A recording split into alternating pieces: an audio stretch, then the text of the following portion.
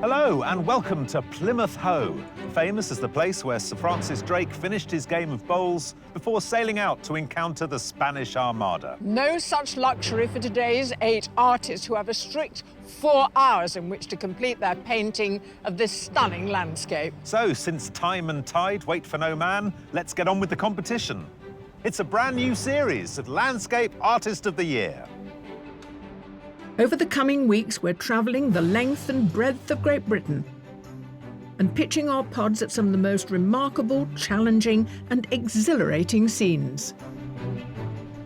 This is a bit of a gift for you today. Couldn't be better, could it, aren't I? Are you pleased? Yeah, delighted. From breathtaking fairy tale castles to awe-inspiring engineering marvels. The view is spectacular, so I really want to do it justice. Throughout the competition, 48 gifted artists will be challenged to capture these truly glorious vistas in their own unique style. The way you're swinging that brush, I'm going to get out of the way. Yes, right. The artists are competing for a sensational prize, a £10,000 commission to paint a scene in Venice to celebrate the bicentenary of the art critic John Ruskin. But first, they'll encounter strict scrutiny from our 3 judges. Art historian Kate Bryan, independent curator Kathleen Soriano, and award-winning artist Tai-Shan Schierenberg. That is exciting and also scary for us, but hey. Great. I'm glad that you're terrified too. At every location, an extra 50 wildcard artists will be trying their luck to go through to the next stage of the competition, whatever the weather. Seemed pointless using an umbrella, seeing everyone else's blow away. So batten down the hatches and hold on to your hats as we begin the search for the Landscape Artist of the Year.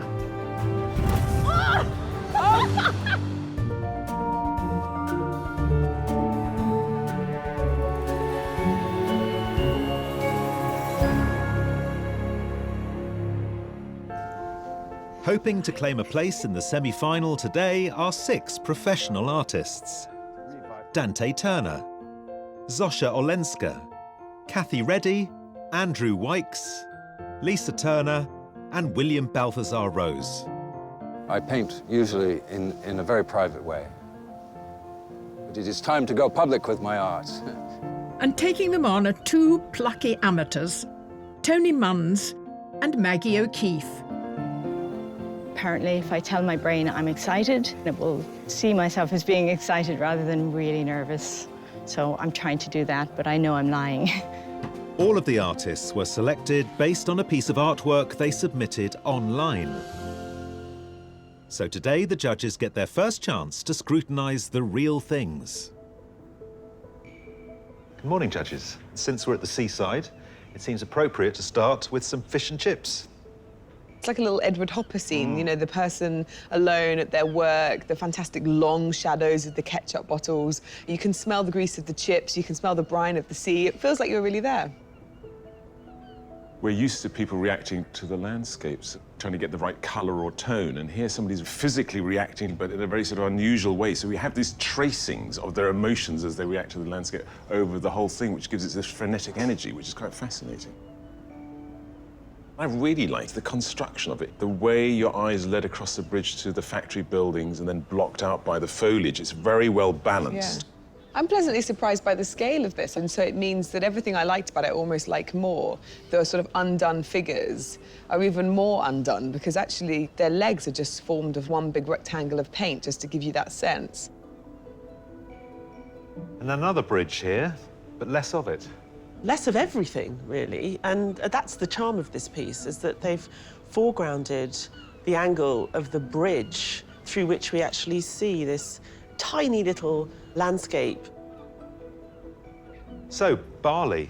When we think of a landscape, we think you've got to see as far as the eye can see for miles, and actually this person's reminding us that a landscape is also in the micro. You need to sit amongst Bali and be really entranced by all these amazing patterns and geometry that you can find within nature. Is it South America somewhere? It's Lima. Lima. Lima in Peru. Everything's on the off. The road is slightly off. I love the buildings in the background being slightly off and tumbling down and falling into each other. And that gives you a sort of really strong sense of tension, but it's all rooted by these wires that sit across the top and somehow keep everything under control. It's got a really, it buzzes, this painting. I like the format of this. You really get the spread of the bay, but I really like the colour, the tonality that seem to emanate from the sculpture, the grubby greens. You find them echoed in the trees and in the sort of this weird, dirty sea. So it's all of a tonal quality, and it works. And our final landscape today, but it's in North America. That sky is incredibly blue. What I really like about it is the use of red in the noise of green. It sits underneath the dark bushes and makes your eyes sort of travel across really nicely, and it breaks up all that incredible range of greens very quietly but very effectively. So we've got landscapes from all around the world. Let's see how they cope with Plymouth.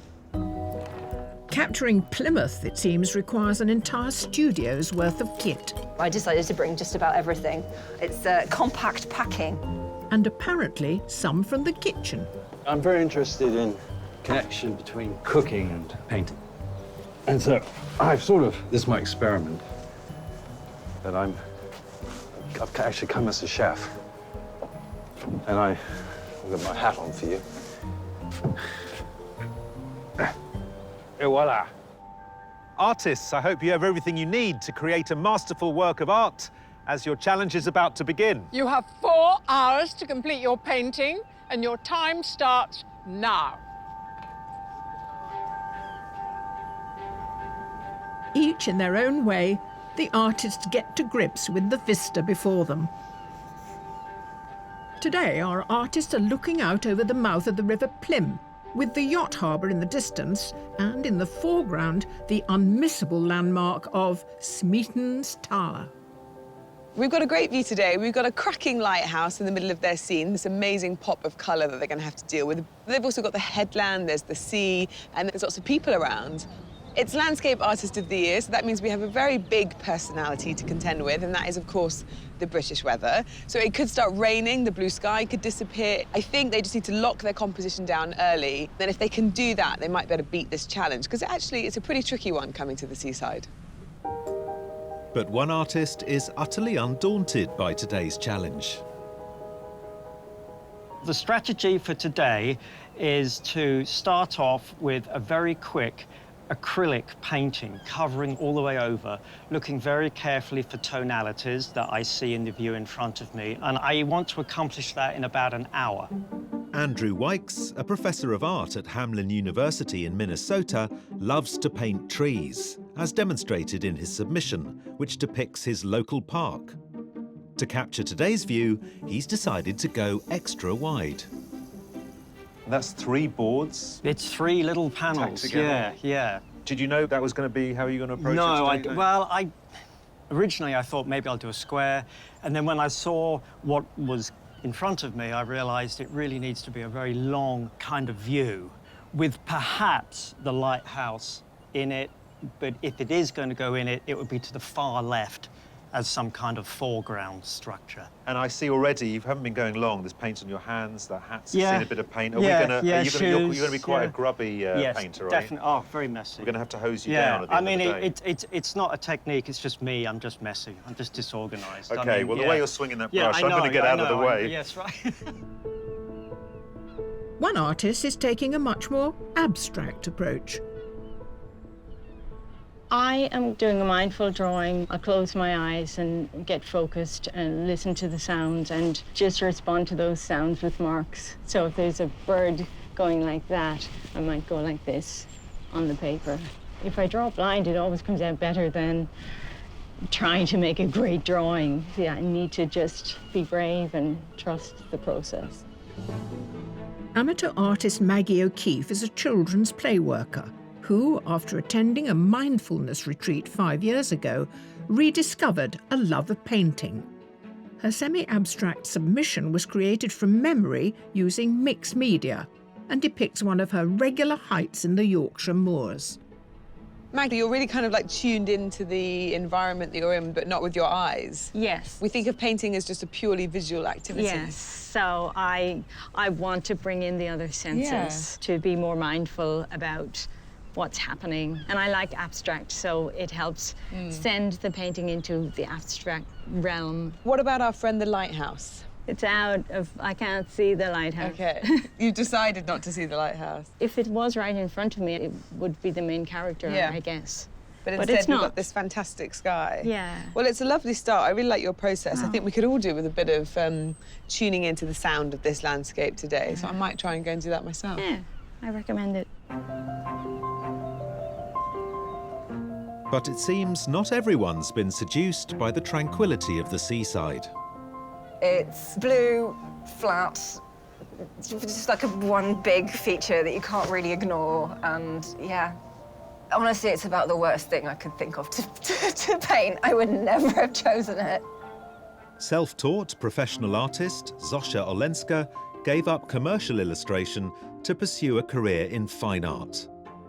Her submission of Barnes Bridge in London was created to produce a river painting with no river in it. It's a compositional device she's using today. I think it's super clever, actually, that you've avoided that large open expanse and you found a tiny little crevice there. It really does look like a window. It's almost like you've drawn... I was wondering if you've drawn the side of the pod. I have drawn the side of the pod. I like pictures when you kind of have to fill in a little bit more of it themselves. So I think giving you a little bit of sea means that, you know, if you had a day out with the beach, you'll hopefully be thinking about that when you're looking at it.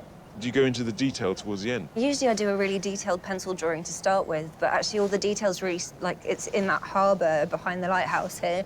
So I guess I think I'll probably leave that till last in terms of ad hoc strategy. I don't know. Well, that's very exciting. You've got no game plan? No game plan. Oh, my goodness, no game plan. That is exciting and also scary for us, but hey. Great. I'm glad that you're terrified too. That's brilliant.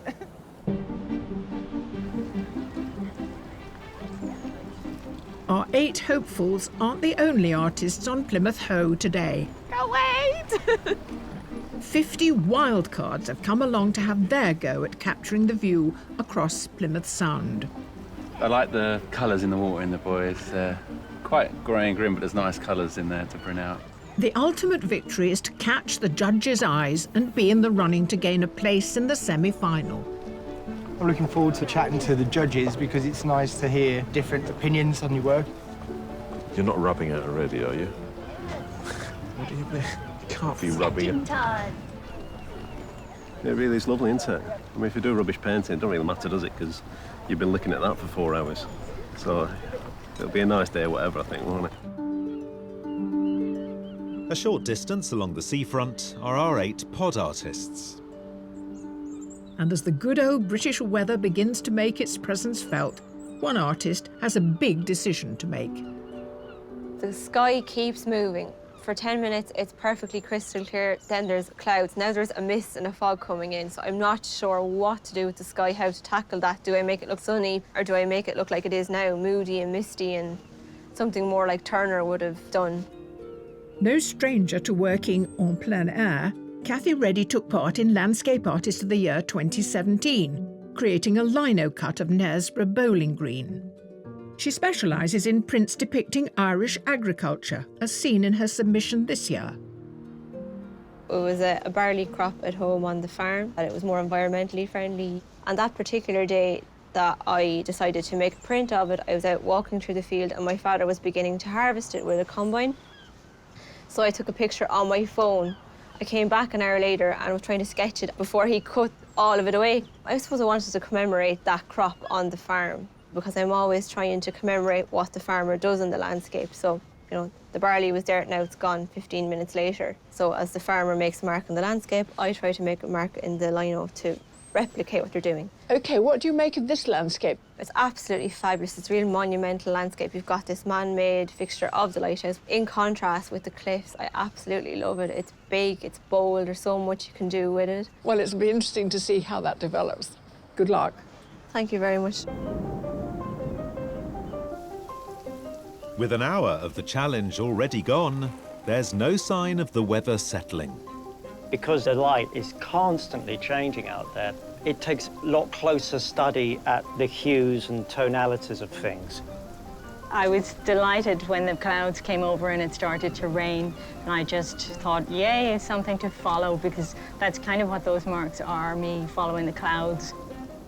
The weather's changing so quickly, and by having the pod in, I think it's framed it in a way that at least I'm concentrating on a smaller part of the canvas. So it's less to go wrong, hopefully.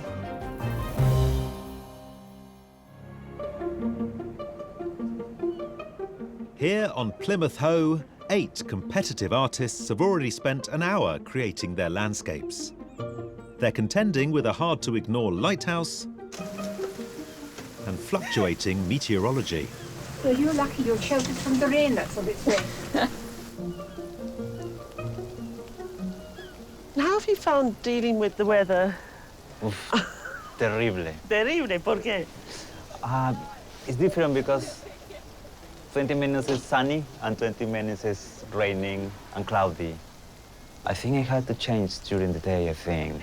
So very good idea that you've gone small. Yes, because can I, for example, put the raining in that area and maybe a little bit sunny here because it looks more interesting.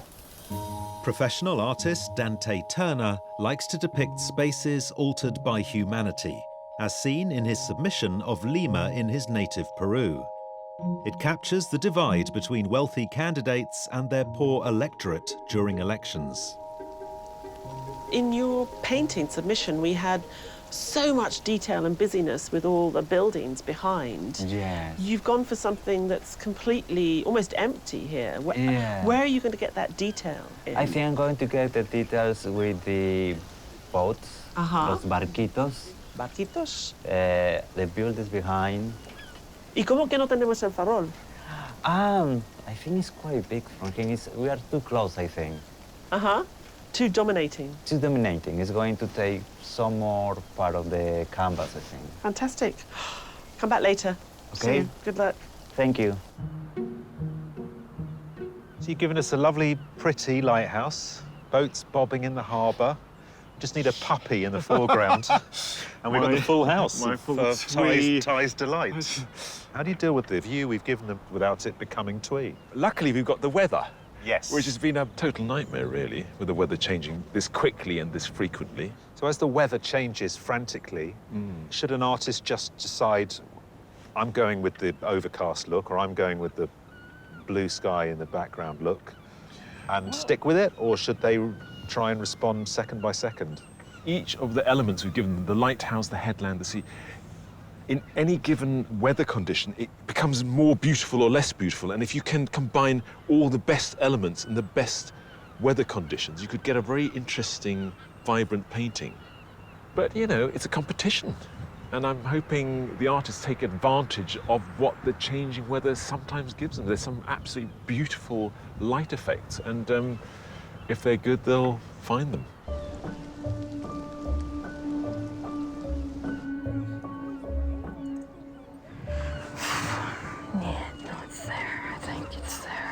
What I don't want to do is just a picture of the obvious, which is the lighthouse. It's not a picture of a lighthouse, it's obviously a picture of a place and a location. So what I've got is the viewpoint slightly higher than ground level that actually embraces everything into a sort of coherent and well-managed picture. Amateur artist Tony Munns is a graphic designer whose love of the seaside is apparent in his acrylic submission of an imagined scene. He wanted to create the familiarity of fish and chips on a pier at the end of a summer's day. Tony, I can't help but think this view is a bit of a gift for you today. There was a kind of charming seaside nostalgia, Hopper-esque quality to your submission. Yep. And here, look at this. I mean, it's... Couldn't be better, could it, aren't I? Are you pleased? Yeah, delighted. But having said that, this has its own challenges. It's obviously a huge 180-degree almost sort of landscape. It's got all these different components in it, which are, none of them are really tied together. They're all sort of disparate bits and pieces and different styles, different colours, different shapes. And I was also slightly concerned about the magnitude of that feature versus you know, everything else, really. So yeah, because it's a game of scale, isn't it? It is, you yeah. can see so far away. This is really, really wide, and this is actually a really enormous vertical structure which kind of dissects the whole thing. Yeah, so with that in mind, I thought if I went to a sort of higher viewpoint... Yeah, that seems... It's almost like you're a drone above the area that we're in. It's my way of bringing the components together in a Yeah. sort of a believable form. And so is the lighthouse coming to life after lunch or before lunch? Probably after lunch at this rate, yeah. Okay. Yeah, in between the rain showers.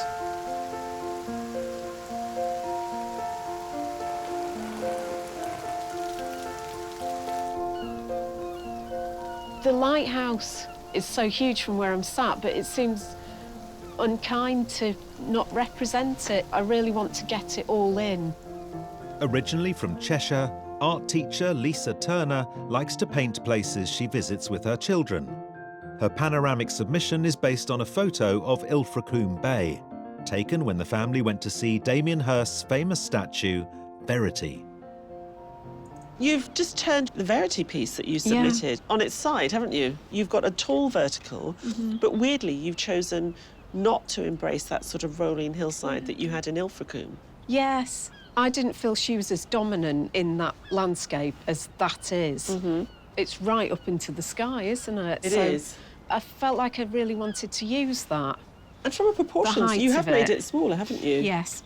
Because I can see with that first band of red, that's sitting above the hilltops there, but you've put it way below to sort of contain it almost. Yeah, I mean, it is dominant, but I didn't want it to be as dominant as that because it would just be sort of, that's a lighthouse. And I wanted a bit more going on. It's always a gamble, but I'm hoping. Gamble in a competition, that's the way. And it's high stakes for another artist who's adopted an unconventional strategy. Have you come from another job? What's with the chef's outfit? Well, I just wanted to crawl into the mind of a chef. Is it a performance art kind of thing going on? I try to resist categorizing myself. I see. Because I feel that, you know, one of the jobs an artist has is to try different things. So I'm trying different things because I think it expands the possibilities. William Balthazar Rose has been a professional artist for more than 30 years, dividing his time between Italy and Somerset. His oil on canvas submission is of Bath Bridge and is a far cry from his usual paintings of cooks. And you brought along some food. Yeah. Were you worried about our catering? You know, I want to play with all of this stuff. It's fun. The shell's very nice. You're welcome to touch it. It's for you. Thank you. Hello, hello, hello. Oh, yes, well, we've got to have a better serious conversation now, don't we? Now, look, what? You hung up on me. Blast you!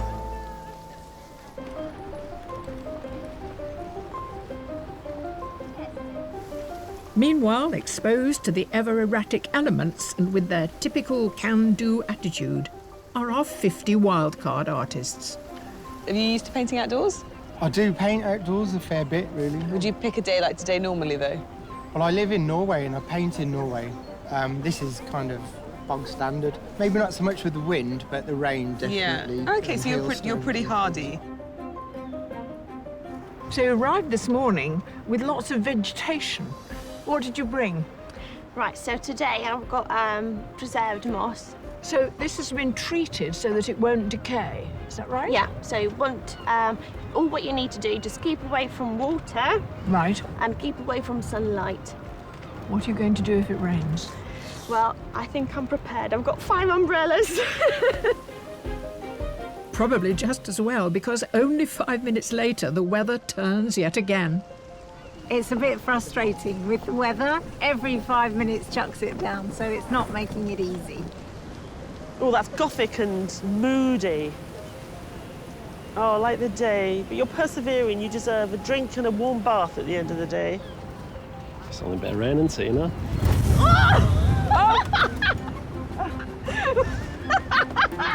Oh, having great fun, something to remember.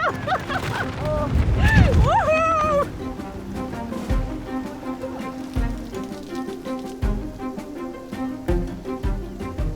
Do you often paint in these conditions? If I count this time, this will be the first. Right. The reward for their dogged determination, the chance to win a place in the semi-final.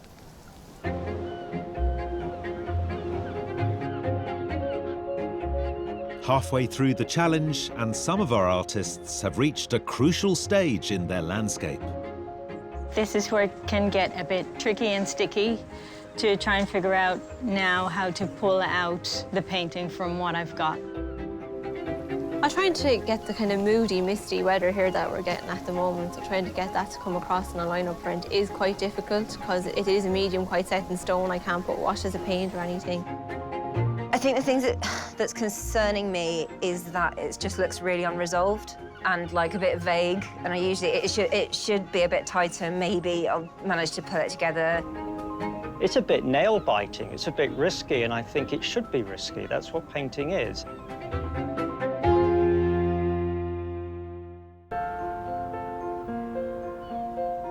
Eight artists are halfway through their challenge to capture the breathtaking view from blustery Plymouth Hoe. And with only 2 hours left, it's action stations all round. What's the next phase? Pencil. Right. Gonna do some sketching on top of it. Okay. Maybe tighten it up a bit. Right. Maybe look at it a bit. Maybe Okay. make some noises about looking at it. Okay. Yeah. I'm just working on the cliffs here at the moment. So your wrist gets really, really sore. So I suppose a lot of printmakers suffer for their art. My main concern is to merge with what is out there. These are my ingredients, this is the meal, and I am the one who's going to translate it. Battling through the inclement weather, the judges have been keeping a close eye on the artists all morning, but retire to a more sheltered spot to review their progress so far. What do you feel about the gift of a lighthouse to an artist? Isn't it a little obvious? Well, the lighthouse is very obvious, and I think most of them have been very inventive in trying to accommodate it. Now, William Balthazar, I think his painting is almost as showy as he is himself. I think his painting's rather good. So it's a pity it's sort of being obscured by this performance. But the way he puts the paint on has got a certain textural quality that is very reminiscent of his submission, and I think is going somewhere. I disagree. I think there's a lot of sensitivity and sort of poetry in the submission that we're not getting today. I don't know if it's because he's used those quite chalky colours, the blues and the whites. OK. Zosha. I love the fact that it's as if you're looking through a window. I like the fact that it's on the slant. It gives it a little bit of tension. I love the orange he's chosen because, of course, this red and white banding is very obvious, and by changing the tone slightly, it's very delicate but very strong. OK, Kathy. I love a tondo. We haven't had many in the competition ever. This circular format, you have to make very intelligent choices. And, of course, if you're making lino cut, you have to make exceptionally good choices early on. Everyone is dealing with the sky, which is either blue or grey or raining. Anyone with paint can change it at all times. If you're doing lino cut, it's once forever. Yeah, but she's very, very highly skilled with those very dangerous weapons that she has surrounding her. Maggie. What is fascinating to me with Maggie's work is there's something in the line that I know it's authentic. So each line, although it's just layered and you think this is going willy-nilly, there is a real sense of something important going on. My problem is when it comes to something more solid, like the headland, it's suddenly not sitting in space properly. And I hope that she finds a way of anchoring that into a realistic space. Now, Andrew. The work feels a little bit messy at the moment. It hasn't coalesced yet, and maybe that's something that happens towards the end. But it feels like something you like. I love it. He's using the red, so even through the paint, he can still see where the drawing is. But he understands also, of course, that aesthetic looks very beautiful. But there's a vitality to his painting, which I think is fantastic. Are you telling me you like him because he paints like you do? Not quite like me, but like my teacher. While Plymouth's coastline provides a picturesque vista for today's visiting artists, in the summer of 1815 it played host to one particularly notorious visitor. After his defeat at the Battle of Waterloo, Napoleon surrendered on board the Royal Navy's HMS Bellerophon on the 15th of July. After sailing to Plymouth, she lay anchored in the harbour for 2 weeks as the French Emperor's future was decided. It's really hard to imagine that you would have somebody that had been defeated in war, that had caused a lot of death, a lot of grief, and then you bring them to Plymouth, where he parades himself on deck of the ship, and everybody wanted to see him. Amongst the crowd were journalists and artists eager to capture the subject of a lifetime. One of them was the young Plymouth-born painter Charles Locke Eastlake. The ambitious 21-year-old drew his boat alongside the Bellerophon just as the man who'd struck such fear into the hearts of the British public was taking a walk on deck. Eastlake was sketching Napoleon, and Napoleon obviously clocked this and asked to see some of the sketches.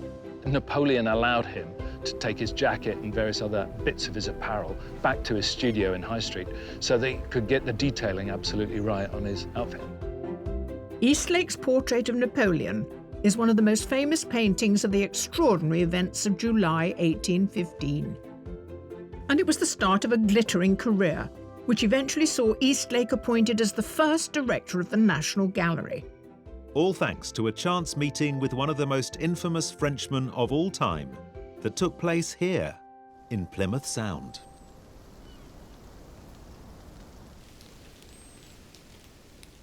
With a resilience fitting for an area rich in naval history, 50 wildcards have battled through what Mother Nature has thrown at them. And they come out the other end, still smiling. It seemed pointless using an umbrella, seeing everyone else's blow away. I mean, I love the painting, but I'm more concerned about the state of your knees. Are your legs really that wet right the way through? Right the way down to my socks. Oh, my goodness. Amazing. You've done that in one day. Fantastic. Are you with each other, or have you just met? We aren't. No, we've been with each other for a long time. Oh, I see. OK. Married? Yes. Yes. And you've decided to come out to sunny Plymouth? To end it all. So which artist has done enough to be in the running for a place in the semi-final? I've seen some quite good paintings considering the I crazy have. weather. Very I've seen good. lots I like, yeah. The woman with beautiful, big, portrait, upright, very warm, yellow, colourful piece. I want to be in that version of today. But next to her, a few doors down, is the guy who's really put a really beautiful painting together there. Well constructed and well finished for the weather and the time. Yeah. OK, the weather gets it, or the one who beat the weather gets it.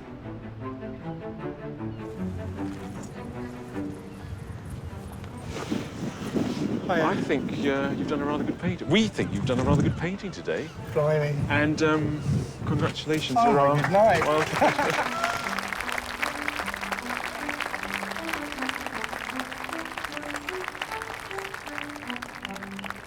I think I'm a bit giddy, really. I think I'm going to go into shock. Maybe it's a bit too soon, but gin and tonic might cure that. John O'Neill from Reading will enter a pool of wildcard winners from all the heats, from which one will be selected for a place in the semi-final.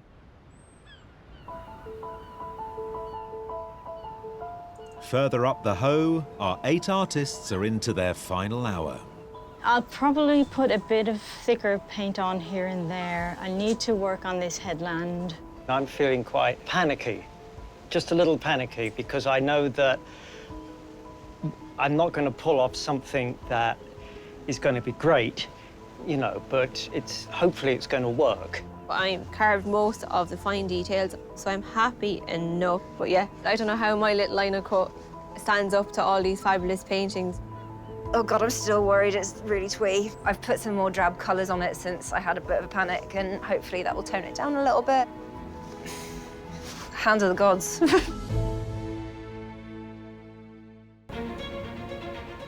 Here on windswept Plymouth Hoe, our 8 artists are nearing the end of their 4-hour challenge. Artist, you have 5 minutes left. 5 minutes. Oh God, 5 minutes. While most of the seascapes are nearing completion, one hasn't even appeared yet. Your first print? Yeah. So it's a heart-stopping moment. Yeah. Because we haven't got long to go, have we? No. I don't want to freak you out, but we're into the last few minutes. This is my main worry. And you get one chance to connect the two.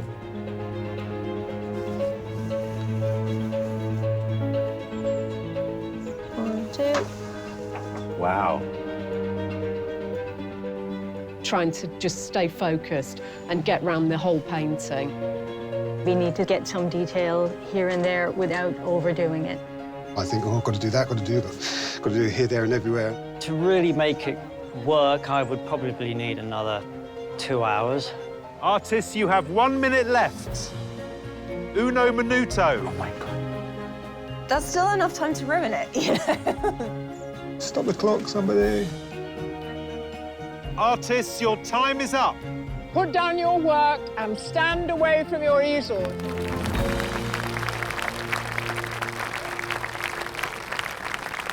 Well done. How was it? Right. How was yours? Well, this is what it is.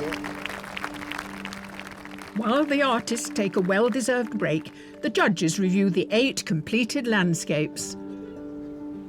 I think William Balthasar clearly knows what he's doing. The way he's given the lighthouse a rounded form by really subtle variations in the colour. I like the way he puts on the paint very dryly, very thickly, which makes it very painterly. And the sky, there's some marks in there where you just wonder what's going on, and it sort of jumps forward. Joshua's given us a fantastically colourful snapshot of today. The way in which he's used this device, which is modelled on the pod, really gives us a thrust into that focal point over there, but still so much energy and dynamism in that sky. What I particularly like is Tony's use of this elevated position. We're almost floating above as we look across the bay. I find his painting technique a bit sort of underdeveloped in the landscape, but I can see he was getting close to that sort of strange, nostalgic feeling he had in Submission. We've got this fantastic tondo. I love the off-kilter lighthouse. It feels very exact, and at the same time that a lot of it's drawn from her imagination somehow. And the fact that everything's flipped, it makes me sort of spend more time trying to renegotiate the landscape that I've been looking at outside. Andrew's choice of this very thin composition works very well. We get the immensity of the day without being overwhelmed by huge expanses of sky and sea. One of the things I find a bit distracting is that he tidied it up, and he's tidied, and then it just looks like he's shoved loads of stuff in the cupboard. That doesn't look properly tidied to me. It's not quite resolved. I think Lisa was wrong in choosing this small size of a canvas. She needed more space that way. I think the verticality could have worked better if Lisa left some of the background undone. I think Dante needed to tighten up rather than loosen up. What I really liked about his submission was that tightness of focus. And here it's a little bit too wishy-washy for me. Maggie left out the lighthouse, so we're seeing a slightly different take from all the others who are pretty lighthouse-centric. But that headland, I don't find, is sitting in that space. And I wondered whether maybe if she had brought in the lighthouse, it would have been a way of anchoring us in the foreground and giving us that space. The judges must now whittle the 8 artists down to 3. I mean, this looks really strong, despite the fact that it's so different. It's looking really strong. I have to say, this one, which I wasn't so sure about before, I like the sort of softness of the colour, but I keep on going back to this one. I know it's a little bit dirty, but I like it. I love that one. I think the composition is interesting and some of the colour choices are wonderful. But it's a good top 3, isn't it? Look, how the diversity. Artists, thank you for joining us today. You've all been magnificent. But unfortunately, only 3 of you can make it onto the judges' shortlist.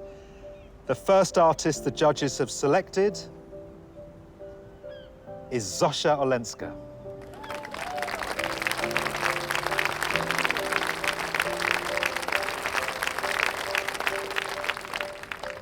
The second artist on the shortlist is Kathy Reddy.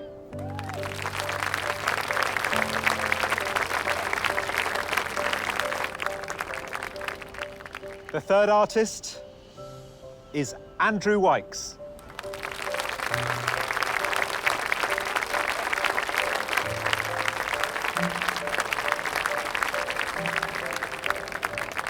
Our commiserations to the rest of you. You've all done admirable work, and thank you for sharing it with us. Thank you. Oh, thank you. Thank you very much. Thank you. Well done. Thank you. Thank you. Nice to meet you. Nice to meet you. I feel a little bit sad to not be carrying on the journey. It's very exciting to be here, but overall I'm very pleased. It was a wonderful day. I'm very happy with how it went for me. There can only be one winner to go through to the semi-final, so the judges take into consideration the submitted artwork to help them decide. Well, judges, we've had wind and we've had rain, and we have very different impressions of what it's been like to be here today. We gave them a pretty confronting view. The lighthouse is not to be messed with. I mean, it's very vertical, it's very stripy, and yet we've got three very different interpretations. I think it's really exciting to see that.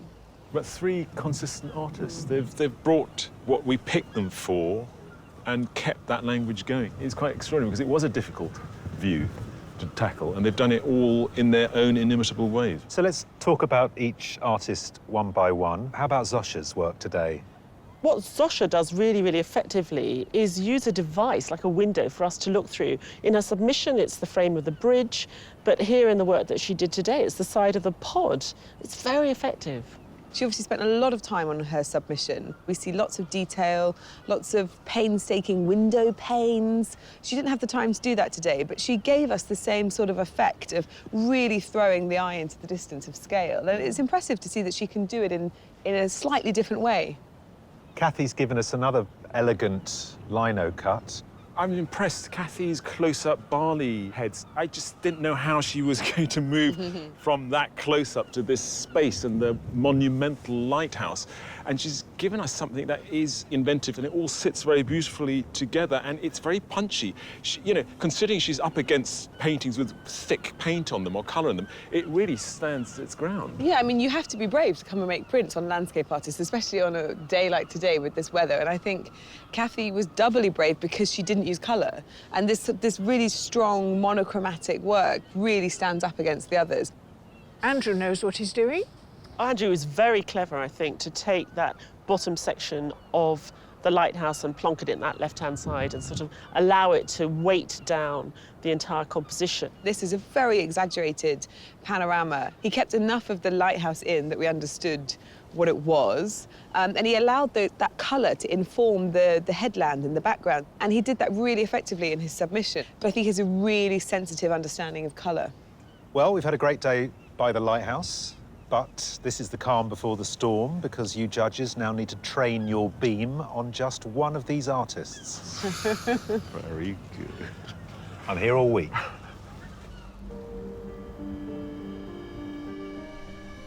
Zosha, Kathy, Andrew, each of you has displayed remarkable talent, but sadly, only one can go forward. The judges have made their decision, and the artist they have chosen is...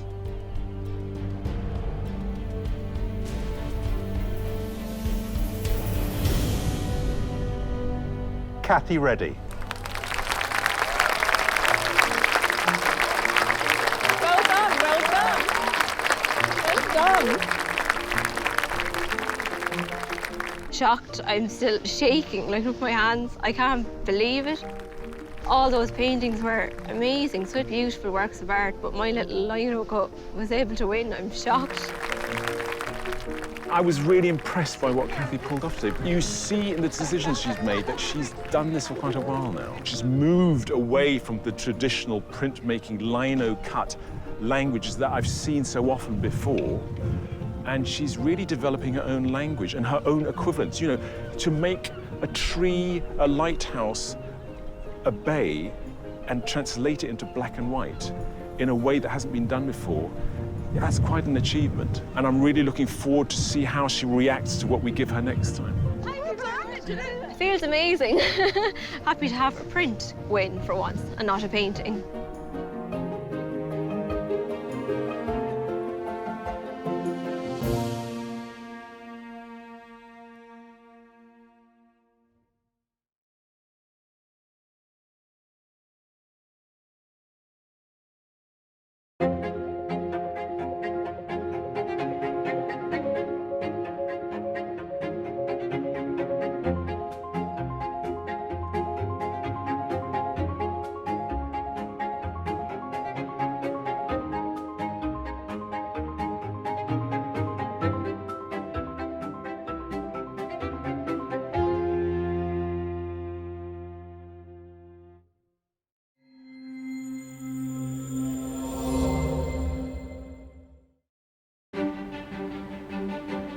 Hello and welcome to the Firth of Cromaty on the east coast of the Scottish Highlands. Famous for featuring in the shipping forecast, Cromaty is about to see some serious high pressure as 7 artists confront this amazing sea view. General synopsis for the next 4 hours is rising terror, becoming highly competitive later, with outbreaks of occasional panic. That's just us. Don't worry, I've got a hip flask. It's the semi-final of Landscape Artist of the Year. Over 6 exhilarating heats, 48 artists have battled for a place in the semi-final by capturing on canvas some of Britain's most breathtaking scenery. Really happy. This is like perfect. And they've conjured up some magical artwork. Something genius could happen on there. Now only the heat winners remain I'm so happy. to battle it out for 3 coveted places in the final. I'm absolutely shocked. I'm still shaking, like, with my hands. Wow. For an older artist, it's like we've still got something to say. Bring it on. They're all competing for a sensational prize, a £10,000 commission to paint a scene in Venice to celebrate the bicentenary of the art critic John Ruskin. To claim the prize, the artists must impress our hypercritical judges, Tai-Shan Schierenberg and Kathleen Soriano. How do you put yourself into those rigs? I've been walking around like a spidery transformer. So it's time to take up their brushes to see which of our semi-finalists can paint their way into the final. I'm dancing with colour. The colour whisperer. The colour shouter at the moment. There's not much whispering going on there, is there?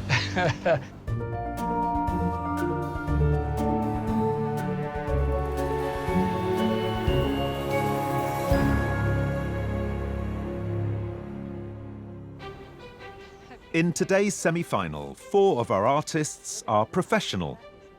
Patsy Moore, Fujiko Rose, Kathy Reddy and Gary Jeffrey. Since the heat, my sleeping pattern has been all over the place. I've been waking up at 3:30 in the morning and going to bed at 9 at night. I'm so excited. And joining them are 2 amateur artists, James Murch and David Youds. Feels amazing to be selected for the semi-final. Today my intentions are to go with my sort of instincts really and just crack on with it.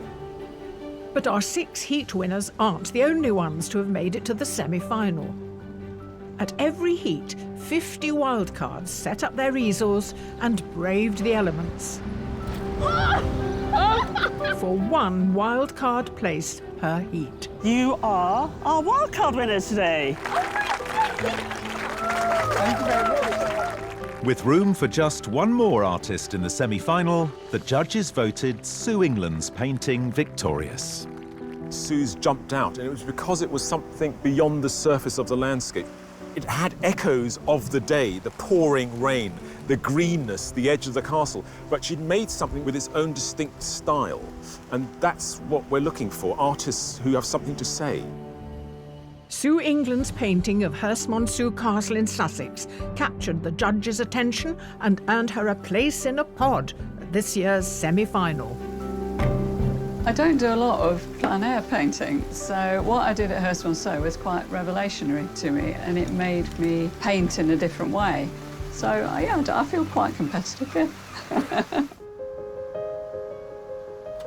Before the day's competition begins, the artists gather their materials and take stock of the overwhelming seaside view and the unpredictable seaside weather. The oil rigs add the nice element to what would be a really kind of flat, featureless landscape with the weather. Yeah, I'm quite looking forward to getting into it. What I really like is all the different components you have on the oil rig, lines and angles, just so much going on it. The view's presenting all sorts of issues, mainly because of the drizzle. I think the key for me is to put my positive pants on and keep them on all day.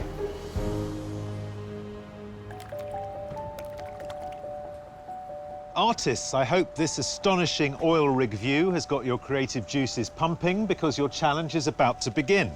Because it's the semi-final, the judges will be looking for some really special art. As usual, you have 4 hours to complete your work, and your time starts now.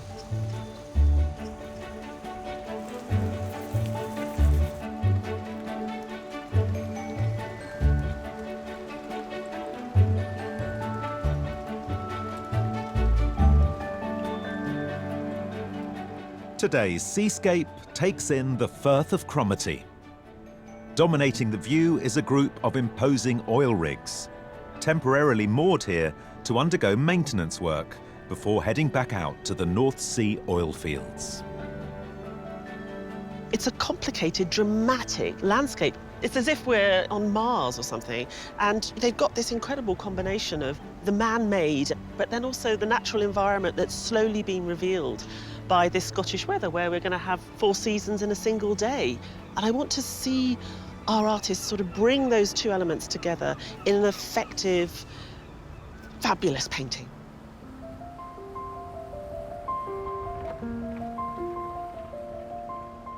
The obvious thing is the verticals. I mean, there are such strong verticals.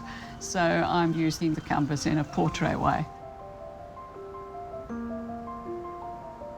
There's a lot you could paint here, really panoramic view, and I work quite small, so I've got to be kind of brutal and think, right, which bit should I go for? So I think I'm going to go for these 2 rigs with some of the boats in the foreground.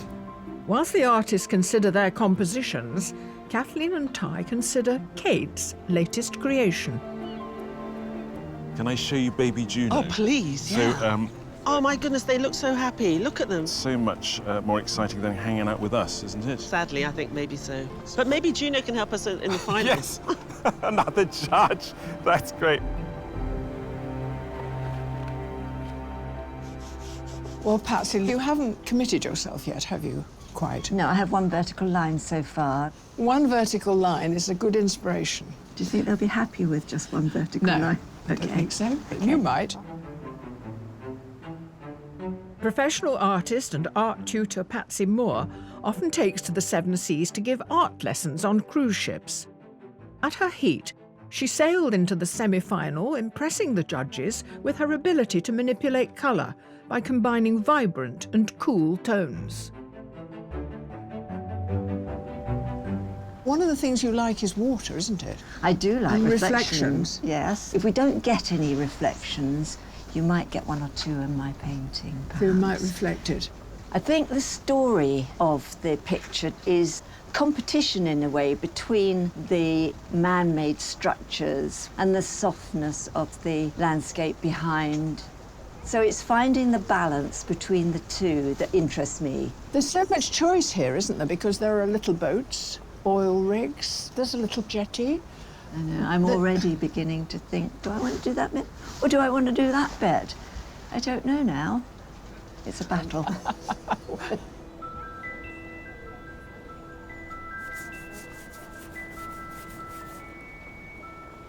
I panicked a lot last time and I don't want to be panicking so much, so I'm trying to really get the details down in my head and planned out beforehand.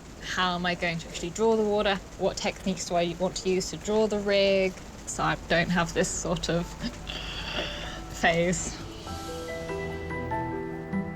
Professional artist and wallpaper designer Fujiko Rose won her heat with her depiction of the Gateshead Millennium Bridge, distinguishing herself through her signature technique of using white paper and Indian ink, applied by brush and pen.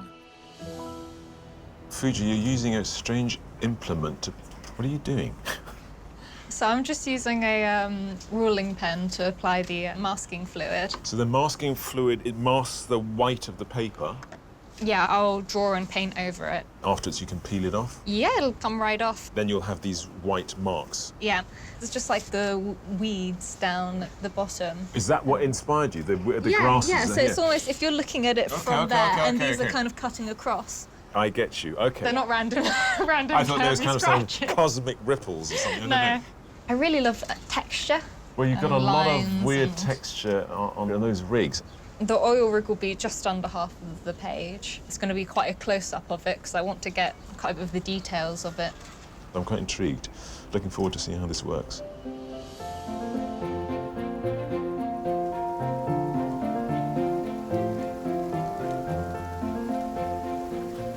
Every opportunity is an opportunity to experiment, so I might experiment with more drawing, because a good drawing is the foundation of a good print. It's like if you build a house, bad foundation's a bad house. Professional printmaker Cathy Reddy gets her inspiration from her agricultural surroundings in County Carlow, Ireland. The effect of her painstakingly detailed monochrome work in her finished lino cut print surprised and delighted the judges. So you gave us that fantastic circle in the heats, and now we've gone for the rectangle. I mean, what made you decide today to go for that? Well, the landscape is quite horizontal.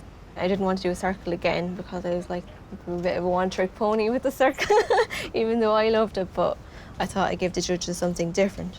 You are drawing it the way we see. So we're going to see a reversed image. Yeah, some artists flip the image so that it prints the right way around as you see it. I prefer not to, because I believe that's part of the process. Yes. I mean, the ultimate irony with the lino cuts is that you do this fabulous drawing on top and then you just take it all away. Yeah, it's all gone. So when you're going to give us a richness of clouds in the sky, we're going to see reflections on the water. Yeah. All in black and white. All in black and white, hopefully, anyway. Fantastic. Good start.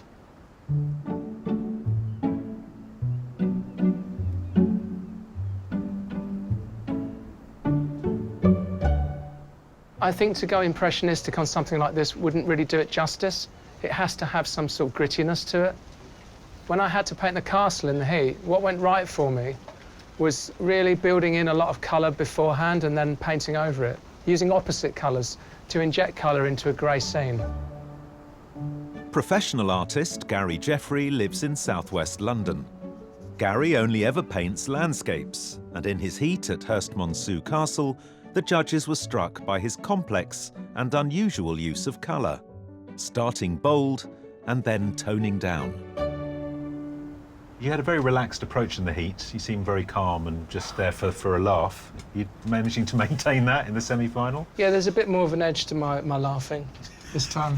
What are your feelings about these testaments to man's engineering prowess? Well, I find them a bit otherworldly. They're definitely otherworldly, aren't they? So does it fill your heart with joy, or are you like, oh, what am I going to do with these things? Well, I'm kind of sidestepping it by playing with colour at the moment. Yes, I can see at the moment they're quite vague, aren't they? Yeah. The platforms. But they're going to have to come into focus at some point. OK. I'm dancing with colour. That's where I'm at. You're the colour whisperer. I wish I was. The colour shouter at the moment. There's not much whispering going on there, is there? So all this playing around with colour is because you're scared of what? Because it's so tremendously complicated, the structure. And I just want the whole thing to sing and just punch you in the eyes. That is brilliantly bold. I love it. Places in the final are guaranteed for 3 of today's 7 semi-finalists, and they're nearly 1 hour into the competition. I'm not happy with what I have at the moment. So I'm just quickly taking a sketch in a completely different angle, just to see would that be the right way of doing this landscape justice. A little while ago, I was panicking. It's beginning to take some form and some shape. Although it doesn't appear to have a lot here, it's had an inordinate amount of thinking about. And that's what counts. I'm happy with the composition. The water's almost done in the sense of actual drawing, and then I can just focus on getting the details of the oil rig. If I'm too pushed for time, I can get a little creative with it.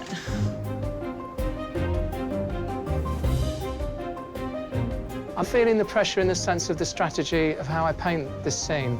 I basically throw myself off the bridge and then hope that I can learn how to fly before I hit the bottom.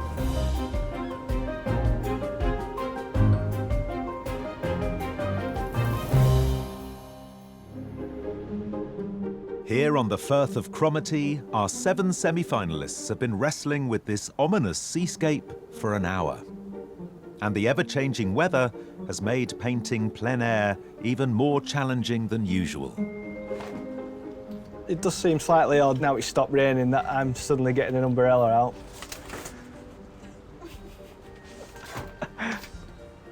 I knew something like that was going to happen. Despite graduating with a fine art degree, David Youds shied away from a career in the art world.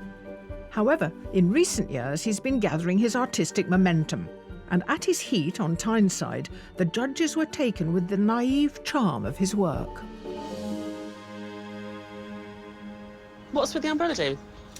Yeah, it does seem slightly odd, but it's just to keep the glare of the sunlight off the board, really. But you tend to paint darker when there's light on the board, so it's just to get a more accurate tonal value when I'm putting in the blocks of colour. So seascapes, are they a normal part of your armoury? No, it's not often I paint. Ever? No. Never? I live inland, so it's kind of a bit alien to me. At the minute, the water's quite still, so I'm going to simplify the tone as a whole colour and make tiny adjustments when the light alters. I used to be quite a slow painter, really, but I've learned to speed up a little bit and try and sort of capture those sort of moments. But does that mean, if you're working at speed, that we might see more than one work today? I'm not that ambitious. I mean, But I hope you are that competitive. Yeah.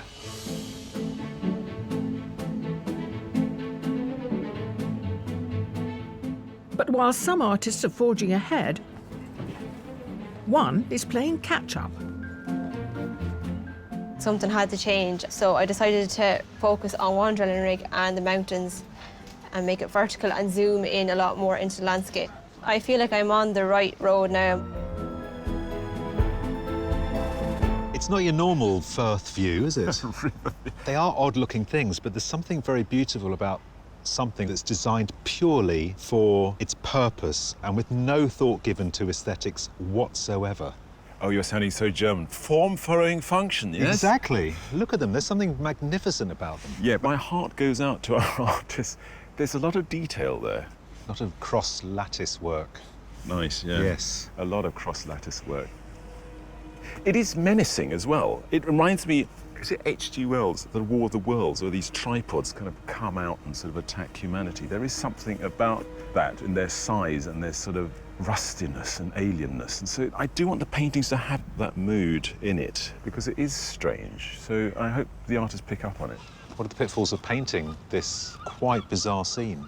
The only danger really is getting bogged down in the detail of engineering. There's so much of it there. You could spend weeks drawing them. So they need to find a way of abstracting it and just giving us a sense of these monsters without actually drawing every metal strut in. The slight bleakness of those structures and this glorious weather. Yes. I mean, it feels wrong. Well, the weather feels sunny and optimistic and open, and those rusting elephants. It's an interesting contrast. It's perfect for a semi-final.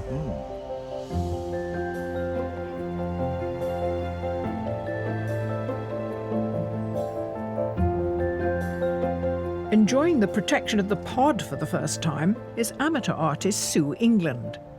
Now, you were a wild card. I was a wild card, yes. And you've come through to the semi-final. I know. That's great. It's amazing. Now, when you're a wild card, you have your own encampment, your own easel and everything. You do. This is different, isn't it? It's wonderful. It's like being in a 4-star hotel, yeah.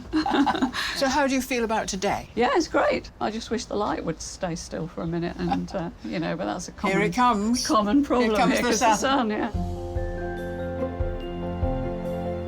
Amateur artist Sue England is a retired graphic designer from West Sussex.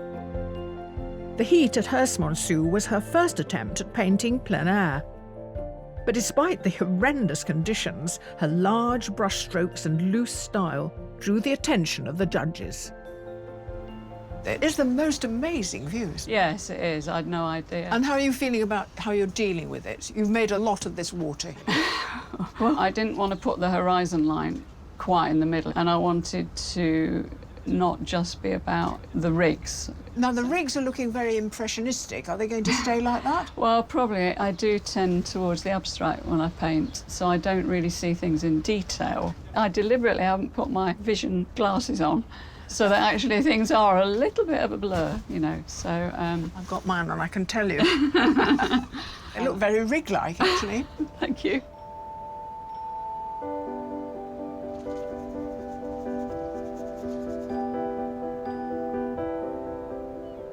Because I focus a lot on colour, the biggest challenge for me is really trying to dig into what's there and see what's happening with the colour, because it's still there, it's just very subdued.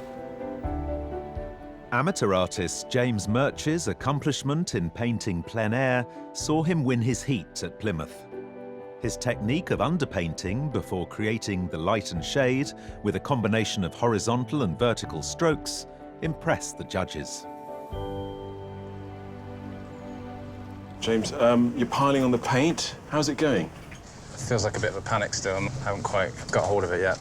I look at that scene and I want to scream because there's so much detail. And you're quite a painterly, wristy artist. Yeah. How are you going to deal with that? Is that what's making you freak out a bit? No. The detail. I'm not really worried about that because I'm not going to put it in, basically. Oh, OK. I'm just going to consolidate one block of tone. I still feel like I'm putting all the elements in, and once they're there, I can start kind of shaping them and pushing the paint around, and some things come through that you hadn't planned. Have you had any happy accidents up to now? No.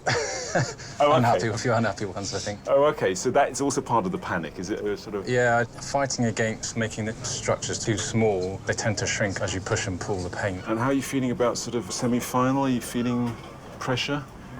I am feeling the pressure a bit more today, actually, yeah. I want to paint a good painting and I want to win. I think it's very evocative. Nice one. Thanks very much. With the semi-final halfway through, the Firth of Cromaty, with its vast seascape, intricate oil rigs and ever-shifting skies, is really making life hard for our 7 artists. The thing I'm most worried about is just having enough time to completely carve the lino block and print it. So time is tight because it took so long at the start to nail down what I wanted. I wish I hadn't put quite so much water in and put more sky and less water, because the water now is pretty boring. It's just horizontal waves coming towards you. There's no shape in it. If I was starting now, I'd do it differently.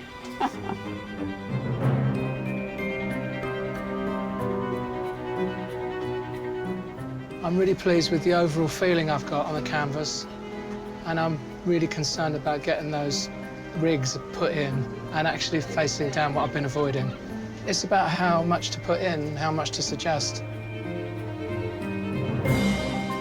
I think I'm about the right place at the moment.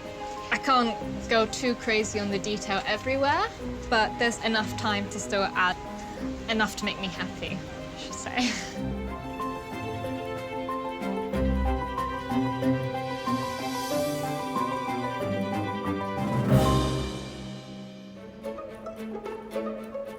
Our artists have less than 2 hours left to recreate their vista of the Firth of Cromaty.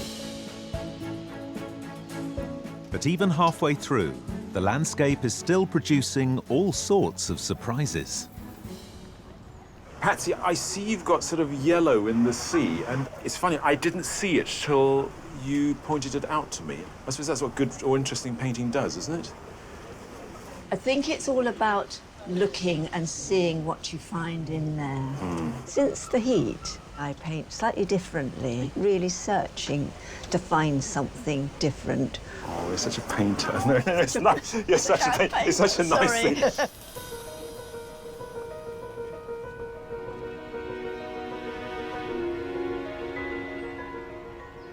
One of the things I really like about this work is the way in which you've given us that sort of sense of distance by using the platforms themselves, sort of going backwards. I think that's really effective. I'm sort of feeling the ghost of Turner's Fighting Temeraire. They're like ships. That's generous.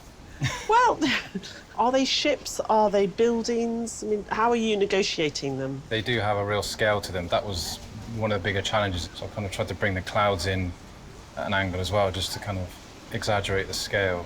It's quite an abstract painting at the moment. I want it to be truthful, but not literally what's there. Cool.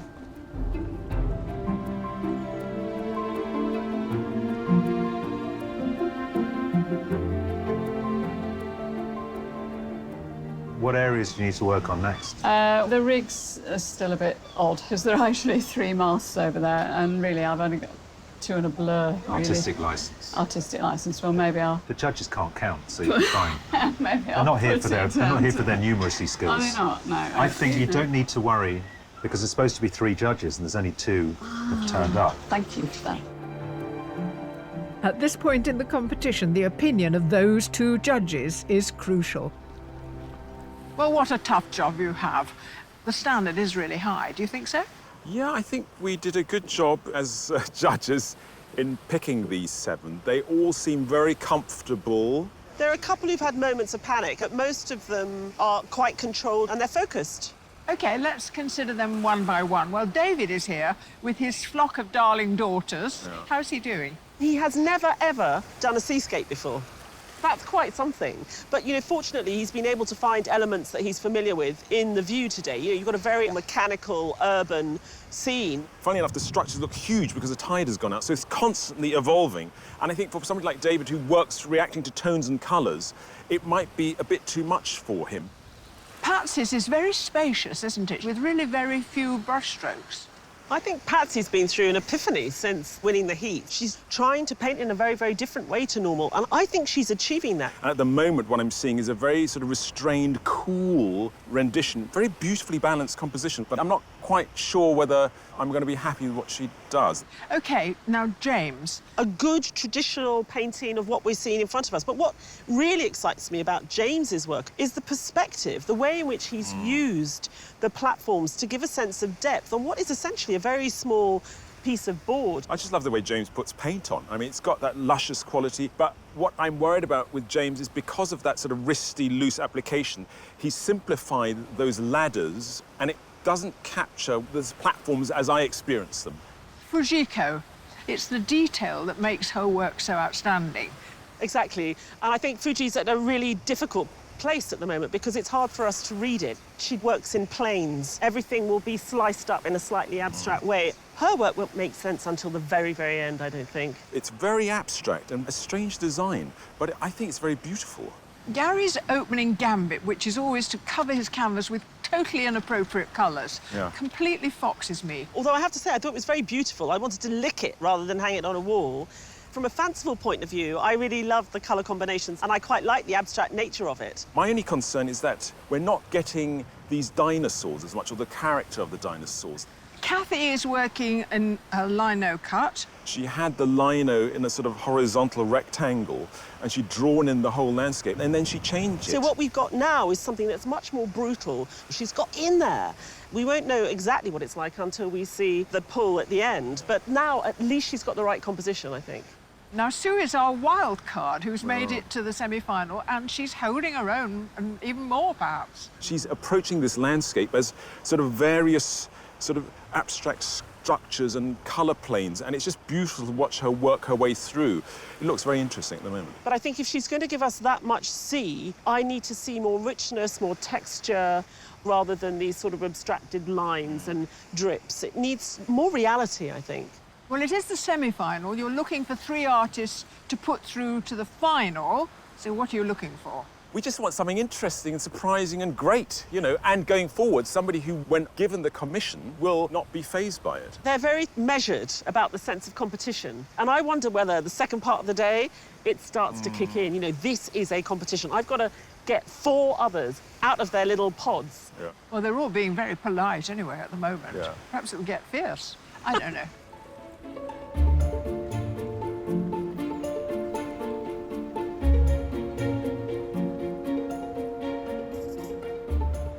Bit of colour's gone in on that big structure. Like a couple of lifeboats. And the boys. And the boys. This morning there were loads of greys, and I was thinking, yeah, I need a little bit of colour, and that really stood out. But I think the key is not to put too much in there, like overdo it, because if you put too much in there, then nothing stands out. Fujiko, what's going on over here? Because we've got colour here. I've rubbed most of it off, but this was the masking fluid. So when I take some bits off, it creates almost graffiti-like feel scratch, almost like a scratched image. This is quite detailed, isn't it? It's almost like an engineering drawing. It's so exact. I wanted to add a bit of grit, so I've just tried to make it a little bit grunge. And that will be the only landscape part that puts in an appearance. There's a little bit of land. Yes, give us a little bit of land, because it throws into relief this monstrous human contraption. It needs to balance it out a bit. It does. It will be lovely. Lying 40 miles north of Inverness, Cromaty's deep sheltered waters provide perfect conditions for shipping. And in the early days of the Industrial Revolution, Cromaty was a hub of international trade, importing coal and iron ore. It was also a centre for hemp production. Raw hemp from St. Petersburg was spun into sacking at the local factory and shipped to London, where it was used in the West India trade to pack cotton. The boom in the local economy funded the construction of elegant Georgian housing. But by the mid-19th century, the Industrial Revolution had gathered speed. Britain was on the move, but Cromaty was left behind. From the 1800s, as the road networks developed, bridges were built over the main rivers, and a whole network of roads developed further inland. Cromaty went from being a thriving commercial town to being what one visitor called a miserable place in the last stages of decay.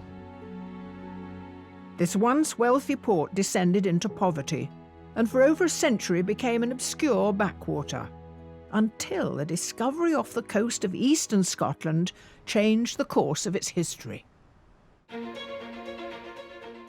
1970, British Petroleum struck oil in the North Sea, and soon afterwards an oil rig construction site opened at the village of Nigg opposite Cromaty. 2 years later, the first North Sea oil rig, Highlander 1, was floated out through the Cromaty Firth. But the industry is notoriously unpredictable, and over the past 4 decades, the people of Cromaty have seen its rise and fall at first hand. When the oil industry is in downturn, the Cromaty Firth becomes an area for parking oil rigs relatively cheaply. So the more rigs in the Firth, the less drilling for oil there is out in the oil fields. So it's almost a barometer of the oil industry. With the current trend turning to renewable energy, and with 50% of construction at Nigg now offshore wind turbines, Cromaty's fortunes may well be on the rise once more.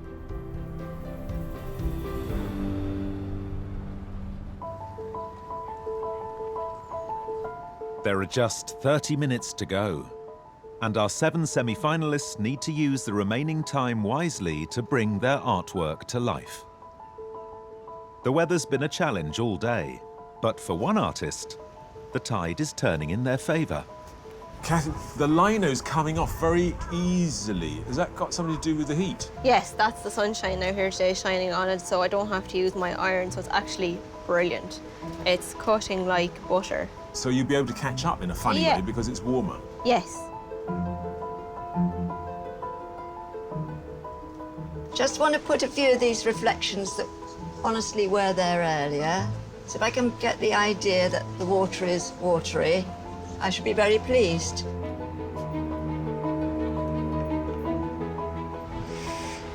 I've struggled a bit with the detail of the rigs.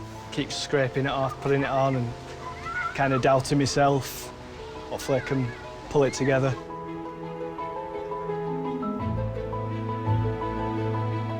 I feel like the texture I have going on, like the slightly scratched kind of speckled feel, is what I wanted. I don't think it will be totally finished, but I'm trying to draw as quickly as I can.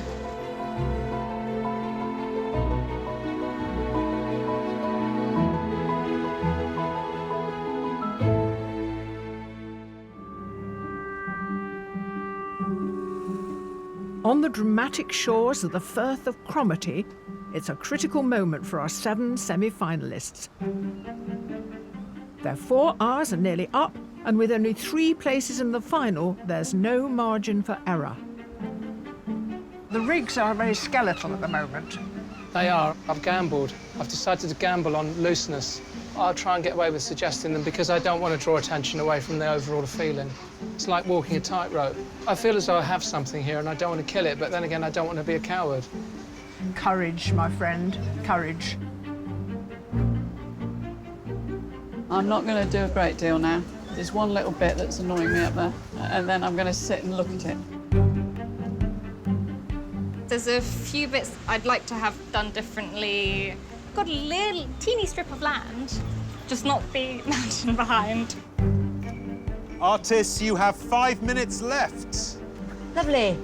I'm shaking now. I've only got 5 minutes left.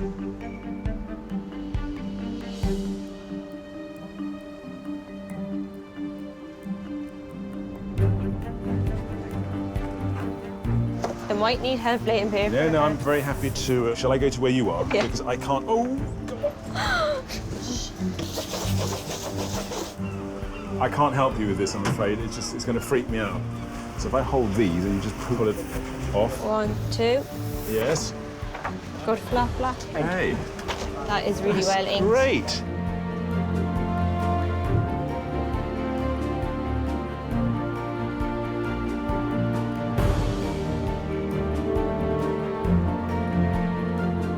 I feel like I've given my all. It's in the hands of the gods or the judges, as I know.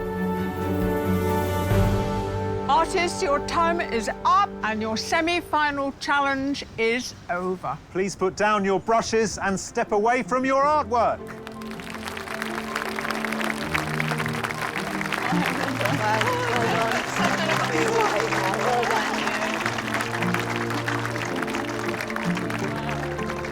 The light, it just changed so much throughout the day, and I've kept able to rework the sort of columns and the frames. But I'd like to think I've done enough. I mean, I've given it everything today. With the semi-final challenge over, the judges evaluate all the finished artwork. We've had a good day, haven't we? Really good day, really good day. But it was a difficult one to work with. There's a lot of information out there. But, you know, I'm looking at David's scene here, and he's absolutely, you know, captured what it was like today, and there's a certain sort of blusteriness in his brush work. I do question the positioning of the boats. Now, I know they were there, but they just tipped the picture into being a little bit too sweet. What I do like about David's inventiveness is that it's just a jumble of abstract marks, but it really gives us a sense of the complexity of that bit of engineering out there. Patsy was really intent to do something that was completely different to her normal way of approaching painting. You know, it's got a volume to it, but she's made everything also very beautiful. I was worried about Patsy's reticence because there is a weight to that out there. But what I always like in an artist is when they show me something that I wasn't aware of. And as I look across the water, I would have never seen yellow. And now Patsy's shown me, no, there is yellow there. And I'm suddenly seeing it through a new lens. And that's what I want an artist to do, is open the world in a new way for me to discover. So very slight, but very well constructed. Yeah. For me, what James managed to capture today is a sense of otherness with these structures. They are so weird, they are so strange if you've not encountered them before, and he's got that. And he's also coupled it with a really nice sense of distance. Works with quite large brush marks, so when I'm standing in front of the painting now, it seems rather crude. But as I step away, you do get that menacing broodiness of these giant structures, and that space, for its size, it packs a punch. So Fujiko's almost taken us down to the bulrushes. I know that she's using that device of the grasses to sort of push us further back, but I wonder whether it doesn't take me slightly too long to get to the platform. She's given us an element of something that it's really hard to understand what it is, but the whole structures are weird, and she's captured that. The surface of her drawing has what I feel those structures have, a sort of a decayedness and sort of the sense that the end of the industrial age, and she's caught that very beautifully. I love Gary's use of colour. I like the way he works. He doesn't take sort of route one, he sort of goes around the houses, and then you get these beautiful accidents happen where sort of colour leaches from the back as he approaches the correct colours. I love the fact that he stayed true to his principles as a colourist, and he wanted to push it, but it's as if he's been a bit too heavy-handed, like it's not as polished as his work that we would normally see. I'm so glad that Cathy decided to change her composition in the end. You know, as a lino cut artist, she really needed to get in underneath that structure, and she's gone much closer to it. And here she's been able to revel in all the detail of the structure itself. And you get the size and the height of these towers and the huge sky behind it. So considering she was an hour behind, I mean, she really has pulled it off. Yeah.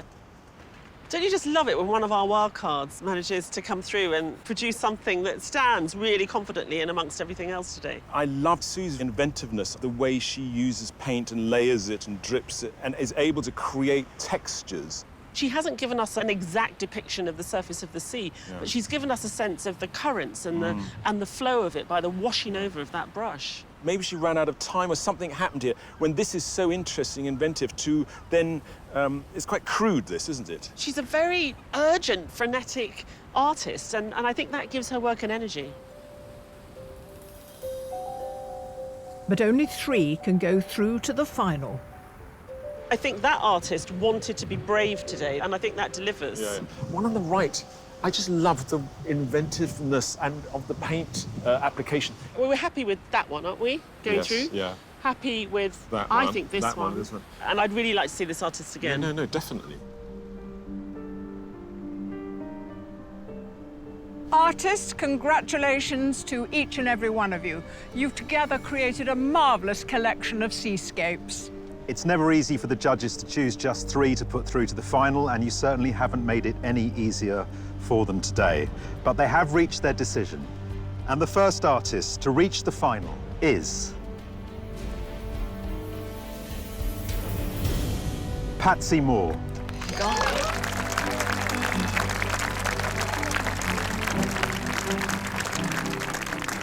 And the second artist chosen to go through to the final is Fujiko Rose.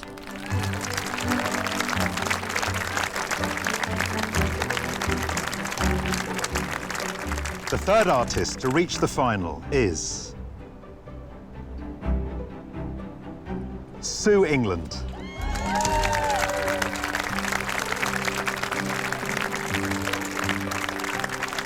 Our commiserations to the rest of you. Each of your work has been distinguished, and we hope you've enjoyed being with us today. Thank you all very much. What's just happened? I don't know. I can't absorb this at all. What a compliment. I feel like a little girl, which is ridiculous at my age, but it's brought so much joy. Patsy practically had a spiritual awakening after the last heat, and she's totally reinvented herself. And she's an interesting colorist, finding colors in this landscape that made a mood in a very restrained language. I thought that was extraordinary. Really, really happy. In that process of trying to tackle things today, I found different techniques that I really like. It was really about an artist responding to what she was seeing. Fuji was reacting to that and thought, how do I make marks that gets across what I feel about this today? I've never seen any work like it. It's wonderful. Get through to the final. I can't really take it in. To know that what I am doing is being validated in some way is really encouraging and exciting, yeah. Sue straddles figuration and abstraction. It's always a journey between these... Like her brushstrokes. Yes, where she's never comfortable. So that keeps her work alive and open to possibilities. The 3 that we picked had something more than just energy and focus. They were courageous. 3 female artists being courageous, I think that's something special to celebrate. They're true artists in the sense that they use art as a vehicle to investigate something. And all 3 did that today.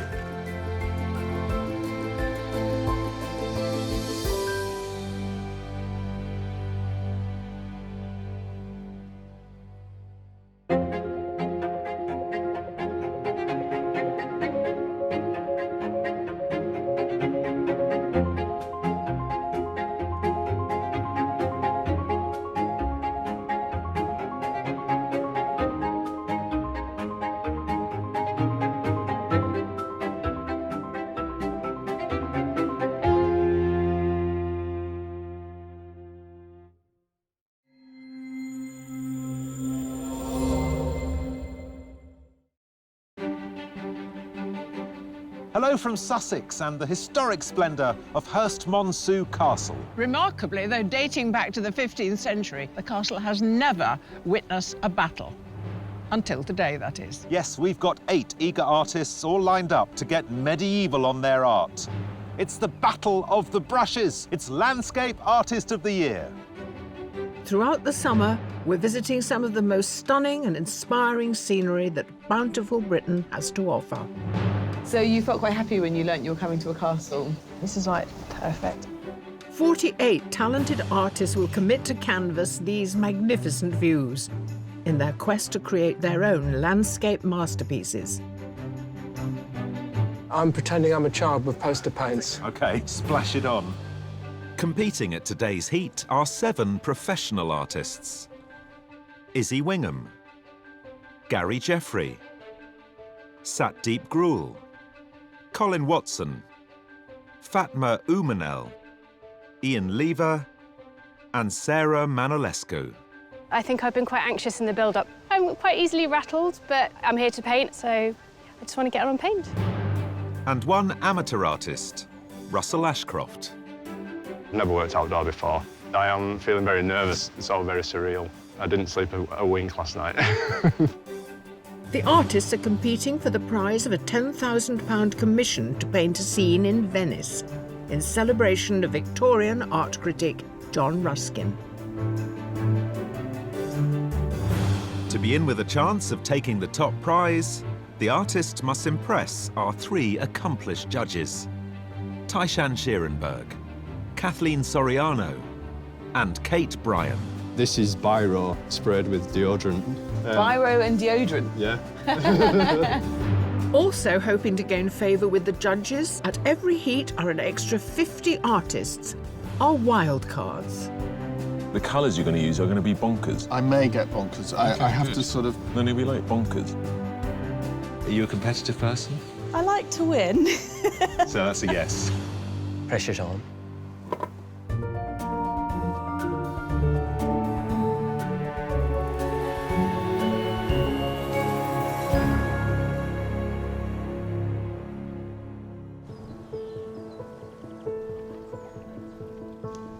While the 8 artists prepare for their challenge, the judges review their qualifying online submissions. 8 artists, 8 submissions. Let's say hello to a painting of an aloe. We're starting early today. Yeah, don't worry about that. I'm all over it. The colours of that hot climate are very sort of silvery, and there's a certain sort of atmosphere to them. This is almost like a complete absence of liquid in the way that they've put the paint down. It's dry, it's chalky, and of course that just underscores the kind of terrain that you're looking at and really suits this fantastic plant.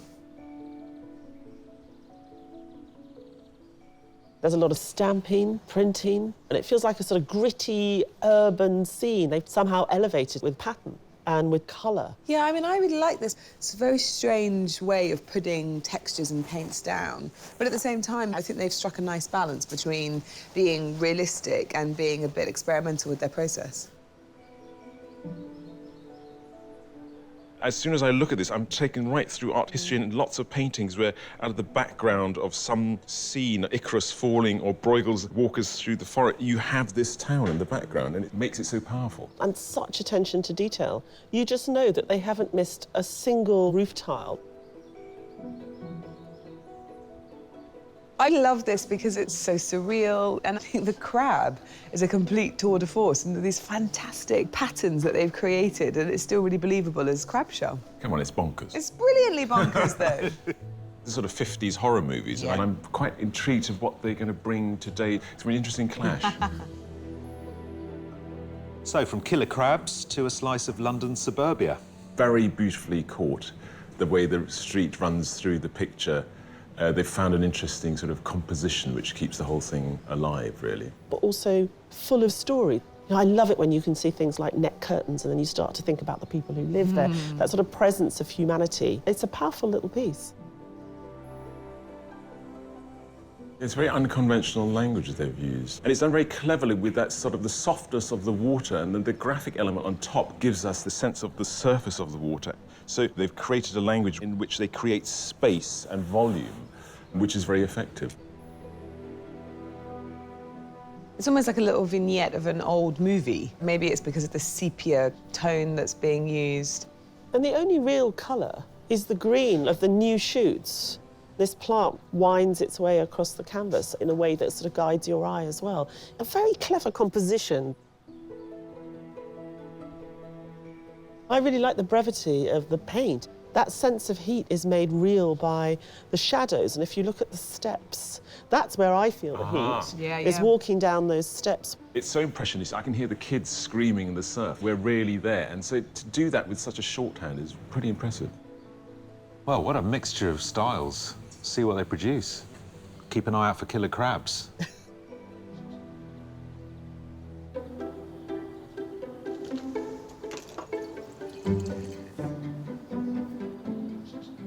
Artists, I hope you're feeling inspired because the time has come to put your creative skills to the test. You have 4 hours to complete your landscape, and your time starts now.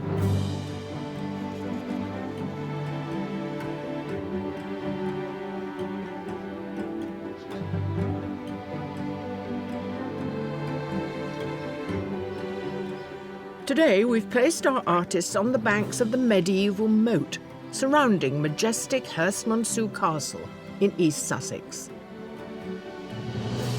Britain is populated by these incredible castles that sort of march across the countryside. And here we have a fantastic version, which is really going to challenge, I think, our artists today with the level of detail that's presented in it. They need to embrace the castle, and that doesn't mean necessarily that they have to show all of it, but they have to give us a really strong sense of it and its detail, and also this luscious landscape that we're sitting in.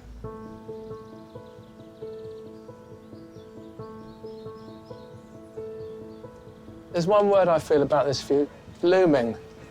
Yeah, I want to try and break the monotony of this edifice and make it come to life.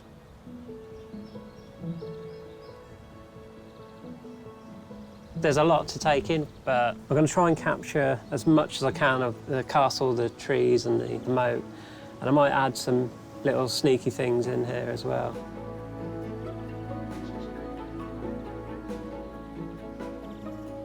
The usual detailed approach that I do is a really, really time-consuming one. And there's so much detail in all the stonework. I just really want to focus in on the parts that are quite impressive. When she's not working as a teaching assistant, Norfolk-based professional artist Izzy Wingham is a passionate history buff who loves to capture historic sites in graphite.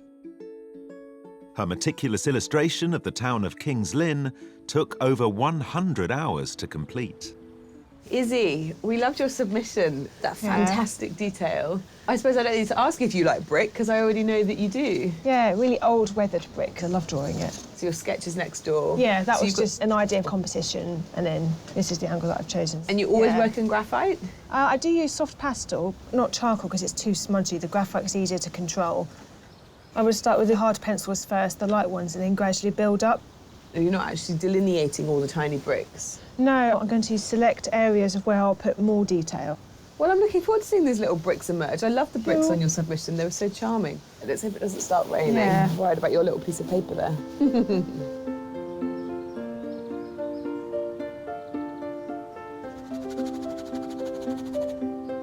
My philosophy for today is to take my time, because normally I paint over a 2.5 to 3 hour window, so I've got time, but I don't want to overpaint it. So it's keeping myself in check to make sure I don't do that.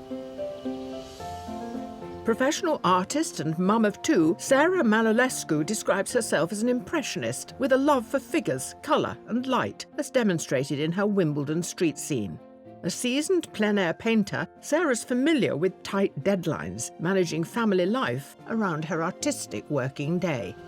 Sarah, you really dashed down with enormous brio a huge amount of this picture. Yeah, it's so important to get everything in the right place before I start putting on the colour. And you have actually noticed over here a staircase. Yeah, I really like that line coming down and the bit of sky poking through that archway. You're used to working in the open air. I am.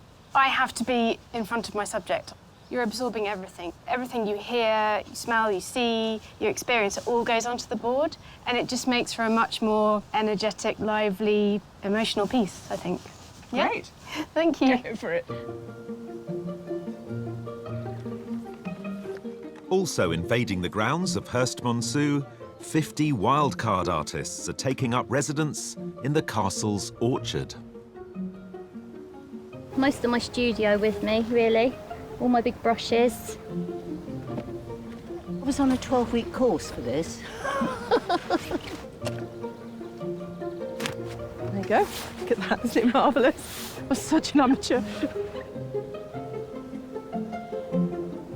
My husband dropped me off and all the children stayed in the car with him and enjoying the calm. I'm nervous. I also get my dissertation results today, so I'm nervous about a lot of things. If you see me crying in the corner, then you know why. I can't really see much of that to make it look good, so I'm going to do something a bit different to everyone else with the little trees. And if any of their landscapes impress the judges, they could win a place in the semi-final. The kind of Van Gogh-y kind of feel to your drawing. Is that any That's interesting you say artistic influences? Well, if it is, it's gone wrong because I'm trying to channel Kandinsky. Kandinsky?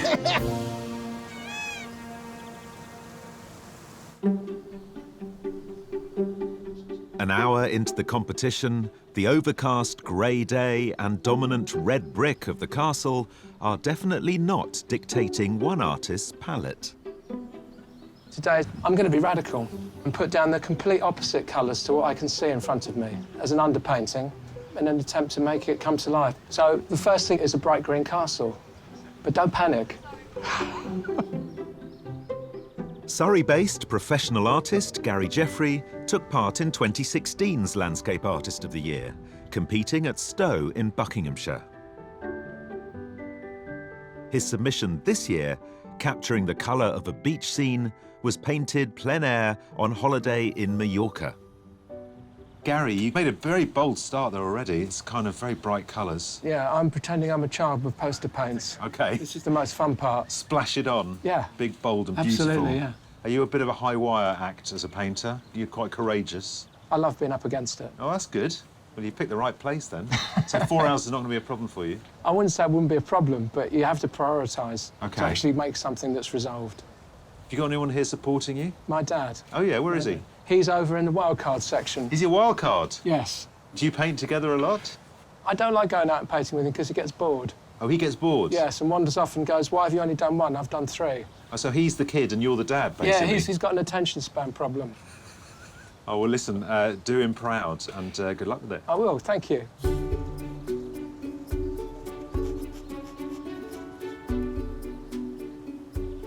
I use a lot of like yellows and browns just to kind of sketch in where everything will be. And then I underpaint the colours in with a light wash and build on it throughout the day. Aged 25, Fatma Umanel is our youngest competitor today. A professional London-based artist, her submission depicts an amalgam of photographs taken on a trip to her parents' homeland of northern Cyprus. Presented with today's behemoth of a building, Fatma's chosen to close crop in on her canvas.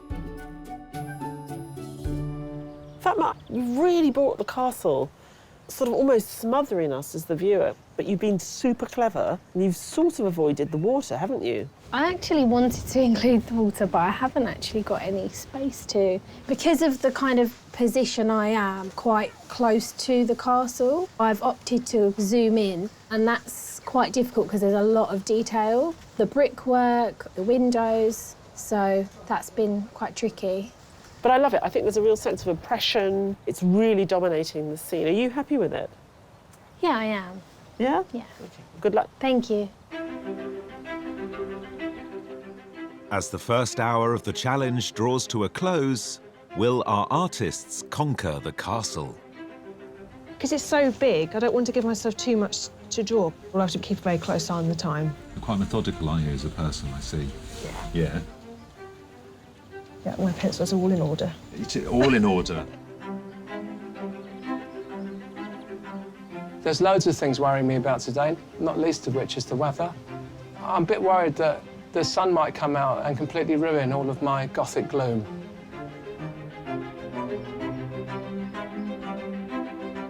I never know how a painting's going to go. It's always an experiment. So I really hope I produce something that I'm happy with, because if I'm not, then that'll really suck.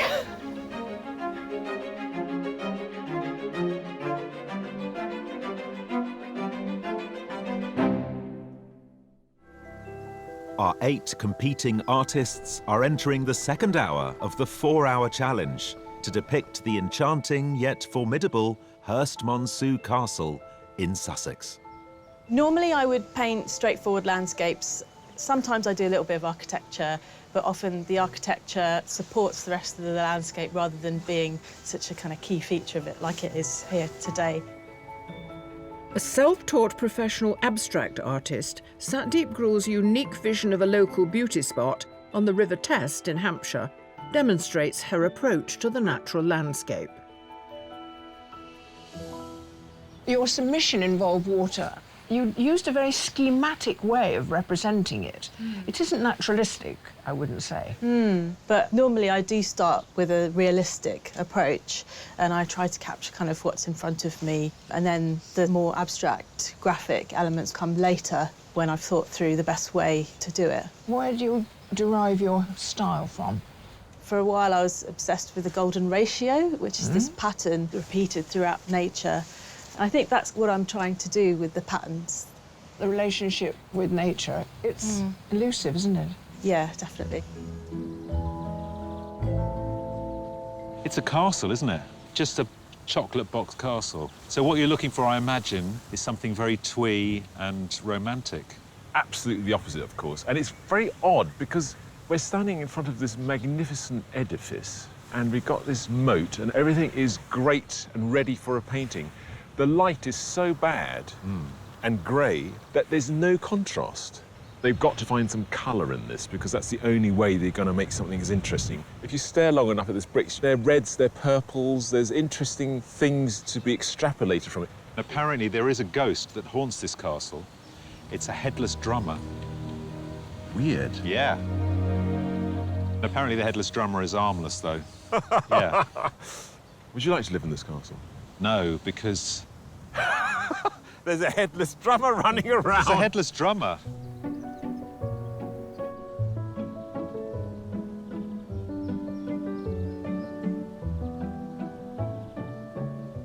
My style is a B-movie type of painting.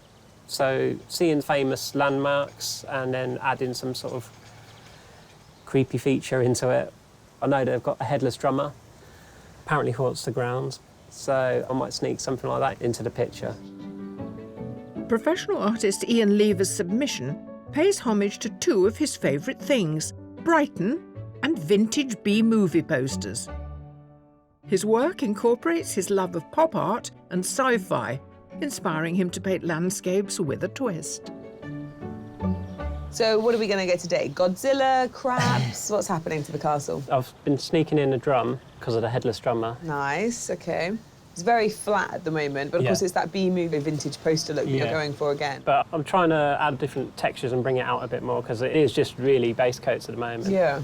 I really hope I can make it pop out. Well, I think it's going to be great. I really hope we see the headless drummer as well as the drum.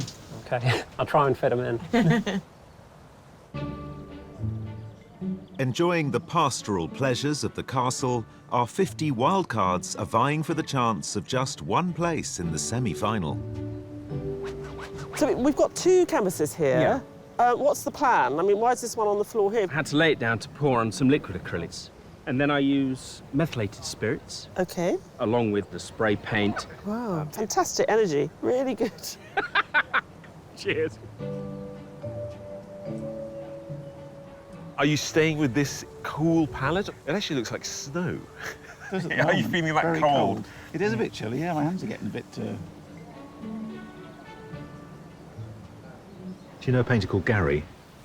I do, my son, yes. Are you competitive with each other? No. How will he cope if he doesn't do as well as he hoped? He'll cry all the way home. Will he? Yeah, and I'll have to probably stop. What? And take him in my arms and stop him sobbing. OK. Yeah. God, we should get a camera on that. That sounds like great telly.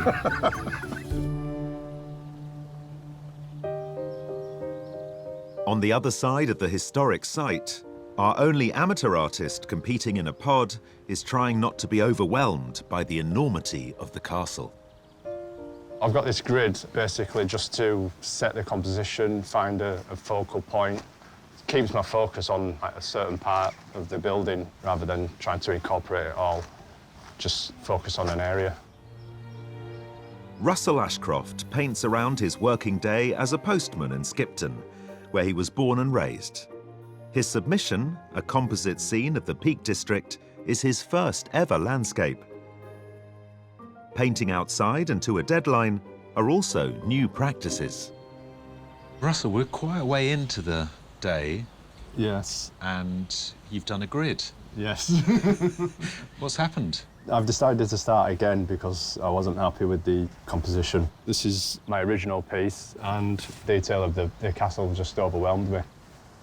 So I've decided to simplify it and bring more of the foreground in. OK. And just have a little element of the bridge. Okay. Just for time-wise, really. Right. Did you factor in that might happen, or is this a panic situation? A bit of both. So taking a deep breath, you're going to start again. Yes. Are you good under pressure? The best. So we're going to find out.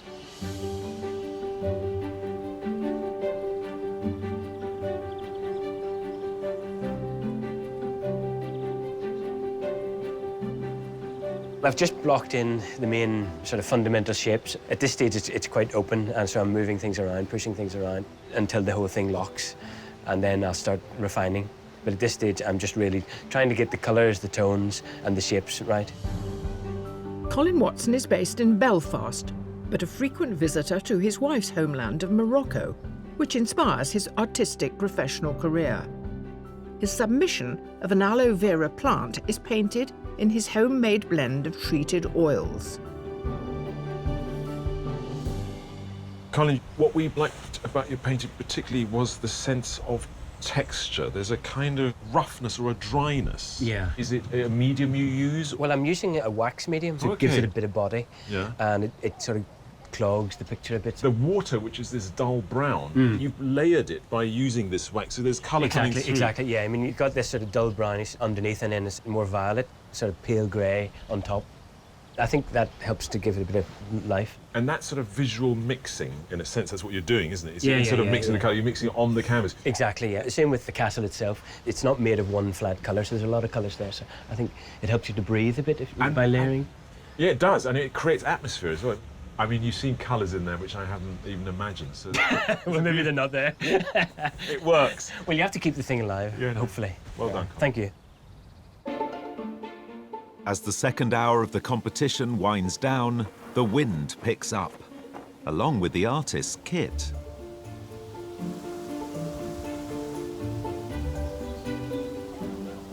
I've actually found the weather quite difficult because when I'm trying to paint really fine lines, my hand keeps getting knocked from the wind. It survived? Just about, yeah. Should be all right. Okay. Bit of scraping. You sure it wasn't the wind? It wasn't you getting moody, getting moody and flinging it? Bit of that maybe involved. Feeling good. The early explosion of energy has paid off, and I can be a bit more considered. Normally, when I'm painting, I'm under time pressure because I have to go and pick up my kids from school. My concern today is that I might be tempted to fiddle.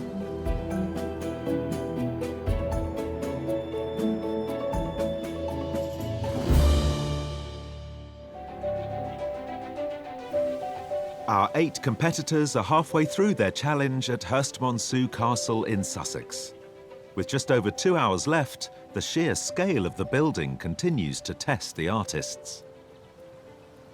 You've gone quite close in. Yes, this is bigger than I normally work on. And it's more complex in a Yes. sense? Yes, because there's so much going on with that building, and I do get sucked in by the details. I mean, the brickwork is hard because there's so much going on within it. You know, certain parts look almost sort of pebble-dashed in a way. Yeah, I'm quite intrigued how this... Me too. No, sorry, I sound... I'm quite intrigued. How's it I'm gonna in the go? most positive. I'm intrigued and quite excited to see how you develop this.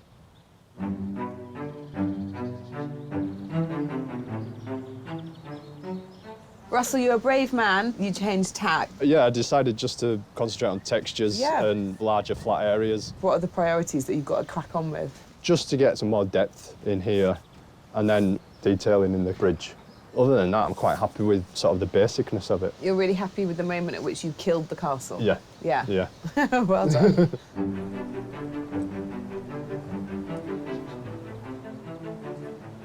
Gary, come on up. I found someone you might remember. Oh, no. How are you feeling about Gary's painting so Needs a far? little bit more work, I think. Right. What would you suggest? Well, you don't want to start again, do you, really? No, I think you need to start putting some lines in, some linear work onto it. All right, Father. Yeah. No, you'll be all right, mate. Parental advice is one thing, but today the only opinions that really count are those of our judges. So it's halfway. And what's the overall impression have you got? The view that we're asking our artists to paint is almost too close to them, so some of them are not picking up on some of the subtleties. The ones who stick out for me are the ones who've overcome the problem of lack of light and lack of tonal contrast and found colour. OK, Satdeep, has she pushed it too far? I think Satdeep's style of painting is very particular.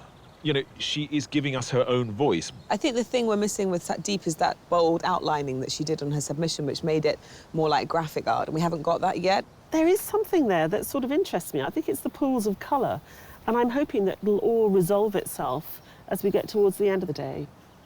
Colin, very keen on colour. Colin's skill is, of course, the way he applies paint and finds colour, and the way he's used wax and how the paint is very dryly sort of overlaid. I think it's very atmospheric and very beautiful painter. I think it's gorgeous. I also think that Colin's given us a little bit of context. There's a rather lovely tree that's appeared on the left-hand side of the castle. There's almost dappled light coming through it, and I'm hoping that that will push the castle back a little bit, maybe. Let's consider Gary. I liked his very counterintuitive way of painting the castle, of taking every colour that he could see, and what we've got is this kind of fauvist, wild beasts, warm, saturated castle. He's working quite small, and it's very sort of almost symmetrical version of the castle, but the colour he's bringing off. Russell, bold to start a second picture halfway through the competition, isn't it? I think Russell made such a good decision to stop when he did, because he realised he had too much castle. And there's something rather beautiful happening. He's running a bit behind, but what's there, I think, is really interesting. Sarah, happy as a lark in the open air. Sarah's given us a confident approach, a confident composition, and I'm looking forward to seeing her give us a bit more mood, a bit more texture. At the moment, it works, but this grey-brown that she's used for the bricks is rather underwhelming. I really like it, but actually I'm worried that Sarah will have too much time. It's got a real impressionistic, fleeting aspect to it, and actually she could overwork that. Yeah. So we'll see how they do this afternoon.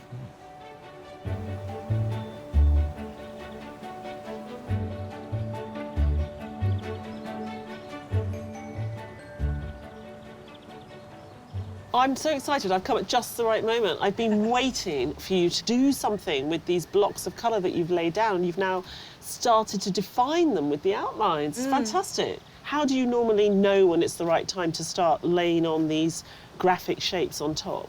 It's usually when I've had about a week to decide that I'm happy with the underpainting, which I don't have today, so that was the kind of most difficult bit. I can see how you've got these sorts of circular flumps, or whatever you want to call it. If you look at the tree there, it's a perfect sort of circular flump. Yeah, there's a direct relationship between what I'm painting and what I'm seeing, but there's also obviously something else going on in my head. Well, I look forward to seeing how it all pulls together at the end. Thank you. The stately Hurst Monsu castle our artists are painting today was the creation of Sir Roger Fines, aspiring Sussex landowner and Member of Parliament during the reign of King Henry V. Roger had inherited what was then a modest manor house from his father in 1402. It was the time of the 100 Years' War, with the ruling families of France and England engaged in a bitter struggle over French territories. With fame and fortune to be made on the continent, Roger had big plans for his family and for Hurst Monsu. Roger himself was very ambitious. He fought for Henry V in France, as did his brother. They seem to have been very popular with Henry V, and they were rewarded with lands and important posts. When Roger returned from France, he was determined to build himself a home in keeping with his new status as war hero and royal favourite. Roger was given permission to enclose, crenellate, embattle and entower his manor of Hurst, but you could say that what he builds is like the missing link between the really defensive castles of an earlier period and the later Tudor grand stately home. Inspired by a chateau he'd seen during his time fighting in France, Roger's castle was a huge edifice of red brick, a building material almost unheard of in Britain at the time, and it looked every inch the medieval fortress. And yet on close inspection it would hardly have withstood a marauding army. The windows were too large, the gun ports too small, and the walls would have been no match for a barrage of cannonballs. By the time he died in 1449, Sir Roger had reached the office of Treasurer to the royal household of a new king, Henry VI, with the splendour of Hurst Monsu Castle standing as testimony to his wealth and status.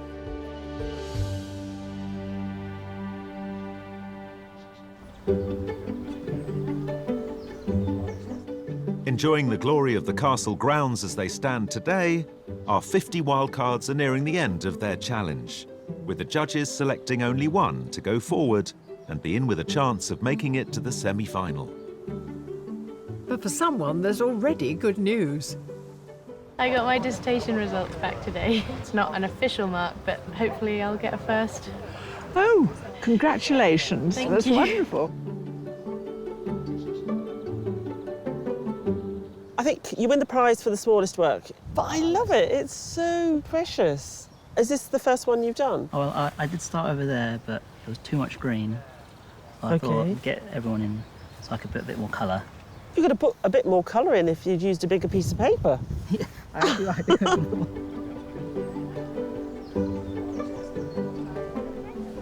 Do you paint a lot? No.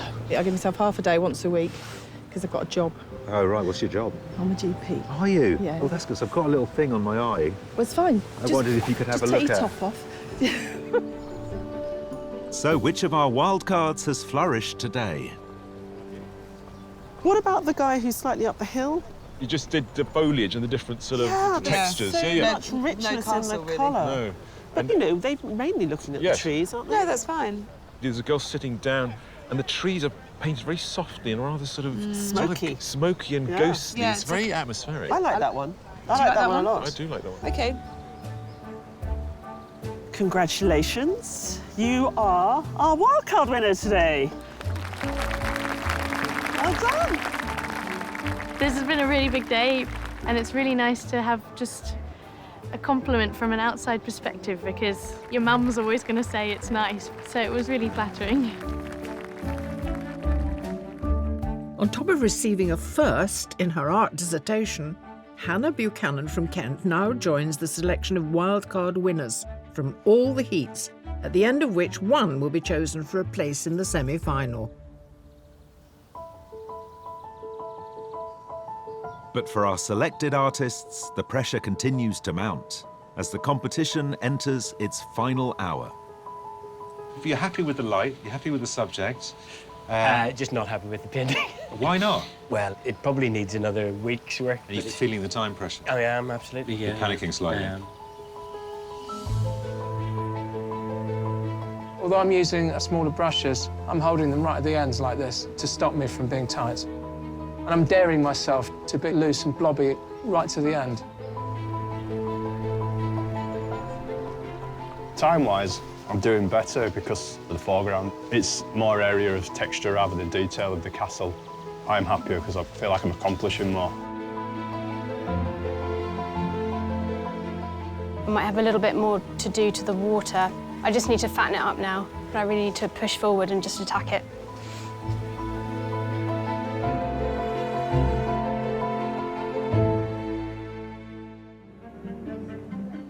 Here at Hurst Monsu Castle in Sussex, our 8 competitors have only minutes left to resolve their landscape works of art. At this stage, fatigue sets in, so pressure's on. The quandary I have is how dark to make the shadows. And I have to make sure I don't veer off on the wrong path. I think I'm okay. I'm just building up the detail now, but my eyes have given up. I don't think they can tell what colour's what anymore. Artists, you have 1 minute left. I would like another hour or two.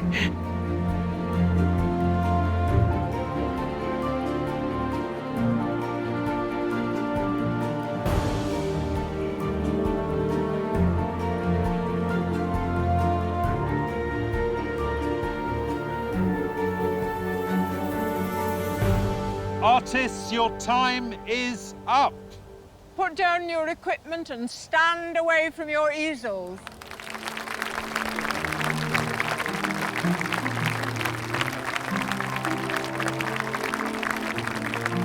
Well done. done. Well done. With the artists retired, it's time for the judges to review their completed landscapes. I think Gary did rather well today. There's a subtlety in the drawing which makes you aware of where you are looking at the castle from, how that bridge leads over. There's a buoyant colour use. But it's not as vibrant as it was. He's toned it down, and he's toned it down with accurate tones. And I think the result's excellent. This feels a little bit simplified. I love the tones, though. The colours are really representative of this slightly pink castle, and she just caught that. The overpowering size of the building and the claustrophobia you get in front of it, it feels like standing in front of the building, absolutely. I really like the way in which Ian has taken that lovely view down into the channel of the moat. I suppose I'm a bit disappointed that it isn't as surreal as his submission. You're just sad you didn't get Godzilla. I wanted Godzilla. I would have taken the crabs. I really like Izzy's drawing. She's really caught a sense of the ancientness, even though it's small and even though it's only done with, you know, a million different graphite pencils. I think it's got a punch. In that sort of long slice, it brings the sky sort of over us, doesn't it? So you're really immersed in the landscape. I love the way Colin puts paint on and that atmospheric way. And I look at it now and I think he's just gone a bit too far. The paint surface has lost its luster for me. But there's a complexity to this work, actually, that shows a sophisticated and experienced painter. I thought Satdeep was really good at observing nature and the natural forms and then reducing them into some sort of abstracted language. I think the graphics thing pulls it all together. I was really pleased when these thick lines went on because they kind of made sense of what her vision was, although I'm not mad on the lines that she used in the water. I love the reflection that Russell's been able to suggest in that water and also the texture of the grass. I'm more concerned with the stippled nature of the tree. It doesn't sort of sit so comfortably with this lovely rough texture that we have here. Almost looks like a Japanese woodcut. And to end on that sort of accent of green, I think is very sophisticated. I like Sarah's understanding of colour in the sense that in a subdued way that she's got these browns working against the silvery greys. I do find the composition a bit oppressive. I'm really pleased because she didn't overpaint it. I think this painting has got the best water today. You know, it's really beautifully observed. But no, some good stuff today. The way we set it up in front of the castle, I thought some sort of kind of succumbed to that kind of overpoweredness, and others sort of grappled with it very well. To help with their decision-making, the judges pare down the artists to a shortlist of 3. The light was bad. I'm interested in the artists who found a way around that to make interesting paintings. You know, they did something with the colour or did something the way they put paint on. My favourite 3 are ones that, you know, you have a bit of the castle, but you also have a lot more in nature. Yeah, I agree with you. We want a lovely composition and some interesting, painting. Artists, it's been an amazing day, and it's been wonderful seeing you create this fantastic work. But the judges can only pick 3 of you to shortlist, and they have made their selection. The first artist on the shortlist is Gary Jeffrey.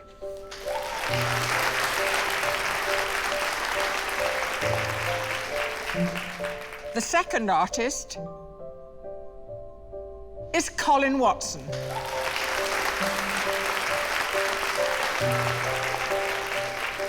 The third artist is Sarah Manolescu.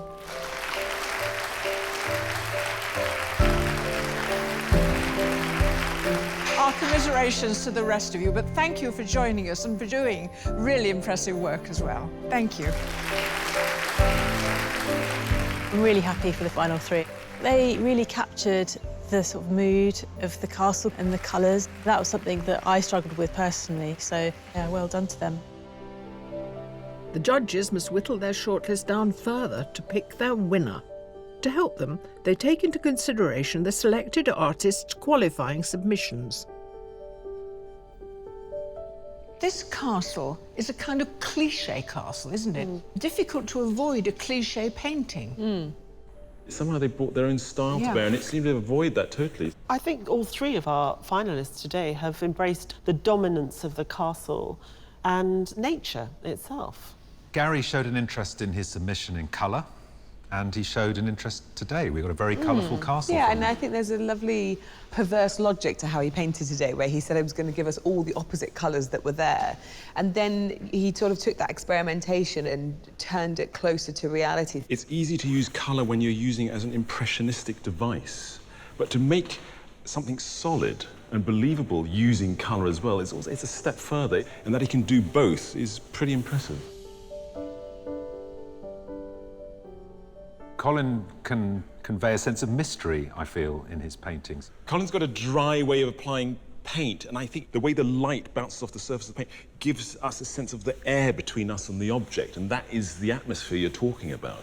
And he's been able to create in both his submission and what he did today, and he's very believable. And I think the balance in it is really effective, the way in which the tree almost has an equal weight to the castle.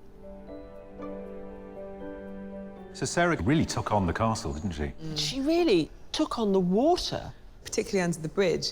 It's so convincing. Sarah loves her paint to be sort of oily and gelatinous, and that's complemented the reflective surface. I think Sarah's very good at lots of small, intricate elements, and there's a lot of windows and crenellations, and she was totally unfazed. I think she's a very good painter. So, who will be king or queen of the castle?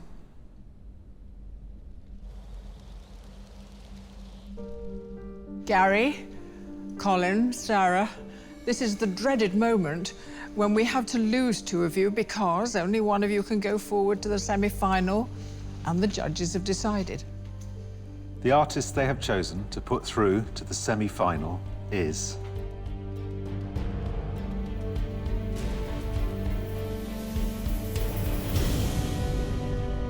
Gary Jeffrey.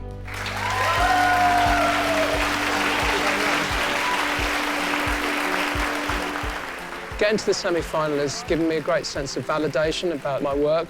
It means the world. Gary's a great artist, he's a great colourist, he puts paint on beautifully, but above all, he won because he took risks.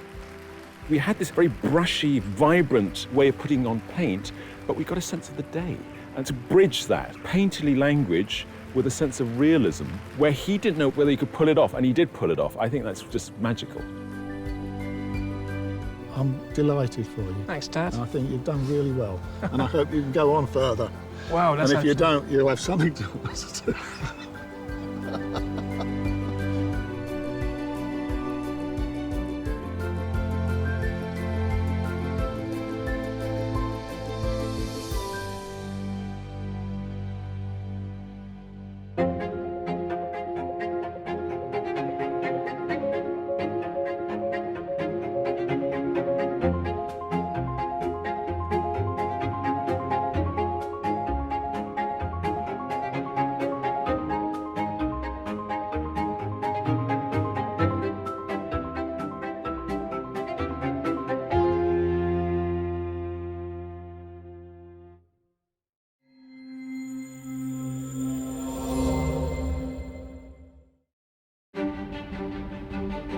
Why, aye there. We're here in the northeast of England on Gateshead's Millennium Bridge, Tyneside's latest feat of awe-inspiring engineering.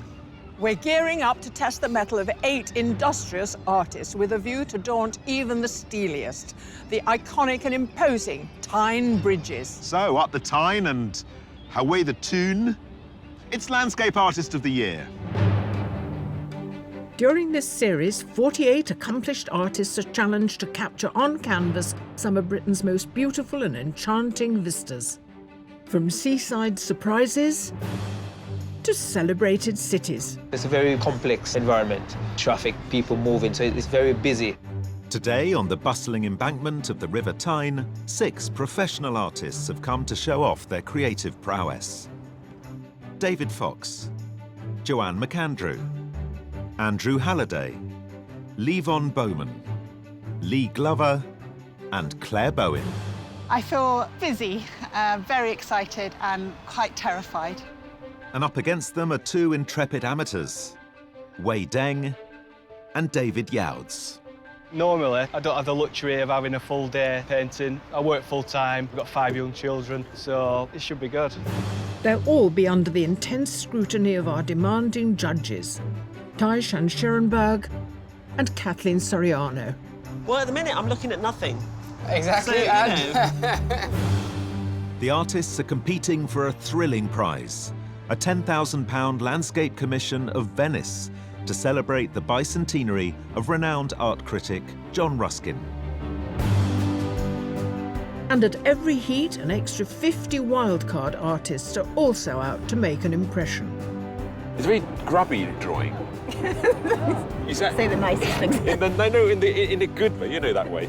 So who's got the know-how and the nerve? I haven't got long, oh my God. To become the next landscape artist of the year. You're working on quite a scale there as well, relatively speaking, for a day like this. Sorry, am I saying all the wrong things? You look devastated every time I say anything.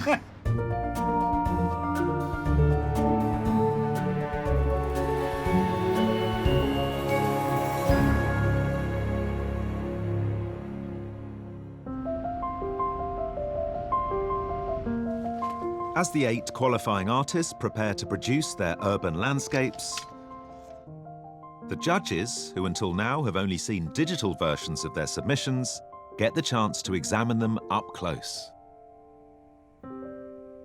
Good morning. Morning. Firstly, congratulations on being the 2 judges to make it this far in the competition. Yes. You should be very proud. Kate is, of course, pregnant and she's at home. So let's have a look at our 8 submissions. And we start with a bit of canal side graffiti. I love it when an artist gives us a little inconsequential bit of nowhere and makes it monumental. You start to build up a story because there's nothing there. What is there is beautifully bathed in this light that you find by the river, so you do get a sense of the atmosphere. I like paintings of motorways because that's how a lot of us see the landscape these days, is through a car window. I'm happy with the splattering in this painting. Normally, it irritates me, but here it adds to the texture. But overall, what I love is the desolation of it. This artist obviously makes their own collage paper and is using birds and yachts to balance the composition. What I like is the way in which they've actually torn the edge of the paper to bring a level of texture to the work itself. It looks quite simple and borders on craft, but actually it's very sophisticated. The light and the way the clouds and the snow are rendered is just fantastic. And the depth of the colour that you see in the clouds is allowed to bleed almost into the paper, using the white of the paper, as we know a good watercolourist will do. This has got a level of virtuosity to it if you look at the way in which the foam of the wave is painted in the bottom left-hand corner, but in order to give a sort of traditional landscape interest, they've added all this pixelation, and it works. I think it's beautiful visual language this artist has got. And as you look at it, you realise how abstract everything is. So the cars are just a couple of brush marks on the right, and the building on the left, all the rows of the windows are just very simple, crude black lines. What is beautiful about this painting is the way the paint is put on, this dabby fashion. I love the composition. You've got this lovely curve of the pavement, which echoes the curve of the river. You know, even the little details like the reflection of the towers are well observed. This is such a familiar location. It's the reality of our lives. Anything with paintings of cars done so roughly but gloriously oily, I just love it. It's incredibly well observed. Each shadow and reflected light and the light from the windows also are absolutely spot on. It's just wonderful. So a feast of different subjects and techniques. Looking forward to seeing how they get on today.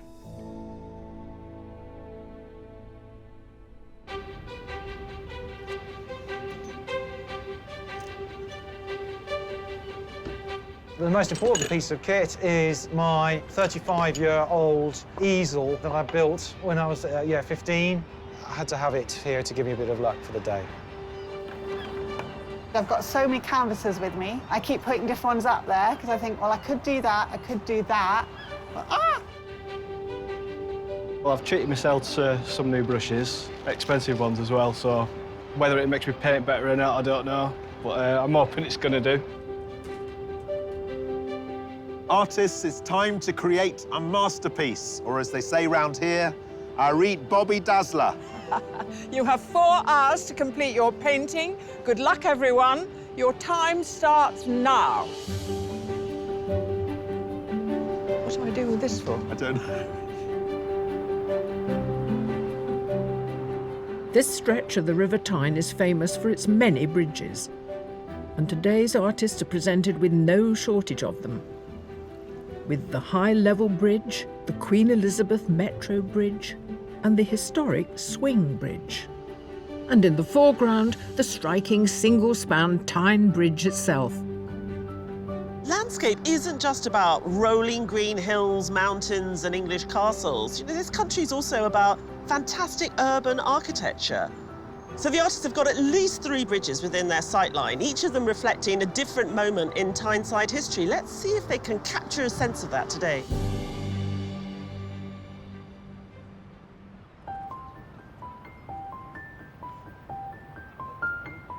Not had a lot of experience in painting bridges. I have done a couple, mainly like on canals and stuff like that, rather than this scale. Stunning bridge, absolutely beautiful. It's very close. I have never painted something so big, so that'll be a challenge. That really will. I love bridges. Although I haven't done this bridge before, it's a perfect view for me. So I'm going to first of all do some drawing and then practice on a canvas by drawing it out and see if it will fit, and then do some tonal blocking in and then put the colour in.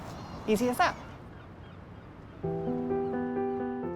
After several years working as a ski instructor, Claire Bowen became a professional artist who paints outside almost daily. Her submission is of London's Albert Bridge, a view she has painted over 10 times and was produced as the focal piece of her first solo exhibition. You had a wonderful bridge in your submission, and here you got a gift of another wonderful bridge. 3.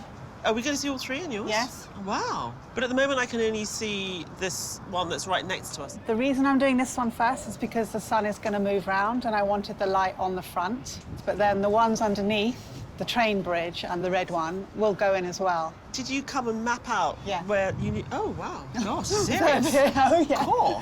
I got an app that tells me where the sun position is going to be, so I know by about 12 o'clock it's going to be straight onto the bridge and then it will be behind it. OK, so... But I'm pushing today. I want it to be good. I want it to be bold. You want to win? Oh, yeah. In it to win it.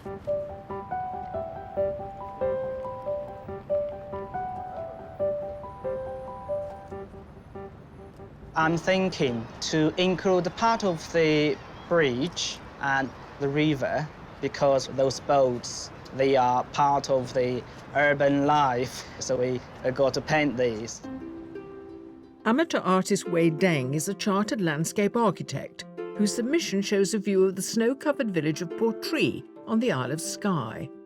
He spotted the scene during a family holiday and painted it in his favourite medium of watercolour.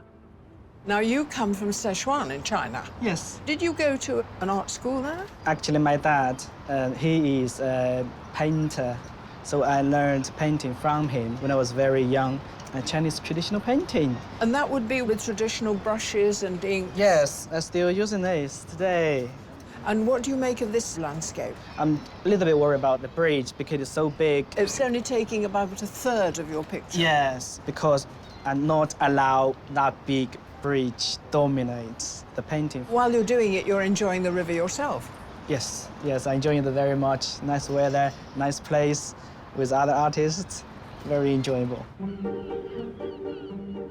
The 8 pod artists are not the only ones grappling with the view over the River Tyne.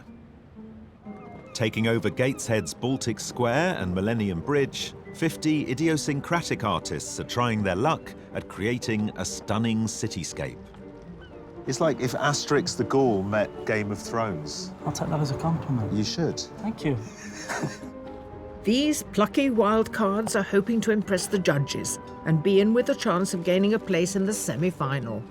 I like all the bridges. The dome shape here, the dome shape on that bridge, and then the dome shape on the stage. That's a lot to do, though. I know I've only got 4 hours, so yeah, we'll see. But it's not just a ticking clock they're up against. A bit windy today. Wind is the worst weather when you have basically a sail in front of you. Wind is dangerous. Wind is the enemy. The forecast is for the wind to get up, I think, today. When it funnels down that river, could be a bit exposed in places. I've got a large canvas and a small easel, and I think it's a bit more like a sail than a canvas. I'm afraid. But it's quite exciting. No, no, no.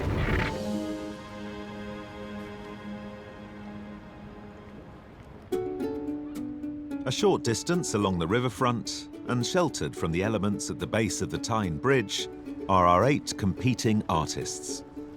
One of them, who'll be working on a wooden board today, is still struggling with indecision. I'm not sure which size panel I'm going to use, so I've brought a few different sizes and shapes. I'm quite worried that I'm going to get the composition wrong, and if I do, then it's a disaster, because I think it's the most important thing. So I'm doing a few quick tonal sketches and see what looks good and what doesn't, and then hopefully I'll be comfortable enough to put it on the canvas. Busy mum of 4, Joanne McAndrew, runs drawing classes part-time and has only recently started painting cityscapes. Her submission shows a view of the Grand Canal dock in her home city of Dublin and captures the warmth of the vibrant graffiti in the fading evening light. Joanne, you're feeling your way into the composition, and you're using a credit card to work with. I am, yeah. Do you usually work with a credit card? I do when I need to get straight lines or particular angles. For example, the bridge there, I just kind of bend it, and because I do find that kind of angles are a little bit tough to get. Once you've worked out the composition, do you transfer it onto the board? Yeah. And then once that's in, you then paint with a brush? I would paint with a brush, yeah, and I'm kind of panicked now that I haven't started. OK, I'll let you get on. Thank you.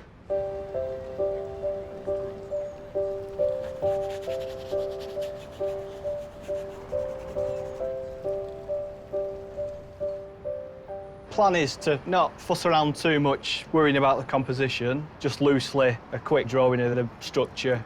With something this sort of size, you've got to be quite brutal, really, and just think, with the time limit, I'm just going to have to go on a sort of small scale and just pick a composition within that and go from there, really. Amateur artist David Youds is a school site supervisor from Blackburn. His submission captured the view from his front room, created at night while wearing a head torch. Painting from life forces him to work quickly, essential with his family commitments. I noticed you've got a fan club behind you. Who's here today? Yeah, my wife, Lisa. Got 4 of my 5 daughters and my twin brother. How are you? 5 daughters is impressive, though. You've run out of names. Oh, with the first name, it's like you spend ages looking, and by the time you get to the 5th one, it's like, just throw a dart in the butt, you know. Yeah, I've got 3 sons. I just get beaten up all day long. That's the thing with girls, is it's more like psychological warfare. 1 hour into their challenge, and the complex city view is proving troublesome. It's quite bitty. There's a lot of bits to it. I need to kind of bring it all together, so fingers crossed. The thing make me a little bit worried is the bridge, because of its scale, is so huge.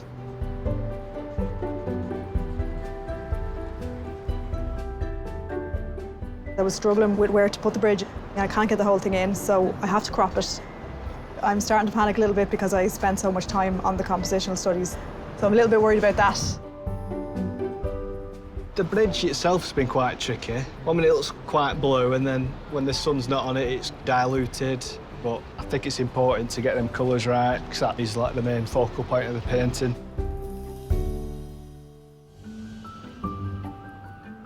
Here at the base of the mighty Tyne Bridge, 8 competitive artists have been producing their urban landscapes for 1 hour. I love painting cityscapes. I love the challenge of it. Cities are full of detail, and here is no exception. Gallery manager Andrew Halliday has competed under a time limit before, when he produced an oil painting of Inverary Castle in Landscape Artist of the Year 2018. Fascinated by urban life and architecture, his submission is of the view from the top of the Rockefeller Center in New York. You're very precise. Well, Yes, and there's a point I don't want to try and get too precise. Okay. I think otherwise it'll lose its life. You're working on quite a scale there as well, relatively speaking, for a day like this. Sorry, am I saying all the wrong things? You look devastated every time I say anything. Well, actually, I was thinking of working smaller, but because of the detail, I'll actually work better if I'm working a bit larger. I see. But yes, there is a problem in terms of area and getting it covered. It's Landscape Artist of the Year. You've got to try, you've got to be ambitious, haven't you? When you say... Yes! I'm going to win it. You're going to win it.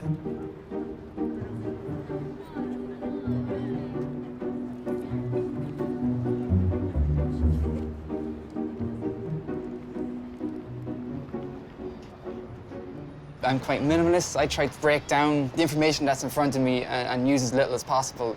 My loose painterly style and drips don't really work if I layer up on details and traffic and people and things like that. Less is more, I suppose. David Fox is an operations manager for a bus company in Dublin, who previously took part in Landscape Artist of the Year 2016, competing at Scotney Castle in Kent.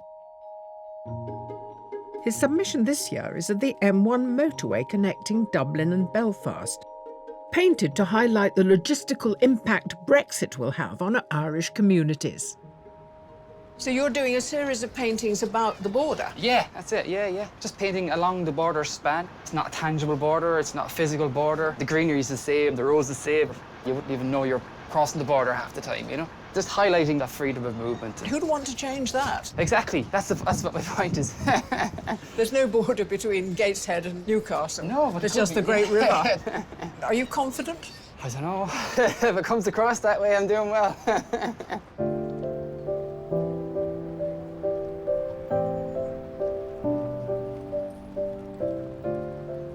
If you like bridges, this is the place for you. I can see 4 from here. It's very chaotic bridge-wise, isn't it? Yeah. I think a lot of them have gone for a view. I really like the way that bridge frames very beautifully those different style buildings. And I've been watching a few of them work on that and felt it was like pang of brush envy. Oh, really? Yeah, I thought, ooh, yeah, I want to do that.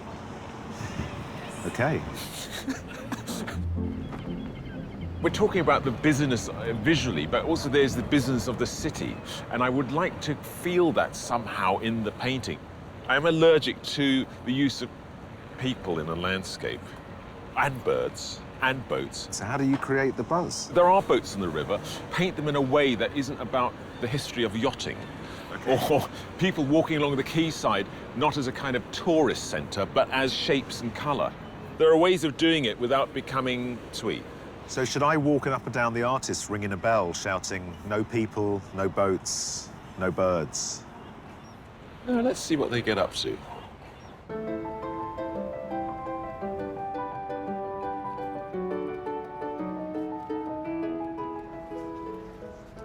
The collage is made up of painted pieces of paper. I'm using shape and I'm using colour to describe a space. I've drawn my composition, but the hardest part is trying to find the right elements because there's just so much that you can see. You've got to pick out those little bits that will make the landscape happen. Professional artist Lee Glover's submission is a collage depicting the Seven Sisters Cliffs in Sussex on a breezy day. He left the brushstrokes visible to communicate the wind blowing through the landscape. It took 30 hours to complete. Lee, the thing with collage, it has to be quite brutal and bold. How do you introduce subtlety? It's by getting the right tone and colour. Okay. And then the cut in the line is the brutal part of it. So that's where the subtlety stops. But if you get the right colours to go next to each other, it'll work, hopefully. And with the line, the cut, I noticed that you like to use the torn paper, the edge of the paper. Yeah. But not all the time. Not all the time, no, only for certain things. So in the submission piece, there was crumbling chalk cliffs, yes, and it just worked perfectly for that. Okay. So do you have a sense today, because we've got quite a sort of man-made linear structures around us, do you feel that it'll be more about cutting today, or? Yeah, I think it will be sharp lines, but as I go down into the water, I'll have more use for the torn edge. Okay, let you get on with it.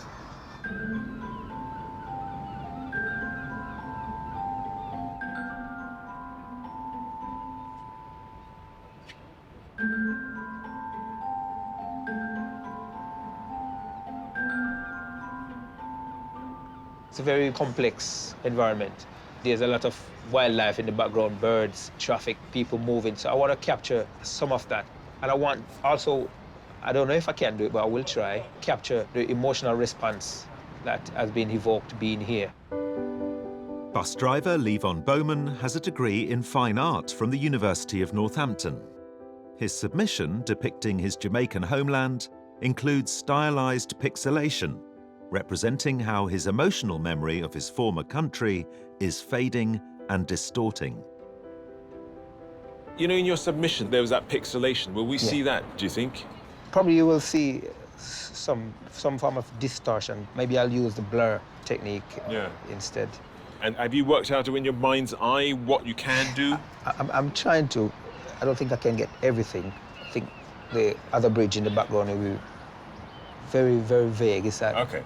So in a way, blurring would make that work, where you have blurring in the background, make it softer and the harder in the front. And then you will force to think, okay, there's something else there. That's what this place does for me. It does captivate me. I could stay all day just staring at the scenery. It is great, isn't it? It's a great view. It's a very complicated view, but it is a great view. Meanwhile, encamped on and around another iconic Geordie structure, the Gateshead Millennium Bridge, are our 50 wildcard artists. But it's not just the impressive feat of engineering that is at the forefront of most people's minds. I'm all right, but my paper keeps blowing away and I can't run after it, not in the time. It's cold in there. So you've tied it in order to stop everything blowing away? Oh! Didn't go red. I'm sure I saw you drawing over there at some point. I did do this drawing in 2 places, but only because I was actually going to take off. Well, look, it's a lovely drawing you've done today, and I'm sorry you've suffered for it, but that's what artists do, isn't it?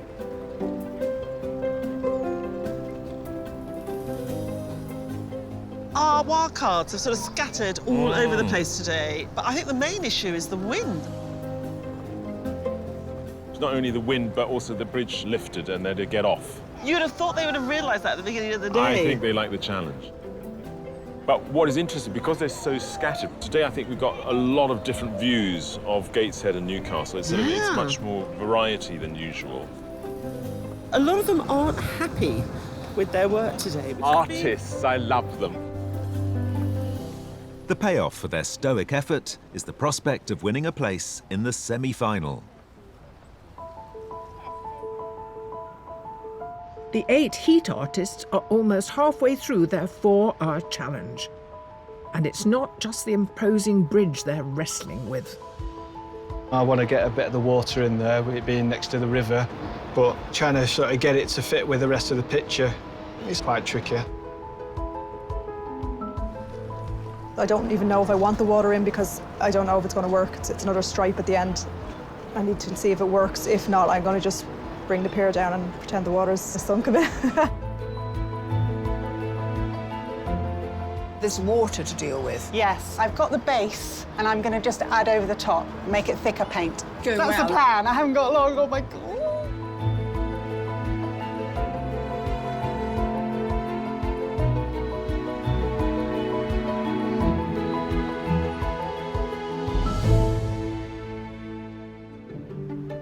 Here on Tyneside, 8 artists are halfway through their challenge to capture the intricate view across the River Tyne.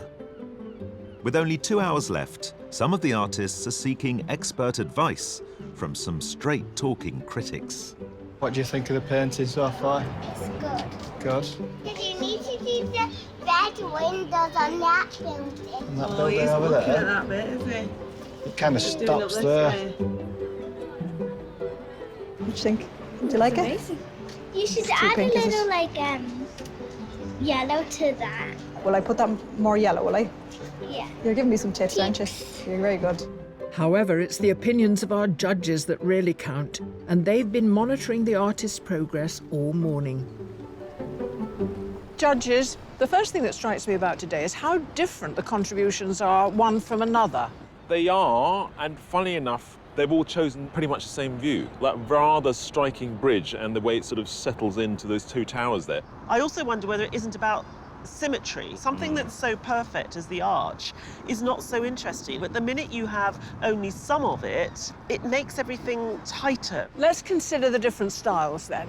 Way. It's very romanticised. The way he's tackled the buildings, it looks like the dreaming spires of Newcastle. It's obviously the tools he uses. So those traditional Chinese brushes must give his marks a certain flavour. I'm just amazed how traditional it is, but I think it's very beautiful. Joanne is working on wood. I love the heaviness of the line, the confidence. There's no tentativeness there using that credit card. And the fact that she's gone so close in and it's so dominating and dirty and real, I love that about it.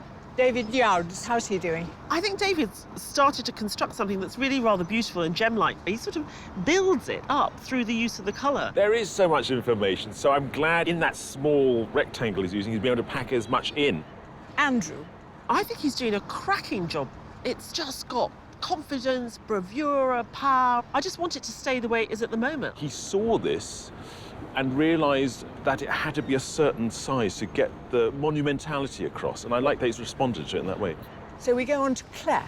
Claire is so comfortable. She knows what she's doing. The structure's really good, the composition's really good, but it's really hard to judge at the moment because she hasn't started to engage with the other two bridges that she's going to put into the picture. Will it be hard to judge? It's going to be really tough to judge, actually, today. Today it is. Gosh, if only we had her. What's her name? Yeah. Kate, we need you.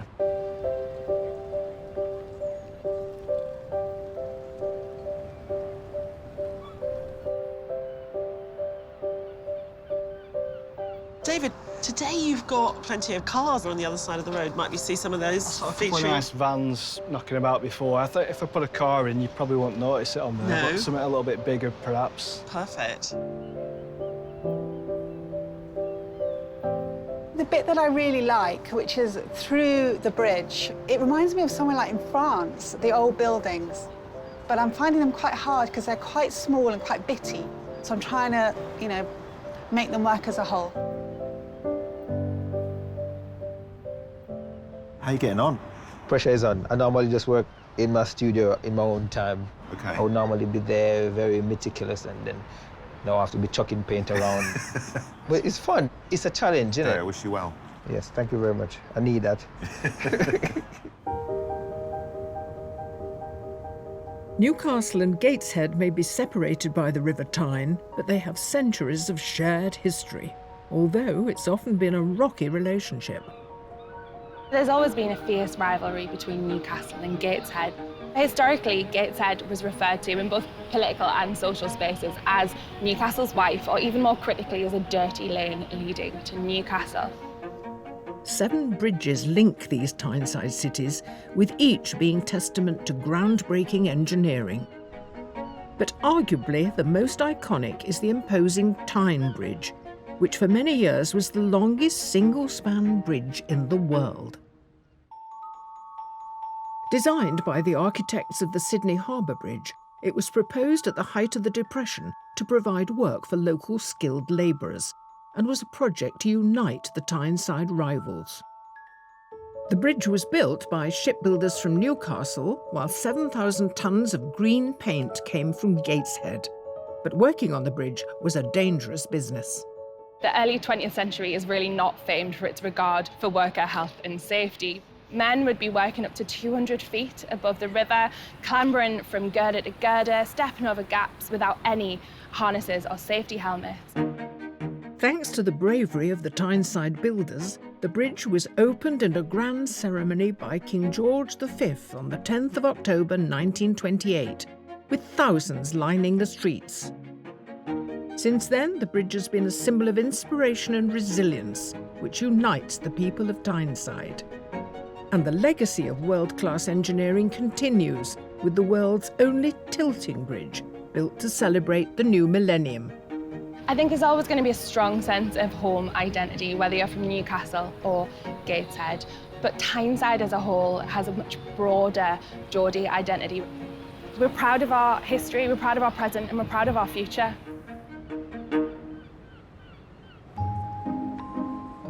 On the busy riverside, 50 wildcards have captured on canvas the various feats of engineering the area has to offer in their own unique styles.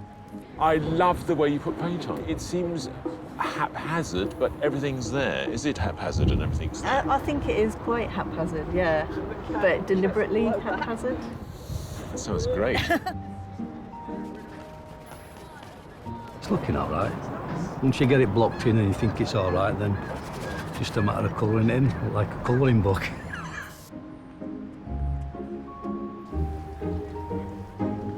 Interesting bunch today. Yeah, what about that girl who struggled on the bridge with her drawing? You know, that's what I like. She was saying she really loved all this detail, but it was a struggle. Equally, there's a woman here drawing in pastel who also revelled in the detail, especially on the sage, but it seems to have worked. And then there's a woman with blonde hair sitting down over there who's almost bleached out the light, and it's just beautiful, actually. So Okay, I think there's some contenders. Yes, no, definitely. But I think because we picked up on struggle, I think struggling artists are dear to me. And me too.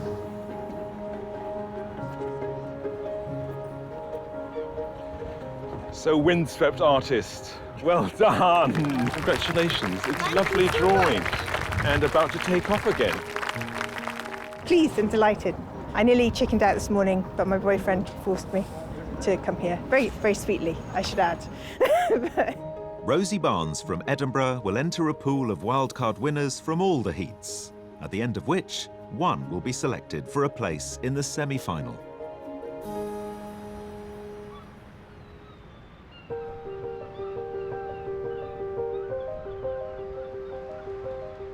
Further up the river, our 8 artists are into their final hour. I actually feel a little bit more panicky now because time is ticking. I haven't looked at the other artists' work because I just think sometimes comparing is despairing. Could carry on painting forever, but I'm just trying to work on some of the little tiny details rather than the bigger areas, really. I am behind schedule. Yeah, it's going to be tough to finish. I'm worried that it's just too much about the bridge. It's not going well as a picture in itself, so I need to just figure out something there. Struggling. There's an awful lot of details to get in, and it's a very, very limited time. So it's tightly squeezed, to be honest. I'm pushing as hard as I can. 8 artists are approaching the end of their 4-hour challenge to capture the elaborate view across the River Tyne. Oh my goodness, you're going to put people in? I'm not drawing legs, arms, and people chatting. It's just simply a few marks, because that's all it would need. I'm just seeing if a few seagulls help. Yes. What's still to do? This boat's a little bit dark, so I need to give some white color to lift it up. Artists, you have 5 minutes left. 5 minutes. What can I do in 5 minutes? Not much. I'm a little bit stressed. I just wanted to cover it and so it's not looking unfinished. But yeah, it's coming. I'm just working hard to try and get it done. It's so easy just to kind of overwork things. Sometimes you just need to know when to leave it alone. I've a lot to do. Artists, you have 1 minute left. 1 minute. Less now. There's only so much you can do, and then it's overkill. There's more that I could do, but with the time, I think that's the best I can do.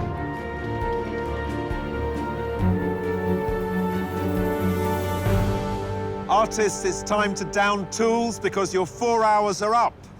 Please stop work and stand away from your paintings.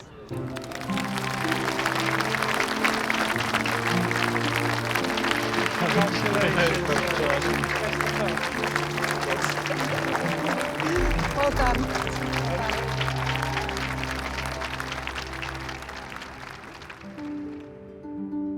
As the artists enjoy a much-needed respite from painting, the judges evaluate the 8 finished landscapes. It's been a really good day. All the artists have chosen the same point And so it's a really good way to compare their visions and their sort of artistic language. In a funny way, David is painted about being in this car park instead of about what's out there. But I think David's been true to himself. You know, David paints the bleakness of modern life in a way, but he normally does it in a slightly more poetic manner. It's a fantastic watercolour, but I get a sense that Way's given us a version of Newcastle on the Riviera. It doesn't give me any sense of where we are today. But a really clever device that Way took us down to the water on the embankment. Yeah. Joanne's composition's incredibly well constructed, like the bridge. It's a ruddy, big bit of grubby engineering. Joanne, using that credit card, she sort of almost stamped the presence of the bridge onto the wooden block. Powerful bit of painting. I think David started to get us close to the lusciousness that we saw in his submitted painting. I'm so pleased he managed to get the cars in as well. There's a beautiful touch in the way the paint goes on. And it's very strange, there's very little there, but you do get the whole sense of that space across the river. I love the way Andrews painted that shadow across this building and really creates a sort of space under the bridge that we can enter. I do like that suggestion of people. I was so worried when he started to put those in, but I think they're just on the right side. Claire was really comfortable working outside. She's got all the elements there. And I love that sort of jumble of buildings that aren't absolutely rendered perfectly, but we get a feeling of the volume. I mean, the colours are the thing that holds it together for me, really. I think Levon is by nature a studio artist. He worked like a Trojan today to get all the stuff in that he wanted to. And he's created this painting with great atmosphere. He does know what he's doing, he just needs more time. How does Lee conjure up this sense of volume and space, but if you just defocus slightly, it just becomes bits of paper? It's a magic trick. I am a little bit sorry to see the seagull. That becomes too literal, whereas everything else is more suggestive. But some good paintings today. It's now the judge's task to pick 3 artists to be shortlisted. What I'm finding as we step back is that the volume under the bridge makes sense for me, and I get that feeling. Well, actually, funny enough, the middle 3 here. I'm going off this one slightly, I have to say, and I think I'm veering more towards the little ones and that one. So, OK, we agreed, sort of, yeah, I think we're agreed. 2, yeah. 1, perfect. Artists, your endeavours and achievements today have been phenomenal, and we applaud every one of you. Sadly, though, there is only room for 3 artists on the shortlist. And the first artist on the list is Joanne McAndrew.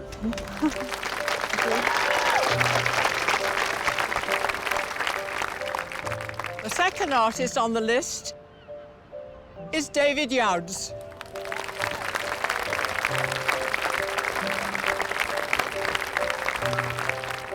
And the third artist is Claire Bowen.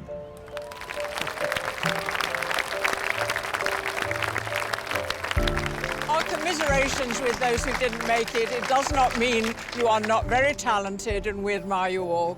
So, commiserations. Lovely piece of work. Thank you. Thank you. Brilliant day. And I will put into practice what I've learned today. Painting in the open air, I think it's completely different from painting in the studio. You get to soak up the atmosphere, you get to feel it, and then you get to express it on the canvas. With only one artist able to go through to the semi-final, the judges also review the shortlisted artist submissions to help them decide on a winner. First thing I'm struck by, looking at today's 3 shortlisted paintings, they all have zoned in on a pretty similar viewpoint. It's been a very good day, though. I think what we gave them really inspired them, and I think we've got 3 very good finalists. Let's talk about each one in turn, then. So, first of all, Joanne. Joanne's got a very good eye for framing a scene and giving you a lot of information with interesting elements. Joanne really responded to the engineering of the bridge. She really got the sense of building something. She built that painting. It really shows in her submission. She's very good at leading the viewer through the painting, and she's showing that again today. And David, his submission placed us in residential normalcy. I think that David's work has a charm, a naivety, which you see more in the submission maybe than in the final work today. But I like the way in which the paint is applied in these little blocks of luscious, oily colour, and the darkness of those arches sitting underneath the bridge, the reflection on the water. I think there are small passages that are really strong. He introduced traffic lights and traffic. You got a sense it's a working city behind us, and that was very nice that he was able to do that on such a small scale. Well, now, Claire, her submission was truly romantic. I think Claire, because she's a plein air painter, she loves light, and that's what I feel in both of the works. What I see is not just the light, but I see shadows, and what she's very cleverly done is created a circularity in those shadows, so it's got an awful lot of movement in that picture as well. What comes to the fore is Claire's understanding of colour. I think it's beautiful. So you have a decision to make. How are you going to decide? What I would really like is a week to live with them and then see what I feel after that time. Yeah, so see you in a week. We haven't got the time.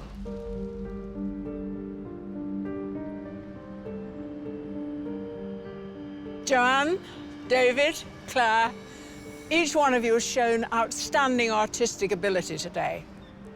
But the judges can only pick one winner, and the artist they have selected is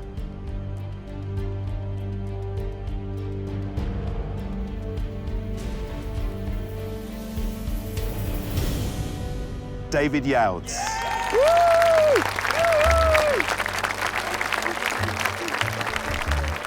Brilliant. Yeah, well made up. All the sort of hours and hard work, the self-doubt and everything artists put themselves through. It makes it worthwhile. Well done, mate. What about that, yeah? David's painting is an absolute little gem. You've got a real sense of life going on here in the city. There's just something sort of special and distinct, even in its naive form. He really deserves to go through to the semi-final. Well done. Before the heats, my girls, they all wrote a little letter each saying how proud they were, and it was really sweet. To win it, they're absolutely thrilled for me, which is great.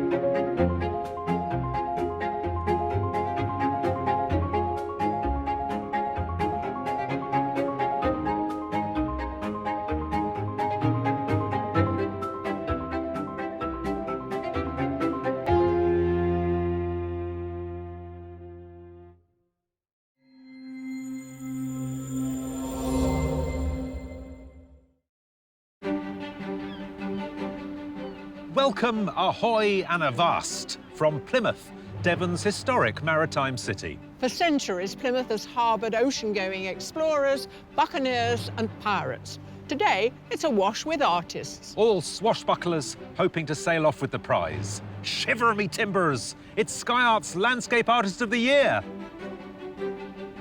Throughout this series, we're visiting some of Britain's most enchanting and exciting scenery.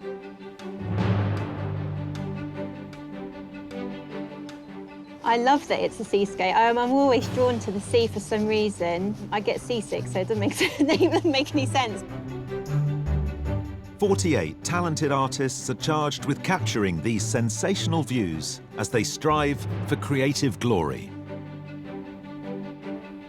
Competing today are 3 amateur artists: James Murch, Stephen Rigby and Emma Lord. Well, if I wasn't here, I'd be doing my day job. I'm a secondary school teacher, I teach art, so I'd be teaching Year 8 in the next half an hour. I'm feeling pretty nervous, if I'm honest. Joining them are 5 professionals: Pavel Isapov, Lisa Takahashi, Paula Mitchell, Mike Skinner and Tony Parsons. I haven't had any sleep at all. I went to bed and I stared at the ceiling and then I got up again. I'm buzzing, I've got lots of caffeine in me and that should see me through. The artists are all competing for a £10,000 commission to paint a Venetian vista in honour of the eminent Victorian art critic John Ruskin. To be in with a chance of taking the top prize, our artists must impress our 3 exacting judges: Kathleen Soriano, Kate Bryan, and Tai-Shan Schierenberg. It's good to have a time limit, really, because I think I'm starting to get fiddly. Oh, you've got the smallest brush out now, have you? Yeah. Yeah, that's always a bad Yes, time. that is a I know, bad it's time. time to step I away. know. Also hoping to impress the judges at every heat are a further 50 artists, our wildcards. I never work on canvas. It's always metal. It's either bike tanks or motorbike tanks. One of them will definitely win the competition, and the other one won't. Ow! That's awful. Well, so the choice is yours. Don't make the wrong decision. Yeah, brilliant.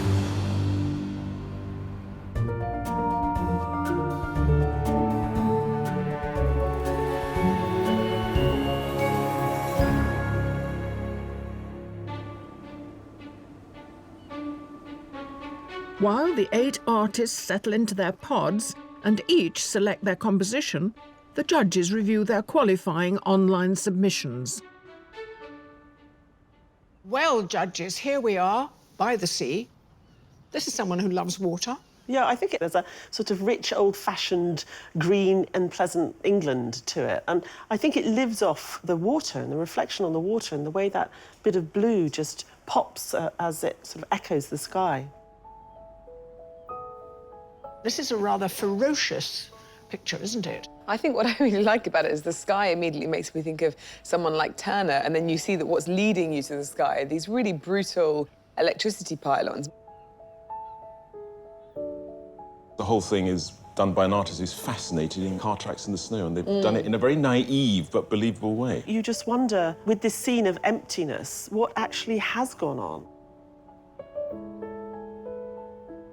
They've got a great compositional eye. I love that combination of the contemporary on the cliff above the building and the historic down below. It's like that mashing up of the 2 worlds that we see so much in English seasides.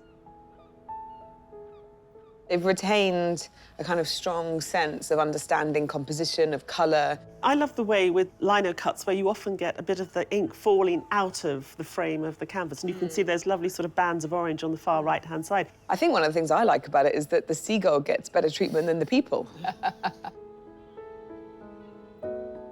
It seems that the whole landscape has been made out of accidents, in a sense, the way the paint runs, the way it pools, which is very beautiful. I'm thinking, how would the artists deal with a landscape like today to make certain decisions, and can they work with accidents? I love the way in which they've dealt with the rain in this foreground. You can just sense the wetness of the city and the twilight sort of coming down, these little pops of red with their brake lights of the cars observed so well. A third of the painting is taken up with this sand-strewn path that we're standing on, and this beautiful pile of clothes in the corner on the right, you know, is reminiscent of early French painting. And so it's got a lot of art historical knowledge in it, but above all, very well painted. We've got a variety of weathers in all these submissions. It remains to be seen what they make of today's weather. Artists, we hope this view floats your boat because the challenge is about to begin. You have 4 hours to complete your artwork, and your time starts now.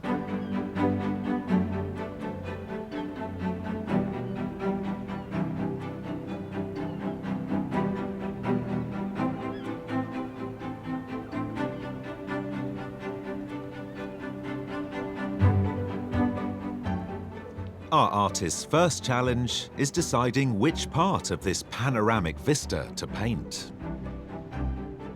Looking out across Plymouth Sound, the prominent landmark is Drake's Island, as well as a constant fleet of vessels, from the smallest of pleasure craft to colossal cargo ships.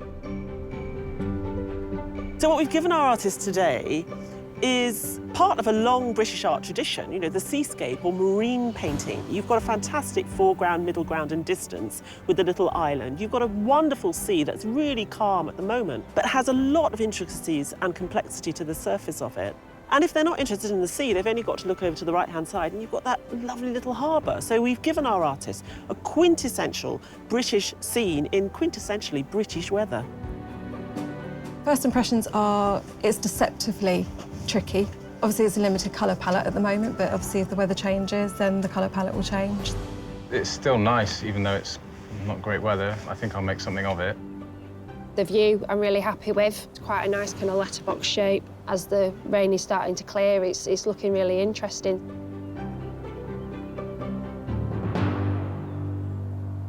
Paula, I've noticed that you're wearing the same colours that you've started your oil sketch in. It wasn't planned at all. Didn't think I was going to get to wear this jacket. But they're your go-to colours, presumably. I do tend to use purple as the darker shade. So even if it's dark green, I tend to use dark purple. Paula Mitchell from Portsmouth divides her time between working as a freelance graphic designer and painting. Particularly keen on capturing seascapes, her submission of Ryde Beach on the Isle of Wight was painted in oils on a scorching bank holiday. You've started off here with a fantastic composition. I mean, how did you land on that arrangement? I always try and find something that has a strong structure, so it has a lead-in, so your eye gets drawn around the picture. But you've been quite brave. You've given yourself quite a big expanse of sea, which I know is what we see in front of us. But you could have gone a little bit closer. It seems like a huge expanse, but there's a lot of colour differences, there's a lot of texture differences. I've got the currents on the top of the water, which I can use as a mechanism to lead you into the painting. Great, well, good start. Nice size, nice composition, lovely colours. I hope so.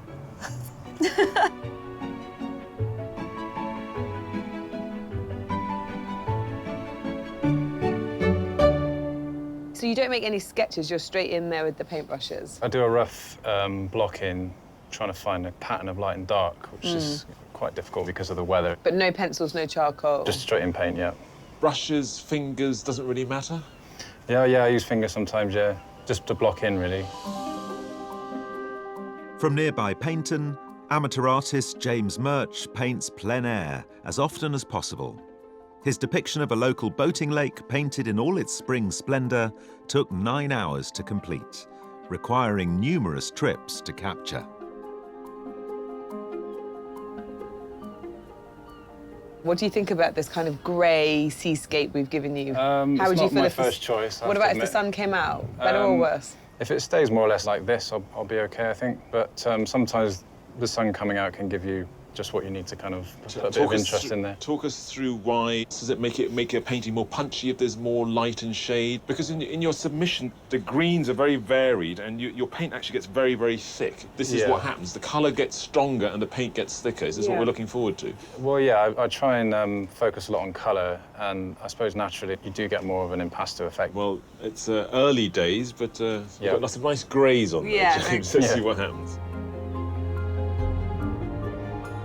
One artist has arrived with an impressive array of kit to realise her seascape. Well, now, Lisa, you've come with a lino cut. Yes. Now, you've arrived with a lot of equipment, so here's obviously the cutting equipment. Yes. But what's going on with all this stuff here? The so mirror. The mirror is where I ink up. It's a bit of a good luck charm. And I've also got a box of pretty much junk, but to me it's treasure. I'll squeeze out the ink and roll it onto these things. So like this wallpaper, for example, is my favourite for sky and sea. Lisa Takahashi made it to the semi-final of Landscape Artist of the Year 2018 as a winning wildcard with her oil painting of Broadstairs in Kent. This year's submission is a view of Padstow Harbour made by lino cut, a technique she'll also be using today. The first process is cutting the lino. Yes. How are you going to do that here? Yes, so basically with lino cut, I start by carving the palest colour and then I will print that layer. So that printing will start quite early on and then I carve away even more and then print colour. Most of the day will be spent carving here and every now and then I'll whip over here and ink up and print.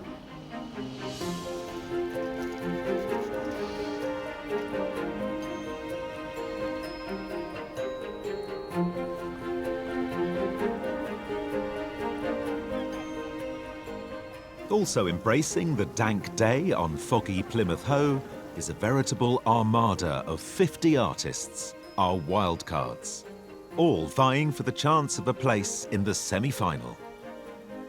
Their view today is the eye-catching lighthouse, Smeaton's Tower. It's a bit of a disaster, isn't it? I'm trying to balance act here. Important bits. That's a completed picture. I'm just going to put a grey mess on it and that'll be finished.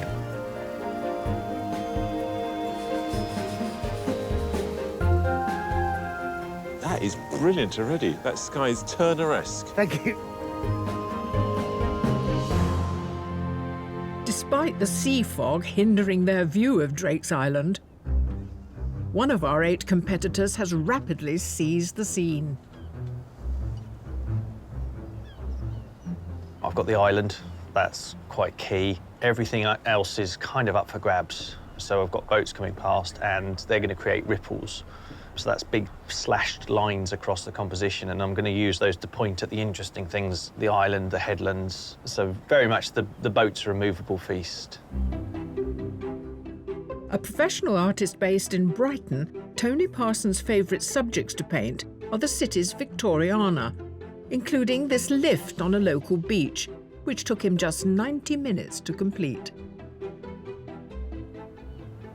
You look like you've almost finished, and we're less than an hour in. I have bought 2 canvases. Oh, okay. I thought maybe you double booked yourself. No, the idea is to go fast and have expressive strokes. Once I've made all the decisions, put as much as I need to say what I want to say, and no more. I really hate overworking a painting. So you go speed and then you bring in a second one to stop you overworking? It's speed and chaos, yeah, and then try and chip happiness out of the chaos. 1 hour into the challenge, and as varied as the views today, so too are the artists' interpretations. You've chosen to avoid the building. I wanted just one statement of composition, really. Otherwise, it can start getting very fussy, and that's what I was worried about, really. It's going to have a quiet nobleness to it, isn't it, that island, in order to beat everyone else here, don't you think? You do want to win, don't you? Possibly, yeah. I mean, it's about the colour for me. It doesn't really matter what the subject is. I'm going to cut the architecture out of the lino, and the sort of decorative elements. Lots of detail. Yeah. OK, I'm looking forward to seeing those little windows pop in. I like to think that you spend the first 10 minutes putting the art in and then the next 2 hours knocking the art back out of it. That's when I'll take the canvas off and I'll put another one on and try again. It might be better, it might be worse. Here on the headland at Plymouth Hoe, our artists are approaching the second hour of their 4-hour challenge, with one artist navigating a free-flowing medium. The painting alcohol inks, some ink in an alcohol base rather than a water base. I use gravity, I use a heat gun, and I use a hairdryer to manipulate the inks around the canvas, so it comes up with some really interesting shapes and blends of colour, so it's completely unique. I'm not always 100% sure exactly what it's going to do. Head of art at a secondary school in Preston, Emma Lord has been using this distinctive technique for the past 4 years to create semi-abstract landscapes, like her submission of the light falling through trees in the forest of Bowland. There's very little drawing there. So, Yeah. I mean, in your mind's eye, do you know what the composition is? I know that the headland is going to yeah. be coming through and just gradually getting darker as I come forward. It is a matter of layering, so I'll do another layer and then I'll mask out some areas of that I want to keep that colour and Can then you build see it the up. finished work in your mind? No, not really. Oh, can you see it, the steps that you're going to take? Yeah. I have like a little bit of a process in my mind, but at the same time, there's quite a lot of areas that are not under my control, so there is a little bit of serendipity involved in it as well.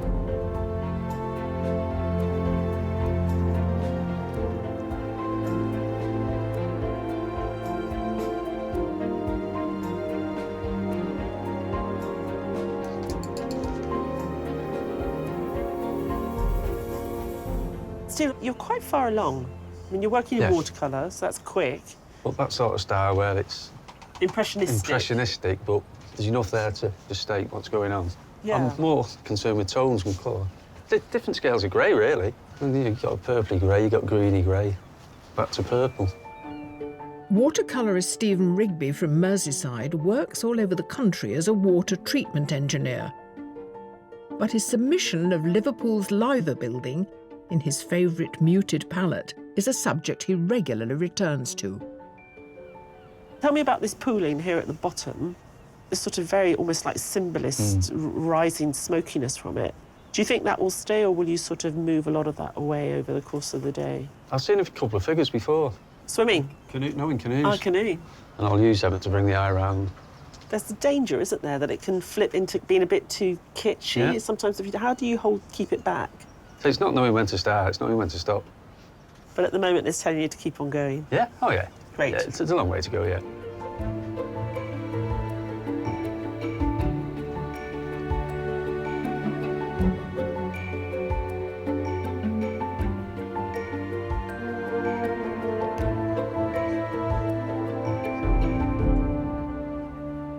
So things are looking up, the sun's coming out. It's a very different proposition. It's actually quite warm. This morning I was freezing. There was nothing to paint. The sky and the sea were one, and I couldn't see either of the headlands there, and I could just about discern that that was an island or some lump of grey in the middle. So, yeah, it's looking good. It's looking much better for our artists, and there's a lot to paint. I know one artist has used the opportunity of a rather large boat came across and sort of splitting it in the water and creating sort of current. They've got to be careful with boats, though, because your tweometer goes off the scale very easily. It does, indeedy, yeah. I haven't seen any twee boats, though. OK, good. That sea's incredibly flat. It's tough to paint, no? You're the artist. What would you do if you were painting that? Well, look, it's about creating an interesting composition. Here, the colours are starting to pop out. The headland's a beautiful colour. The island is beautiful structures, the trees and the buildings on it. So there's a lot to work with. And, you know, painting's about using contrast. So with all this detail, you know, you need a bit of flat sea to work against it. I'm very difficult to please. I'd be happy painting this empty space here. It's so flat that it's going to be very hard to stop Joan going jet skiing later. I want to see that. Meanwhile, keeping watch at the Lighthouse are our 50 wildcards. You've decided to paint it when it was quite overcast. The sun's come out. Will you change the sky? If you change the sky, it affects the light and the way that it hits everything, so then I'd kind of have to redo the light on everything. So I might try and stick to the moodier landscape, which is what I prefer really anyway. Good luck. Thank you so much. You've got all the sort of the natural forms in, haven't you, with the island and the cliff in the background? Yep. Nice use of that in the foreground as well. But you've also put some boats in. Were they actually there? I promise you they were. OK. There's one there now, look. Oh, yeah, you're right. So, Richard, we brought you up to the top of this bluff. Yes. Overlooking the sea, Yes. the bay, the lighthouse, and the gloriousness of the English coastline. Indeed. You're painting a road in the opposite direction. It is, to be accurate, it's the car park. Can I ask you why?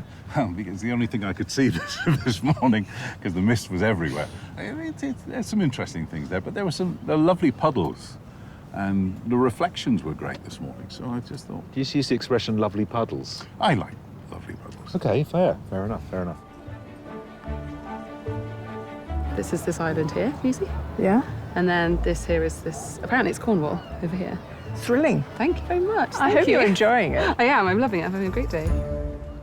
Not all our competitors have been charmed by the sea view, with one of our 8 artists focusing his attention in a different direction.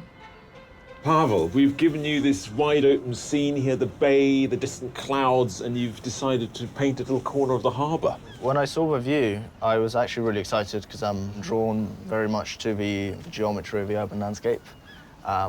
And having this kind of the curvature of this road going down, it's almost like it's sculpted these forms, the little houses kind of embedded into a rock. I think that really caught my imagination. The youngest painter in today's heat, Pavel Isapov has just graduated in fine art from Edinburgh University. His submission in oils of tyre tracks in the snow was painted from a photograph taken on an evening walk through the Edinburgh suburbs. Well, your submission was all about shape, and you've really found these really interesting shapes here. I mean, we don't actually see the sky in this composition at all, do we? Yeah, I actually quite frequently like to crop the sky out. I like to dip below the horizon. But what we also got from your submission is a great sense of sort of narrative or mystery or atmosphere. Is that what drives the painting, really? Yes, yeah, of course. It's important to get the kind of a sentiment of a place, right? I'm going to not put in any cars or any kind of little benches, because I quite enjoy the loneliness of the space, because it was quite a lonely morning this morning. Yeah. It looked like, because it was raining, not many people about, so... Okay.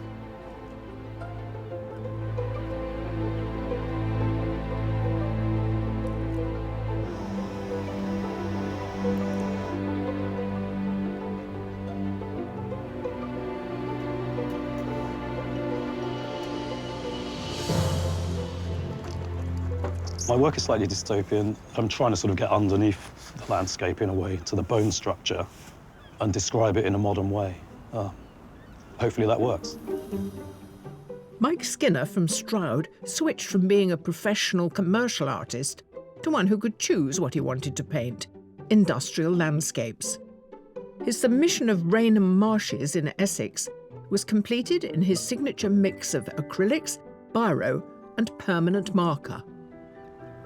You're really not afraid of different mediums? Not at all. So what have you put down so far today? We've got paint on the board, I've pencil. had coloured pencil, biro. What would you say the focal point here is? I think once this bay has some energy, everything will spin off that. Tell me what you mean. I want to sort of describe the energy today as it's Okay. kind of changing and moving. So would that be through colour, or will it be through sort of dramatic movement, or...? It's through dramatic movement. Yeah. And how is it experimenting outdoors like this? Are you normally outdoors? I'm quite a fair weather kind of guy. Right. Today's been quite challenging. As you can tell, my voice has gone. We're going to have to toughen you up. I know. We need a bit more outdoor painting, I think. Our artists are nearly halfway through their challenge, with crucial equipment failing under pressure. Maybe it's the stress of the day, but I've been sort of furiously burnishing my print, and as a result, the bamboo leaf is now fraying. So I'm now having to use Plan B, which is the metal spoon. And there are concerns about artistic decisions already made. Maybe I've tried to include too much. It's really tricky. If I can get an essence of the day, even if maybe some things are not a little off, I'd be happy with that.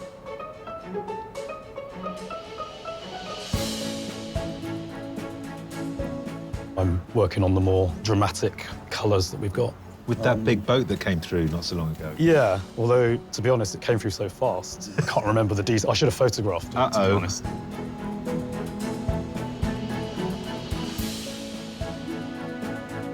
I've put another canvas on the easel. I feel a bit like the kid in an exam that's finished an hour or two before everyone else. And I was sort of thinking, what are they doing that I've missed?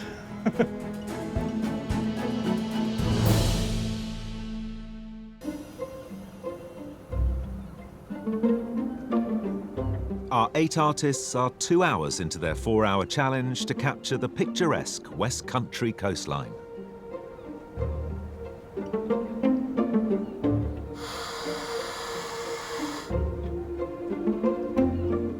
At this halfway stage of the competition, what do the judges think of our artists' progress? So we're at the seaside, and often when you're by the sea, you contend with a lot of different weather. It makes it interesting for them, doesn't it? It does. It makes it difficult too, though, because they start off with this misty, mysterious place, and as the day's gone on, it's sort of revealed itself to them. James's submission suggested that this would be an ideal landscape for him. Is it turning out that way? I think James made the right choice with that composition, but I do think it's looking a bit flat at the moment. I mean, James is a seasoned plein air painter. He knows what he's doing. But I think the brush marks, in a funny way, in this painting are too big. But we're only halfway through, so I think it will be more realistic as the day wears on. Emma is over there applying paint, heating it, it's crackling, it's spitting. It's like painting meets welding. What I'm worried about at the moment is that she's starting to create something that's feeling a little bit sort of kitschy. I think using the inks she does, the colours are very strong. And so a green is a green, a blue is a blue. It becomes a very obvious type of that colour. And I think maybe through the process, she'll be able to sort of make them blend a bit more into the light of today. Tony has painted one picture and he's on to his second. I mean, I think Tony might have overpainted his first picture. He was so quick, and I thought, well, this would be great because we won't have something too heavy. He'll keep this sort of vivacity, go on to a second canvas. And when I look at the first canvas there on the floor, I think he did put too much down. I'm hoping he learns a lesson for that for the second one. Pavel has zoomed in on what interests him, that man-made landscape. Yeah, Pavel found the curve. It takes us in very beautifully, and he's still giving us a bit of nature, but he doesn't like to paint anything that doesn't have some sense of, you know, humanity or the man-made in it. And he's very clever, painting exactly what is in front of him, but slightly to the right. Lisa has all sorts of processes going on, all these different methods she's using. She's very busy. Yeah, Lisa's work isn't as punchy as the submission, but she's playing a very difficult game. It's a reduction lino cut. We will only see the final print at the end of the day when there's nothing left of the lino she's cutting out. So I'm kind of excited, but also worried as hell. But all to play for. And let's see how the weather changes. Things could change very quickly.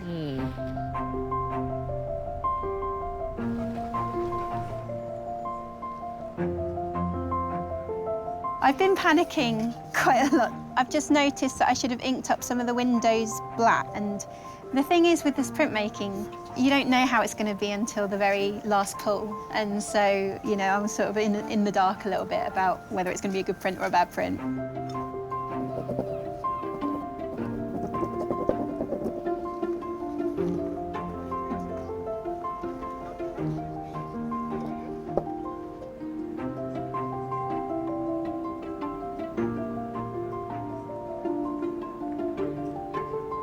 How has the changing weather affected you? 1 minute it's cloudy and overcast, the next minute it's blue sky. Yeah, it's actually helped a bit because I was struggling to find values, and as the sun's come out, it's put a bit more colour into it. I tend to have an emphasis on colour, so it has helped. I think if it was the other way around, it would have been a problem.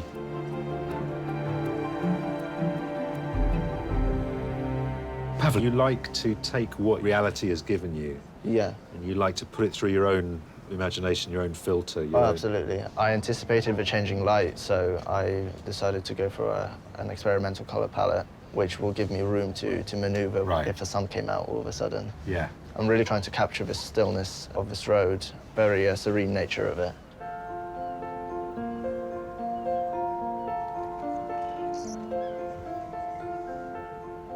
Tony, there's one question I'm forced to ask right away. Go on then. When you've done a painting as good as this, yeah, why have you moved on to a second one? Primarily everything changed. Oh, that started quite moody, and then the light lifted massively, and the tide went out. As cardinal sin is chasing the light. Yeah. And I felt I was coming up to the borderline where ruination lay.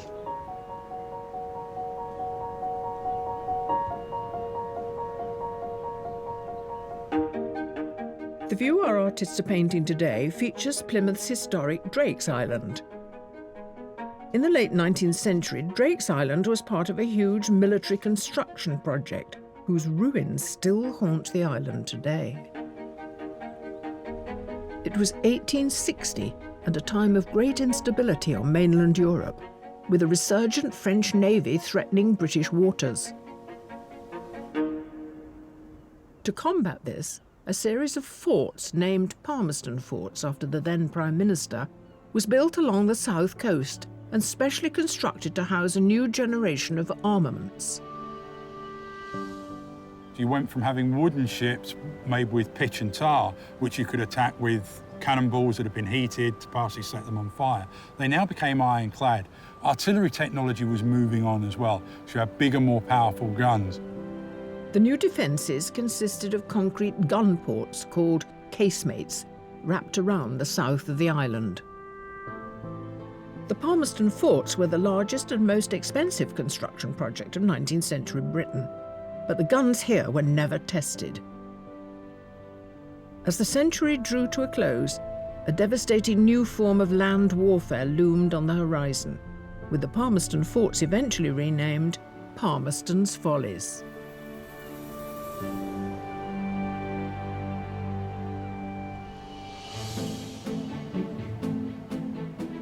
Further along the headland, time is nearly up for our 50 weathered wildcards, with the judges selecting just one to go forward to be in with a chance of making it to the semi-final.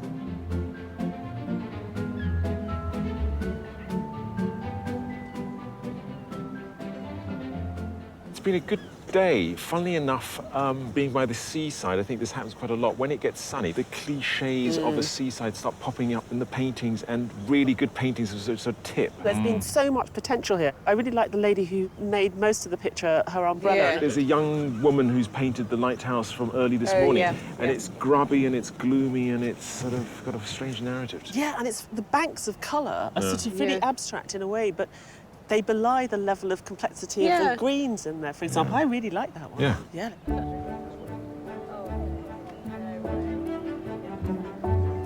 Hello. Hello. You're our wild card winner.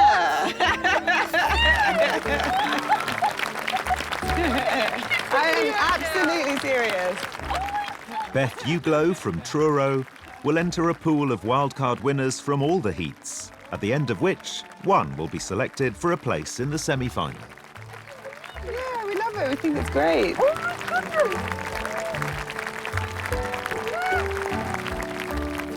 The lady sat next to me said she's coming this way, and I was like, no, no, no. Oh, just shock. Absolute shock. I feel amazing. I feel completely blown away. I'm just gonna go home and try and wrap my head around what's just happened, I think. But for our artists looking out over Drake's Island, it's all about those final artistic flurries as the competition reaches its concluding hour. With the pressure on, reassurance from a loved one is sought. What do you think? I might put boat in. Yeah. They always go on about how twee boats are, and I don't so I don't know whether to or not. Twee, it's fine. I used to have a little cottage behind that headland. There's two little fishing villages that you can't see. Let's pop it in. There you go. Oh, my cottage. Joan was here. I really kind of want to keep that ethereal, grey qualities of the landscape. And yeah, I actually am enjoying the atmospherics today.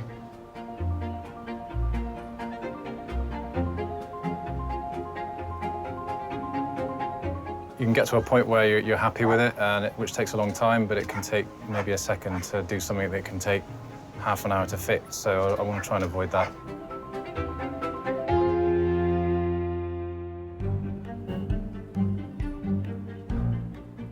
Here on Plymouth Hoe, our 8 artists have just minutes left to complete their marine masterpieces. But for one artist, it's decision time, and one they're not making alone. What do you reckon, gang? Which one? Come on. Artists, you have 5 minutes left. Okay. 5 minutes left. I'm beginning to fiddle, so I'm actually quite pleased there's 5 minutes left. Are you happy with what you've done? I forced myself to stop. Why? Because the lights changed too much, and I'm about as far as I can go with it, really. I think I'll know in a few days whether it's all right.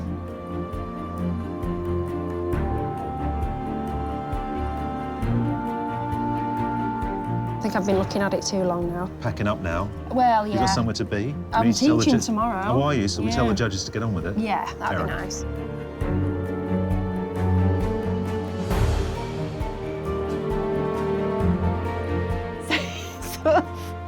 Feels like I'm sort of teetering on the edge of either success or disaster.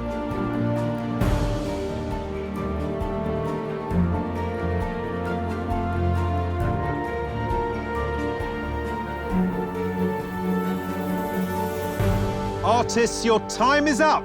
Please put down your utensils and stand away from your work.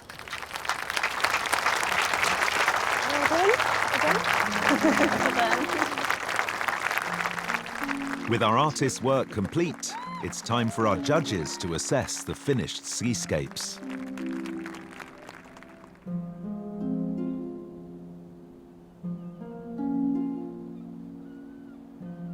I was very concerned that James would overwork this, but I mean, you still even see the raw canvas coming through in the sky that was there this morning. I think the cool tones of the water in the sky against these kind of very warm earth patches of paint, almost sort of shiny and luscious, all hangs together very nicely. It's a fantastic technique, and all credit to her for sort of having discovered it. The sky and the water are extremely beautiful. I love the land in Tony's piece. I love definitely the dark blue receding land. I don't love the tiny little details in the foreground of the water. This is the second of his too. I think he took a public vote, asked everyone to decide which one he should put forward. I find this scene incredibly moving. Pavel has absolutely captured the atmosphere that he was trying to capture this morning, about the sort of the desolate corner of some forgotten harbour. She's used a really charming shorthand, particularly there with all the detail on the promenade. We really do feel like we're headed far out to sea with those clouds. What I really like about Mike's work is this sort of bird's eye view that we have, and this wonderful sort of vignette here, and this thrusting frigate, or whatever it is, coming into view on the left-hand side. I really like Paula's sense of composition. The sky is fantastic. I think the headland and the island are beautifully done. The water, I have a problem with. I can see she was trying to do something with the dynamics of the currents, but it looks like it's not a flat surface here. It looks like it's folded. I love the little attention to detail. There's a tiny little set of stairs there, which are absolutely adorable. It's really convincing in its sort of sense of depth and scale.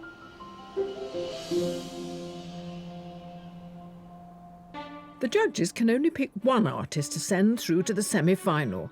To help their decision-making, they start by reducing the selection to a shortlist of 3. I see 3 who are very realistic or traditional in a sense. Funnily enough, this larger one doesn't do very much for me, so I almost think this counterintuitively has got this kind of real zoomed-in sense of real scale. I like the serenity that some of them captured, actually, but that one for me has caught it really well. I do think, for me, it's these 2 and that one. Yeah. Very nice. Top 3. Artists, we commend you all on the remarkable artwork you've achieved today. But of course, this is a competition, and the judges can only select 3 artists to shortlist. The first artist the judges have selected is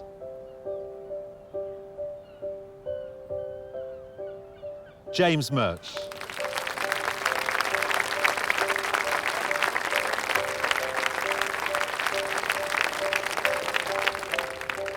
The second artist on the short list is Lisa Takahashi.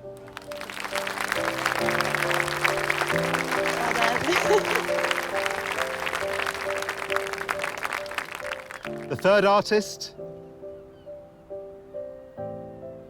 is Pavel Isupov.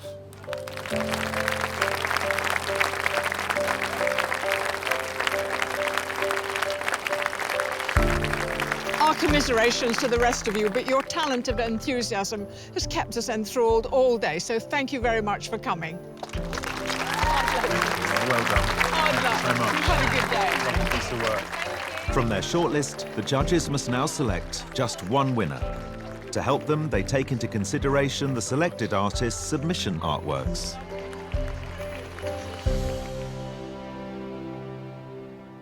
What variety you've given us in your shortlist today. You'd be hard-pressed to recognise that James and Pavel have painted the same place. And Lisa's work is in a completely different medium. It'd be a great exhibition, wouldn't it? Yeah. So how do you come to this list? They've all found their own little corners or excerpts of the view that we had and given us a real sense of the bit of Plymouth Hoe that they experienced today. James, in his submission, gave us a lot of green with a bit of water. Today, we've got a lot of water with a bit of green. He's very consistent, and, you know, the brush marks are put down in a very similar way. And, you know, and he's kind of getting away with murder with those big dashes of blue to delineate this blue sky that we had. I mean, it's convincing, although it's, you know, really quick. What we have a lot of today is sky. Pavel has avoided that. Pavel chose to concentrate in a corner of a busy port town, and when he looked down this morning, there was nothing going on. And I like the fact that he grasped that as something poignant and worth painting. And he's kept it with his signature style, you know, with that wonderful curve.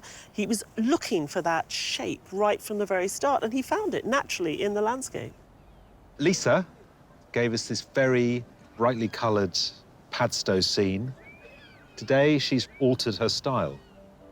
I thought what she did with the houses is really sweet, and it's got a charm that's certainly there in the submission. But here, you know, I see a sense of her, but I just see her showing us that she's got a lot of range, and that's really encouraging. Well, you've got 3 styles of painting, processes and outcomes, so deciding will be a real problem. It's a lovely problem we like having as judges, really.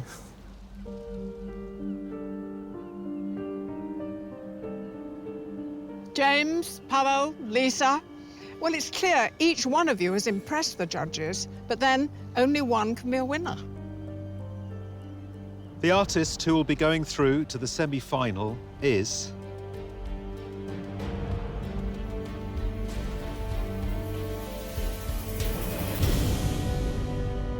James Murch.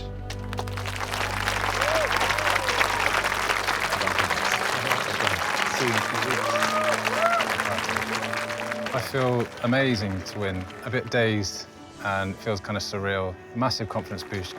Really means a lot, and it means that I could potentially justify spending a lot more time painting and less time working. James is really exciting to watch today because he was able to give us a sense of distance. There was a real energy in the paint marks. They were believable, but there was such brevity. He didn't need to put much down. He was masterful at telling us the sun came out with that one blue dash in the sky. So I'd like to see more of that. I hope he's as confident today, if not more so in the semi-final.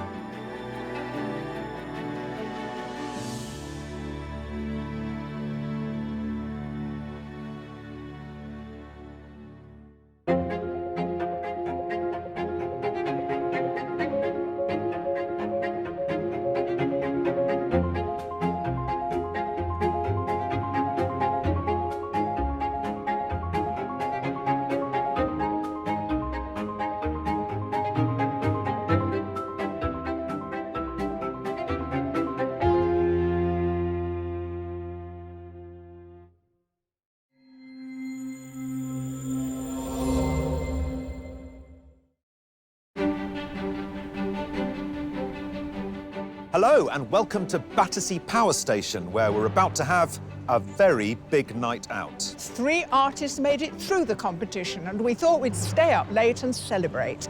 So how will they rise to the challenge of painting a night scene? Will it be an all-night art party or a dark night of the soul? A moonlight sonata or a hard day's night? Oh, we'll be working like a dog. It's the final of Landscape Artist of the Year. Throughout the series, we've presented 48 talented and competitive artists with a range of breathtaking and inspiring views. I think the view is incredible. When we arrived, I actually shed a tear of joy. We've challenged them to create landscape masterpieces, each in their own individual style. From a blast of the unorthodox... This is Biro sprayed with deodorant. ...to a slice of the unexpected. I'm pretending I'm a child with poster paints. OK, splash it on. And throughout it all, 3 artists have excelled. Patsy Moore. Fujiko Rose. Sue England. Just amazement. To get through to the final, it's fantastic. It's definitely a big validation, a wonderful booster of confidence. This is crazy. No way did I think I would get through to the final. Now it's time for the ultimate artistic showdown. I've never seen such a difficult final. Just thought you'd like to know that. Thanks. Thank you, everybody. I'm a very messy painter. Oh, no, well, I mean, look at your hands. You look like a Smurf. Timing-wise, do you feel that you're on plan, on target? No. No? OK. The sensational prize, within our finalists' grasp, is a £10,000 commission for the Royal Institute of British Architects to capture the Gothic glory of Venice, in honour of the esteemed Victorian artist and critic, John Ruskin. But it's not just tonight's artwork that's up for scrutiny. The judges will get to see, for the first time, a landscape our artists were given 2 weeks to complete. Never attempted anything like that before. And choosing the winner are our judges, Kate Bryan, Tai-Shan Scherenberg, and Kathleen Soriano. I want our winner to surprise us. Yeah, as always. So who will take the top prize and be crowned this year's winner? The Landscape Artist of the Year 2019 is...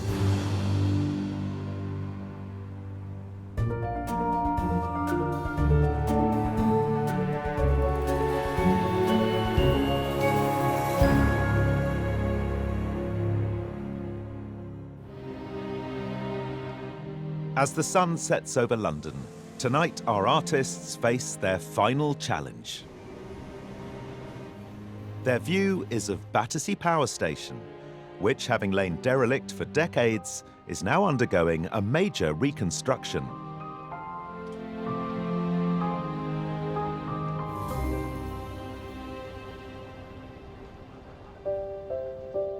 Capturing this architectural icon as it's brought back to life are two professional artists, Fujiko Rose and Patsy Moore.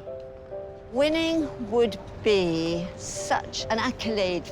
The thought that the judges rate what I do gives me huge confidence. It'd definitely be a huge boost for me to win. It would open up new doors, so I have to try my best. Painting alongside Patsy and Fujiko is one amateur artist, Sue England. To win it, it would be a validation of what I do as an artist. I just feel so privileged to have got this far. This is some urban landscape, isn't it? Isn't that stunning? Absolutely amazing. There's a lot of detail. There's a lot of light coming through it, isn't there? Yeah. A lot of lines. I'm going to take my glasses off and then I won't be able to see the detail. That's the one. It's the final of Landscape Artist of the Year. It's going to be very exciting. We've got 3 very good artists, but we're also doing it in this crazy situation with this bonkers building. So it's going to be something that none of us have ever experienced before, and I'm really intrigued. And as darkness falls on the capital, our 3 finalists are preparing for their nocturnal challenge.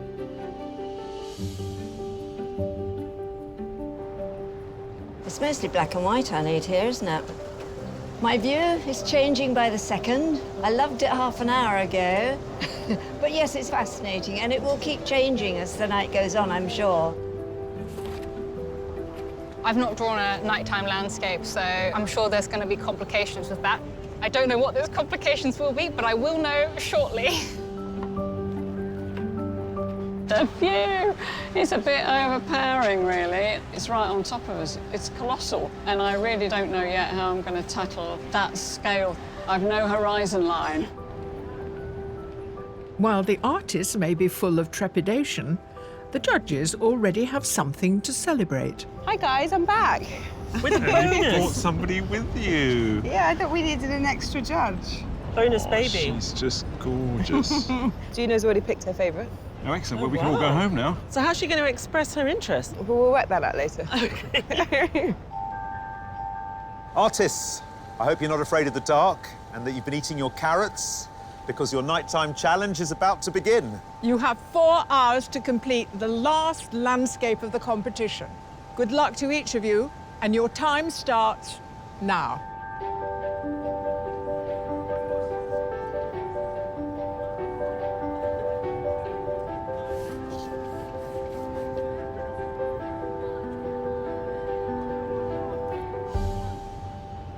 Patsy, have you been practicing painting in the dark? No, not really. But you like the landscape? Not in all honesty. I looked longingly at the river behind me, but no, it's the power station. It's like a space station, isn't it? I wouldn't be surprised if it just took off. Do you think a rocket's going to come out at the top?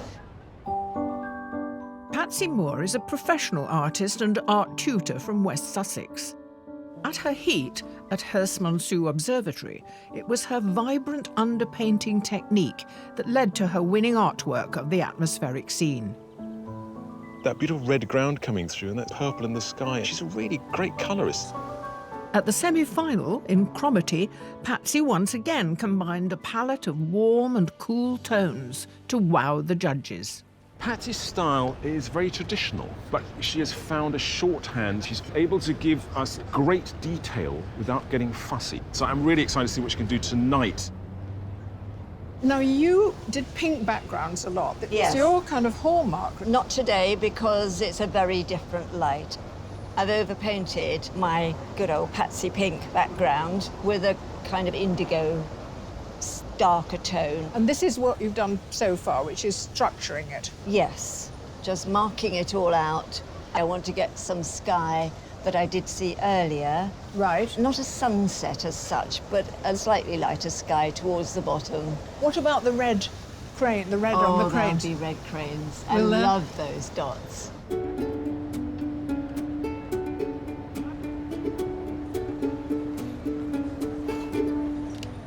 I've gone portrait.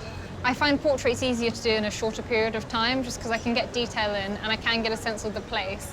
If I was doing landscape, I think I'd have to include too much and there'd be too much to do, so I've gone portrait with this. It was professional artist and wallpaper designer Fujiko Rose's ability to edit her view which first impressed the judges. Her dynamic composition, along with her monochrome use of Indian ink on white paper, won her heat at Gateshead's Millennium Bridge. There's a timeless quality to it, the way in which she's used the white of the paper to define the arc of the bridge. Fujiko's semi-final industrial seascape delicately conveyed the strength of the engineering while bringing a hint of east meets west to the scene. Fujiko's great strength is composition. She uses artistic license in a really beautiful way. She doesn't have colour to play around with it, but that might be fine tonight, given that everything's black. How's it going, Fuji? I'm not quite sure at the moment. If you come back in a couple hours, I might be crying. Why will you be crying? It's a little bit experimental. What you're going for? Yeah. In what way? It's sort of like, you know, you remember a dream, but you don't actually remember the specifics of it. That's what the image in my head is like. It's that thing when you try and remember a name that you've forgotten and you're just, it's... Yeah, it's just on the cusp of it. There's a lot of detail up there, isn't there? I am a bit overwhelmed, but I might just squint my eyes, and then it's just a shape. You seem very relaxed. No, I'm very nervous. Oh, are you? You're giving a good am. impression of someone who's very comfortable and calm. I know, I should play poker.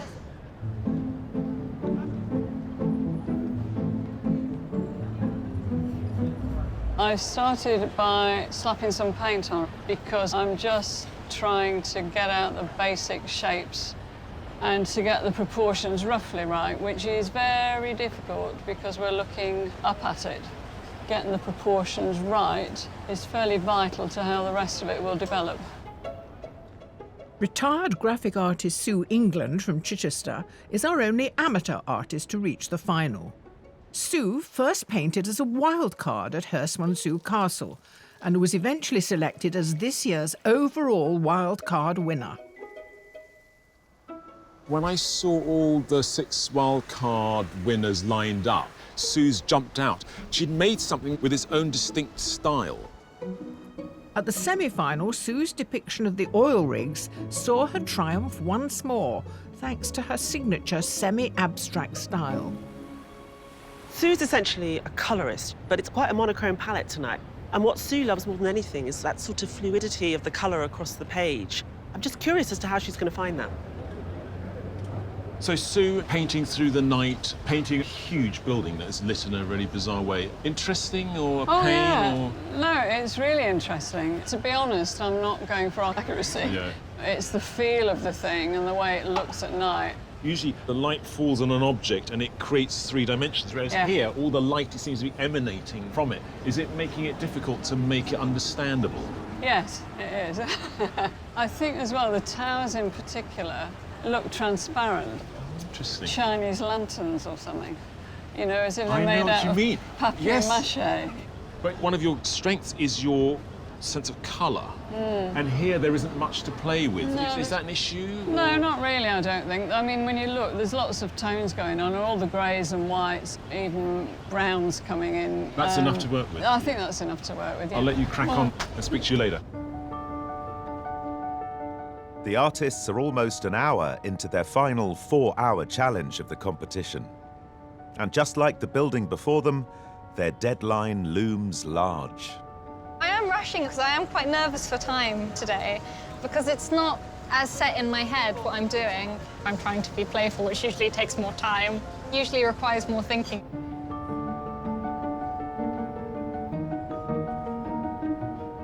I will struggle with the time, as always. I'm not the speediest painter in the world, so it's just trying to make the decisions quite quickly and get on with it.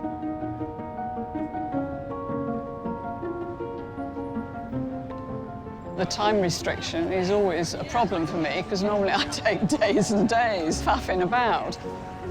When I started, I just placed it in, and I know I've not got the proportions right, but I'm just going for the feel.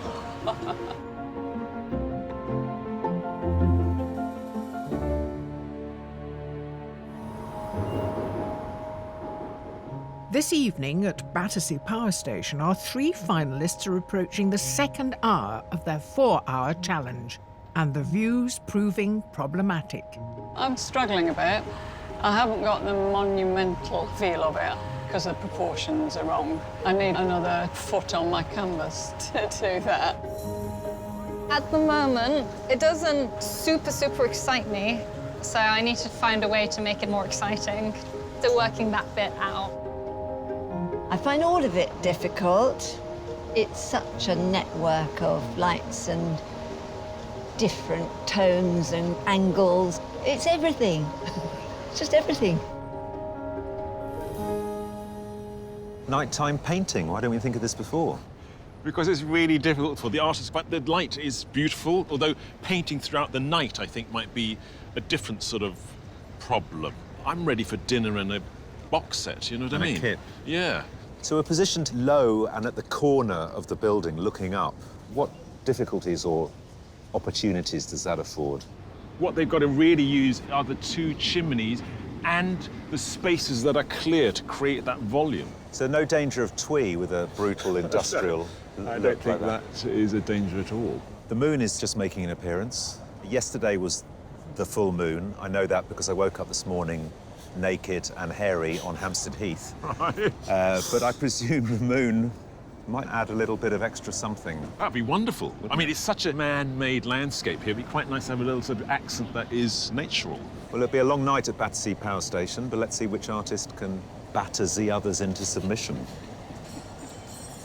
I'll get my coat.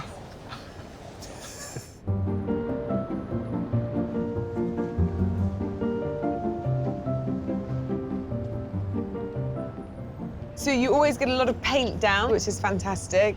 Did you know straight away that you were going to try and tackle not just the verticality of the power station, but also the water in front of it? Yeah, well, I like water. So it's nice that it's got the reflections in it, even though I've got the reflections in the wrong place. Did you find it a bit of a struggle to sort of manage something which was so big and also had so many different angles? It's all over the place, isn't it? It is. There's too much going on, really. And also, I didn't get the proportions right. Once you've got it laid out, you've just got to go with it, really. Yeah. But of course, what's important is that we're always judging this on the actual painting itself, and we're not looking for a very sort of, you know, architectural drawing. I'm quite struck by your hands. You are definitely the muckiest painter we have this evening. What's going on? I know. I do make an awful mess. Nobody will shake hands with me now, and hopefully somebody's got some baby wipes. Have you got some baby wipes? I've got baby wipes. I've got loads of baby wipes. I got you covered. OK, cool.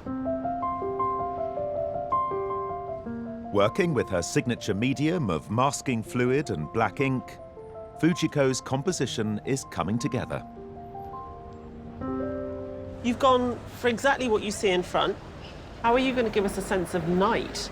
The whole thing should be very dark. It's a very rough sketch, but it's just a sense of light and dark, but I want it to be quite dark. OK. This almost looks like a little Whistler sketch, which is very appropriate given where we are. Are you a fan of nighttime painting? I I've not tried drawing a nighttime scene before, but I like a lot of artwork that's set at night. And timing-wise, do you feel that you're on plan, on target? No. No? OK, so I better get out of your way. Just, I spent too long sketching. OK. So... Well, it's a fantastic start. Really, really marvellous.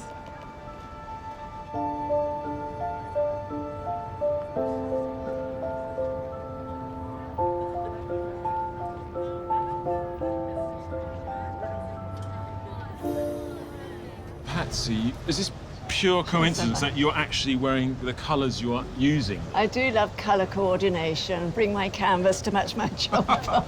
I'm looking at this, and it's very big, and it fills your vision. Yes. And you've been able to create a bit of distance. Because it's big and it's powerful, I want to get it all in a short space, but also in a short space of time. Yeah. You would expect the towers to go vertically. However, if you look at them, they're actually getting slightly closer together and they go slightly backwards. Oh, I see. Yeah. I see what you mean. Yeah.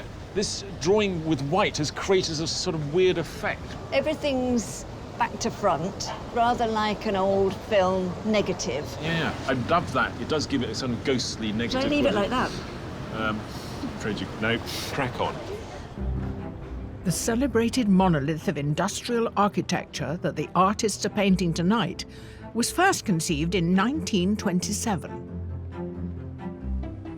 Due to London's rising population and an increased demand for electricity, plans were drawn up for a super power station, and access to a transport infrastructure was vital. The location was pretty ideal.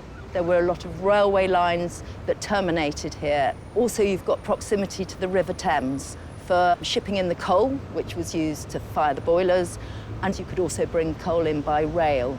So it was seen as an ideal location by the London Power Company. By 1955, the buildings were completed, but not before the renowned architect Sir Giles Gilbert Scott was brought in to refine the existing design. He was an expert at monumental buildings and design. So he's given us the fluted chimneys, he's given us the elevational treatment on the brickwork, and it becomes more and more ornate as you go up into the monumental building that it is. But by the 1970s, the power station was outdated, and 1983 marked its final year of electricity production. By this time, the building had become an iconic landmark, having graced album covers and gained listed status. For the next 30 years, the building lay derelict, until finally in 2012, its current regeneration began.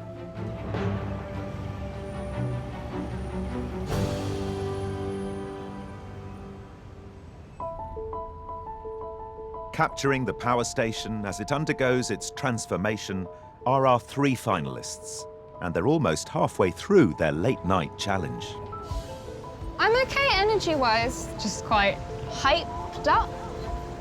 It's adrenaline, I guess. My nervousness is also keeping me going.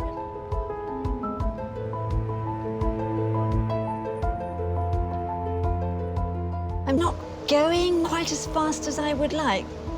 It's always a race against time for me, and I think at the end I'm going to feel absolutely banjaxed.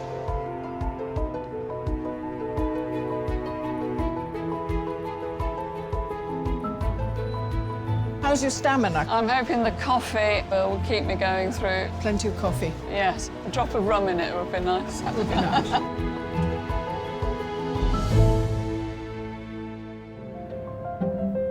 Tonight at Battersea Power Station, Patsy, Fujiko and Sue are nearing the halfway stage of their last challenge of the competition, battling to win a £10,000 commission and the prestigious title of Landscape Artist of the Year. They're all feeling the pressure. I haven't got to the point of ruining it yet. I've still got such a lot to do. But yes, I could easily just panic and spoil it.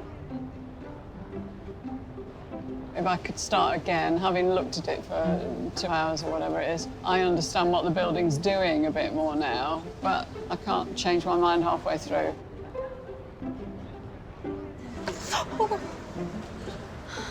It was quite miraculous. The ink didn't go on the paper even though I dropped the brush. Oh, my heart went. We're halfway into the final, and how are they doing? Let's start, first of all, with Sue. I think Sue's got a really good composition. I love the fact that she's got right in there. I slightly worry that the colour, in the way it's applied, it feels a little bit slabby. It does look like there's really good bones there, but it's looking a bit flat, isn't it? But I'm hoping the second half of our evening, she'll really be able to lighten it up. She did start by putting on huge slabs of colour. It was industrial. But also very organic. You get the presence of the building without the two chimneys being delineated. OK, now Patsy. How do you think Patsy's doing?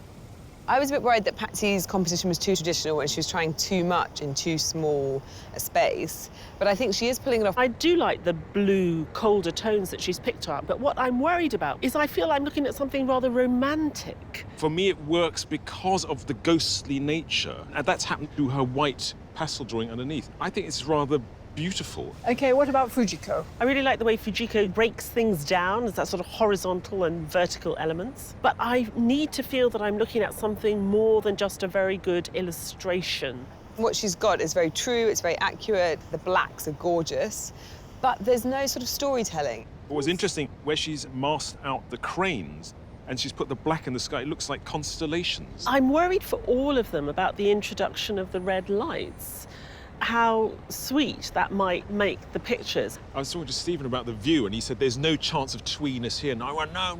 And I was just saying, yes, the red lights, it would make it incredibly twee. I have to tell you, none of them are going to leave out the red lights. Of course, part of your judging will involve looking at the work they've been commissioned to do over a period of time. How do you feel about that, Kathy? Super excited. It's always one of the best bits. Yeah. When we have the big reveal. And it can change everything. You can think, right, I know who my winner is, I've got no problems. And then you see the commissions and you see a totally different side of the artist. So it's really the combination of both that helps us make our minds up. For their commissions, our finalists were assigned 3 spectacular but very different landscapes without the pressure of a time challenge. The commissions are important because they remind us of what they are like as artists when they are doing something under their own steam, within their own time frame. What we get to see is something that they absolutely have edited 100% themselves. Sue headed off to Falkirk in Scotland, home to the world's only rotating boat lift, which connects 2 canals. The Falkirk wheel is a pioneering feat of modern engineering, but perhaps not the most obvious subject for a painting. Well, it's not what I would call a landscape. I've never attempted anything like that before in my life. Fujiko travelled to the foot of the Black Mountains and the ruins of the 12th century Lanterney Priory, originally built by a Norman knight and once one of the great medieval buildings of Wales. There's a lot to this view, which can be intimidating. The Abbey's already fabulous, but it's situated in such an amazing location.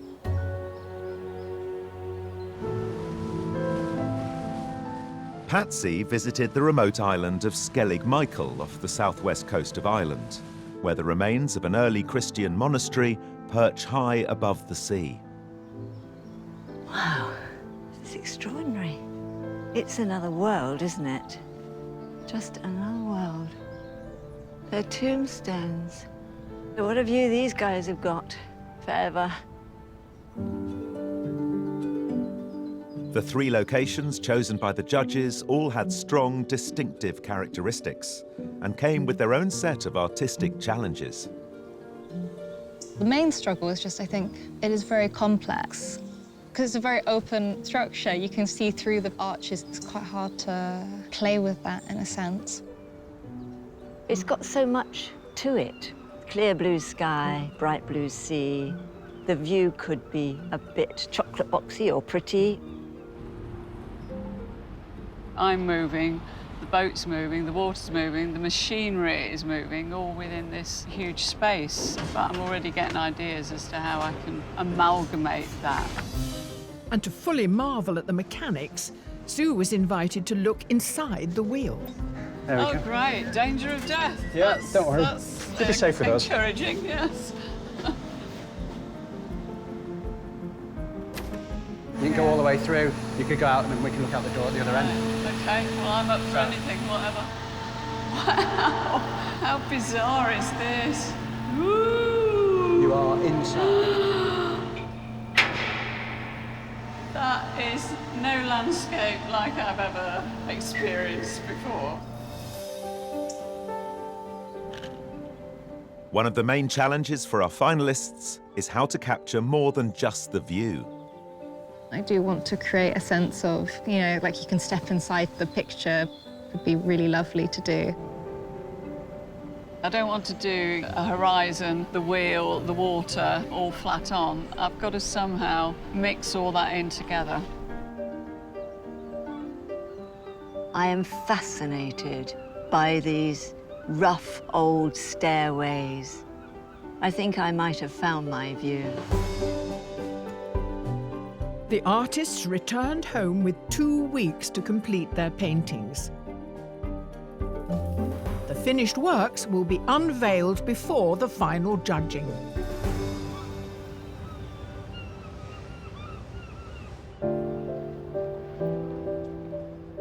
But tonight, the 3 artists have just 4 hours to create their final artworks. And painting at night is presenting a whole new set of artistic dilemmas. Fujiko, you've got a very strong sense of the structure of the building already. How are you going to deal with these accents of light around, the red lights and the cranes of white sort of... The paper colour is going to be the white. In a way, because it's nighttime, the light's so much more obvious and it just becomes like another shape in a way. The sky's not done yet. I think it's going to be a bit darker. I'm not quite sure. Yeah, because it's quite a dark sky. But it's not pitch black No. out there. There is light in there. So are you enjoying it? I really love just before I started drawing, when I'm sketching the ideas out. And I like the last maybe 30 minutes of the drawing. I'm in the middle phase where I'm putting the ink down, and usually that's the scary phase for me where I'm like, oh, I don't like that. I'm going to have to change that later. So it sounds that the process, that most of it is painful. It's tense. I enjoy it, but it's tense.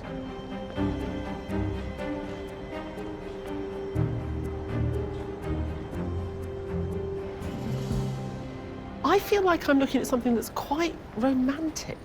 I think it's the colour that's making me feel about the romance more than anything. But I can see those colours. Roger, the colours are changing every minute. But it's a symphony of blues I'm looking at here, as opposed to sort of the inky black or dark purples that we're looking at in the sky. I didn't actually want the sky totally black. Okay. I wanted it to be like the light we had earlier on. Okay. And how are you going to deal with what I think are the really troublesome, pretty red fairy lights that we have dotted everywhere? Well, they will be there. There will be some cranes as well.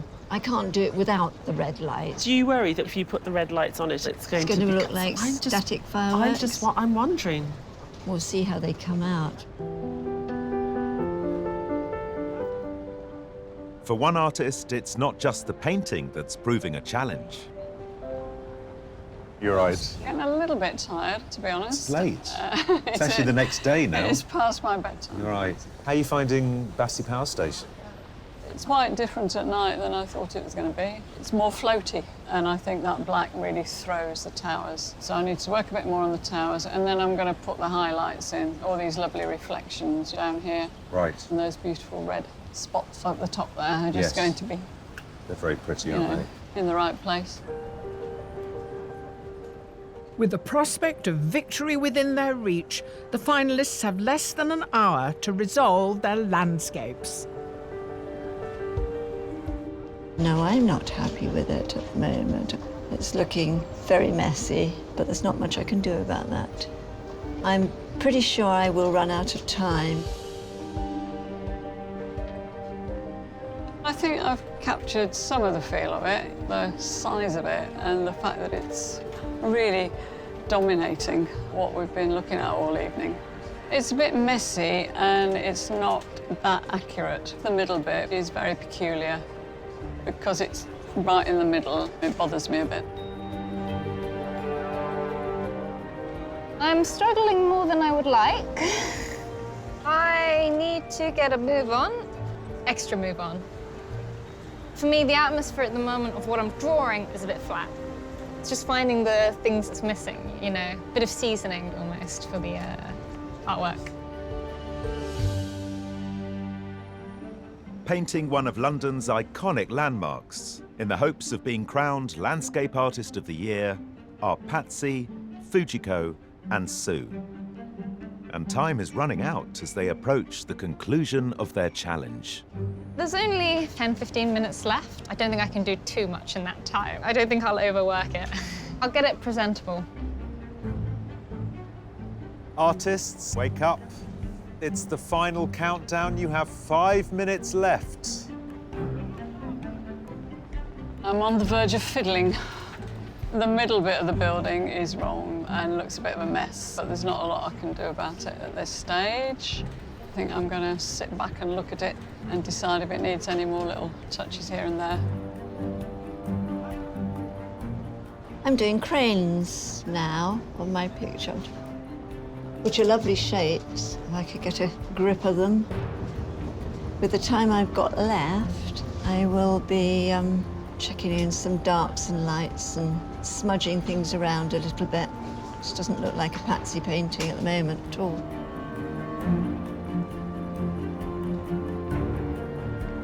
Artists, you have 1 minute left.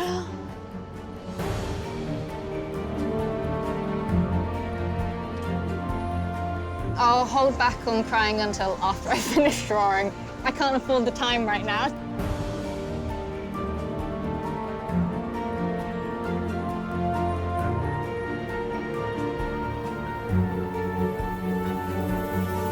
Artists, for the very last time this series, your time is up. Please put down your brushes and step away from your work.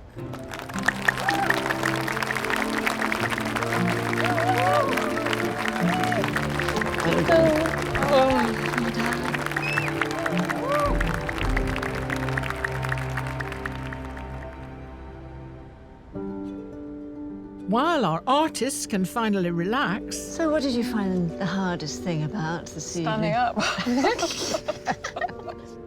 The judges review this evening's works of art and also get their first look at the commissions. Oh, wow. Blimey. Oh, cool. That is so much spread. Oh, such different takes. It just changes everything, doesn't it? Always. OK, so taking them one by one, Fujiko, that is quite an outstanding commission. I'm quite happy with my commission piece. Lantany Priory was really lovely, and I could kind of go with the flow a bit when I was drawing it, which I really enjoyed. It is quite a phenomenal piece of work. You really feel the foliage. What's amazing is the way that she shows the light dappling. It's absolutely beautiful, just with the light touch of that wash. The movement in it is incredible because Yeah. the centre is completely empty. So when you focus on it, you just get exploded outwards. And you don't miss colour. I was thinking Fujiko's work tonight was problematic. It was simplistic, and actually seeing Fujiko's commission next to it, suddenly it looks much stronger. Tonight, what she's done, she's really showing this thick, velvety sky. It's really, really oppressive, and still managed to find the natural elements of the landscape and overlay that. In her evolution, she's actually reduced her language. Absolutely. Both of those side by side, they make sense of her work as a whole. Tonight, I struggled with the landscape more than I was expecting myself to. There's a few bits I would like to have tweaked. It's just missing a little bit of pizzazz. Patsy, what do we think? Were we expecting watercolour? I'm worried the judges might not like watercolour. I'm also worried that they might think it looks rather like a meringue rather than an island. I'm impressed with what Patsy managed to do with Skelly. She's given it this completely otherworldliness, which it clearly has, and I think the fact that she's used watercolour has allowed her to capture a sense of that more effectively. Yeah, especially the way she's rendered the light. So on the path that we're going to follow is light, and then you've got this beautiful shadow down towards the sea on the left, which is absolutely readable. I'm really impressed because although it is believable and feels like a real landscape, there's a kind of poetry in the way that the paint's gone down. The problem is looking at Patsy's commission and then seeing it next to what she's done tonight, they don't sit together brilliantly. I don't know whether we should hold that against her because we are interested in seeing a range.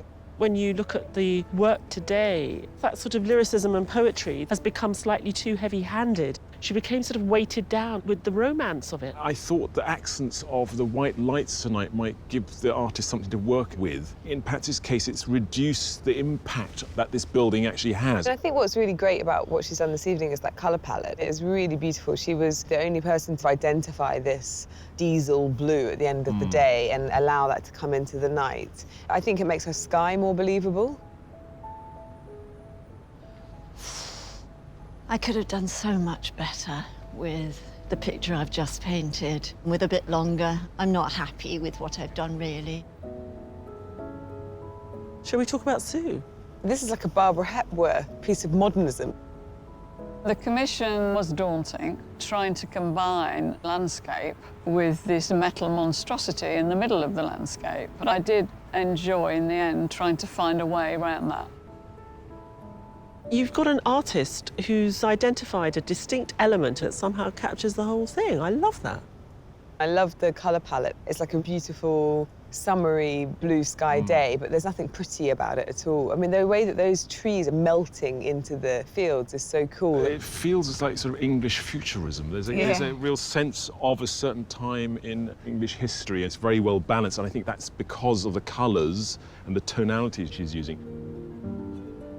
Her power station is emanating energy, and it's the only one that does it in the way that I see it happening tonight. I think it's a very well-constructed painting. I really love the way that Sue handled the shadows this evening. You really get a sense of not just the building, but the effect that the building has on the space around it. So the night sky, the cranes, the greenery, the water. I was really worried about Sue's blockiness earlier on today. But actually, it's got a really strong sense of how it felt tonight. It does sort of loom over you. I'm never happy with most things I produce. I didn't resolve the middle section, but I think I captured something of the feel. I'm really thrown by these commissions in a really big way. I thought I knew where I was headed, and I might have gone completely the opposite direction after seeing these. Yeah, I completely agree. Well, there's nothing like it being the middle of the night to sharpen your judgment. And there we have monochrome, watercolour, 3 oils. Does that confuse any judging? It's always the commissions that change everything. The commission makes sense of what we've seen in the heat. It's not as if it's like Not as if it's just judged on the commission. It can tip something somewhere else. So you've changed your judgment? I have personally changed and who Tai, I thought would win. Well, I was in a position just now where I had a winner for tonight's work, and I found somebody's commission was streets ahead of the others, and it's not the same person, so I'm a bit sort of confused. And having said that, I think all 3 finalists this evening were masters of what they did. We definitely chose people who were good. Have you come to a decision? Yeah. And very excited in it too.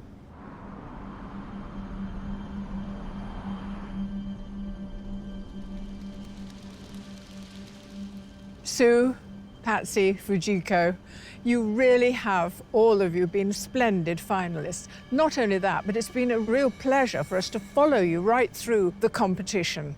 Now, tonight's prize is a £10,000 commission from the Royal Institute of British Architects to create a landscape vista of a city which has been inspiring artists for centuries. You will go to Venice. So, this being the final, only one of you can be declared the winner. And after much deliberation, the judges have reached their decision. The Landscape Artist of the Year 2019 is...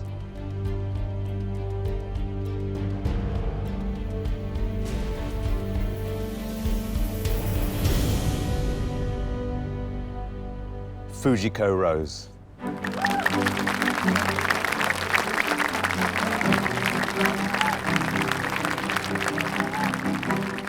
I have apparently won, which is very, very exciting.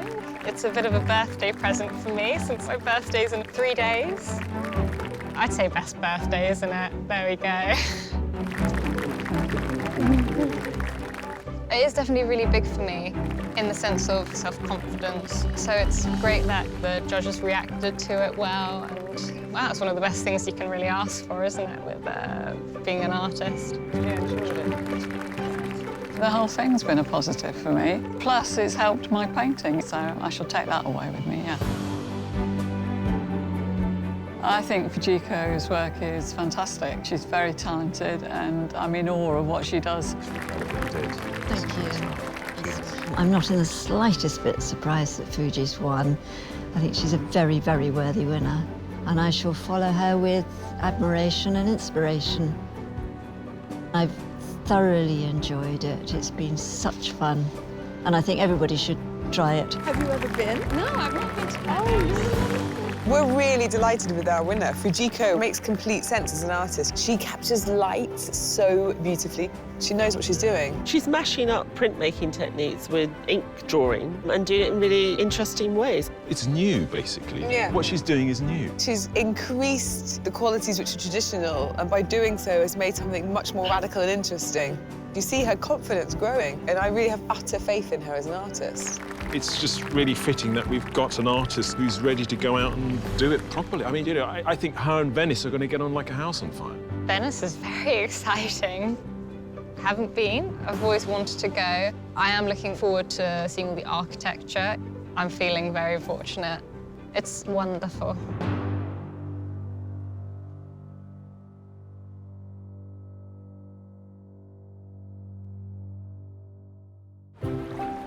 Next time, Fujiko travels to the romantic city of Venice I like this way of traveling. It feels quite glamorous. to create her prize commission. I really want it to be a balance of the past, the present, and the future of Venice. Try and inject all those things in. Before its grand unveiling at the Royal Institute of British Architects. Here we go. Yes.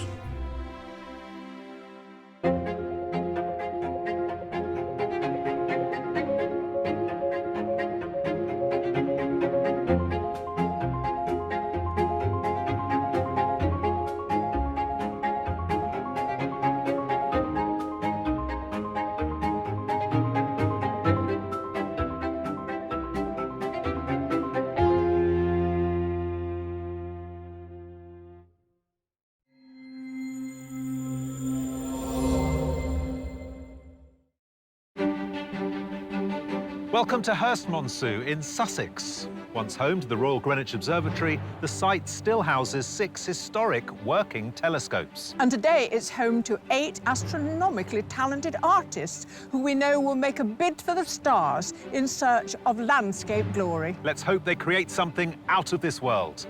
It's Landscape Artist of the Year.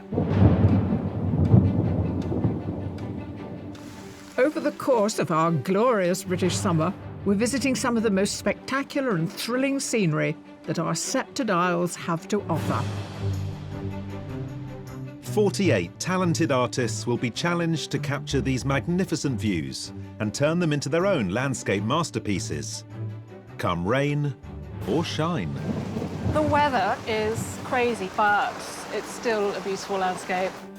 The artists are competing for a sensational prize, a £10,000 commission to paint a scene in Venice to celebrate the bicentenary of the art critic John Ruskin. To be in with a chance of winning, they'll have to impress our 3 exacting judges, Kathleen Soriano, Tai-Shan Scherenberg, and Kate Bryan.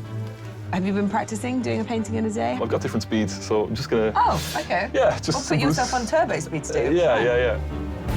And at every heat are an extra 50 artists, our wild cards, just one of whom will make it to the semi-final. So sit back and enjoy as the search for the Landscape Artist of the Year takes shape. I do landscapes in triangles. I do lots of things in triangles. Everything is triangles. Not literally. I mean, not literally. You don't see me in a triangle. I can, yes. Oh, you can? Yes. Okay.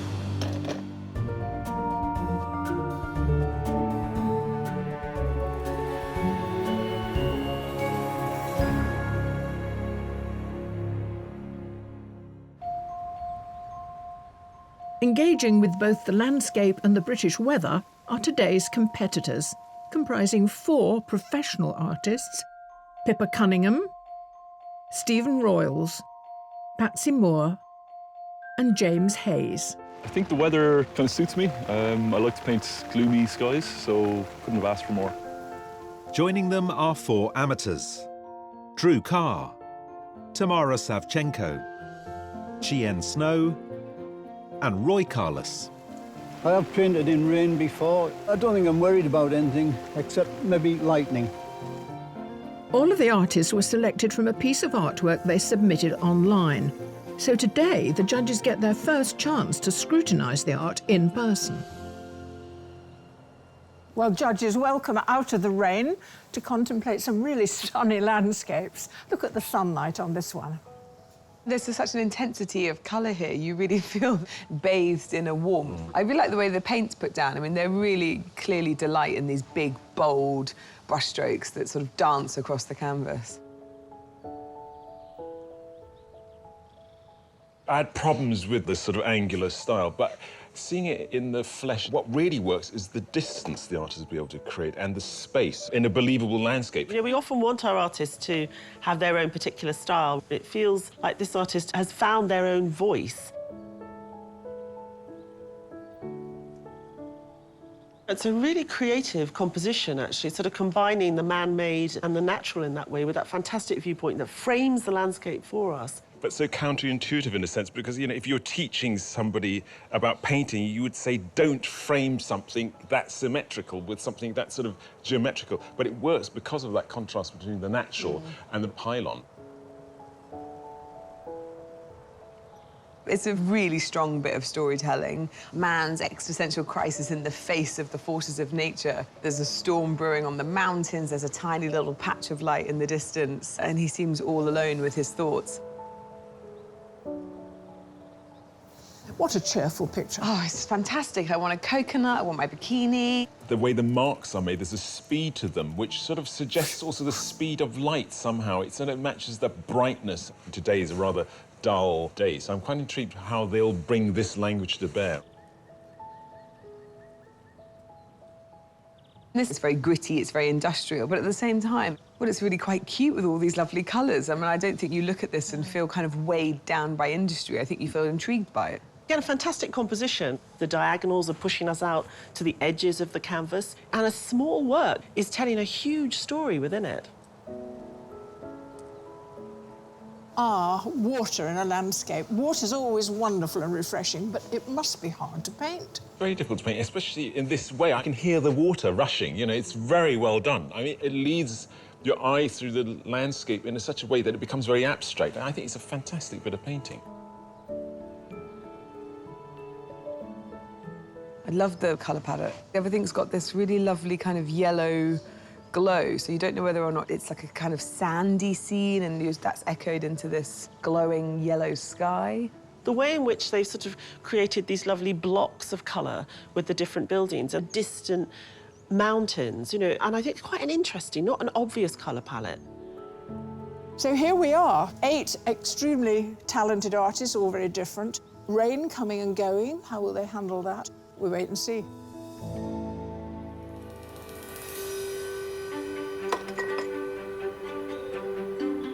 Artists, the moment has arrived. You have 4 hours to complete your landscape, and the time starts now.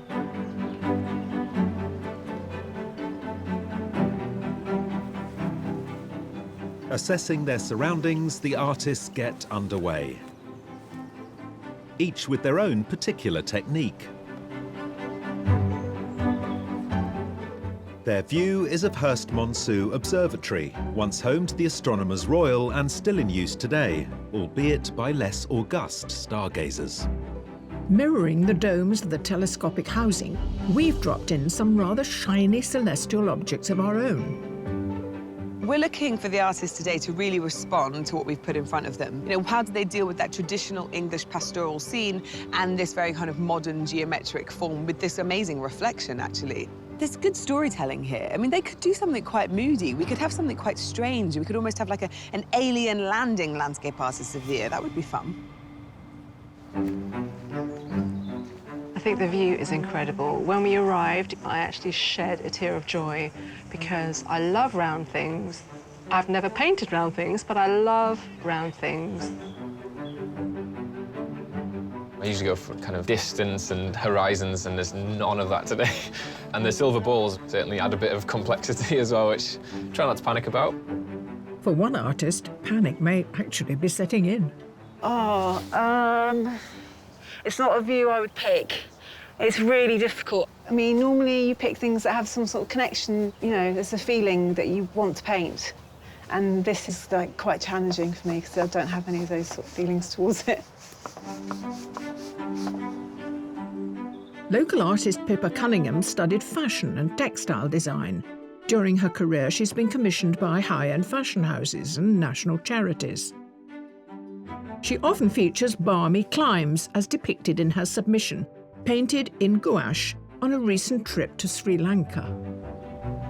Now, your submission was the beach scene. Yeah, I like sunny, hot places. Sunny, hot places. Yeah. It's not. No. It's also quite a challenging image, isn't it? It is, yeah, it's quite hard. So you've started with a wash. Yeah. We've got this huge, bold splash of green. Yeah, I'll be splashing out for the next 4 hours, I think. Where are you going to focus? Probably just sort of, I don't know yet, exactly. Do you know, I think this is the hardest landscape we've ever presented to anyone. Really hard. But don't let me discourage you. No, thanks. Because everyone else is in the same boat. Yeah.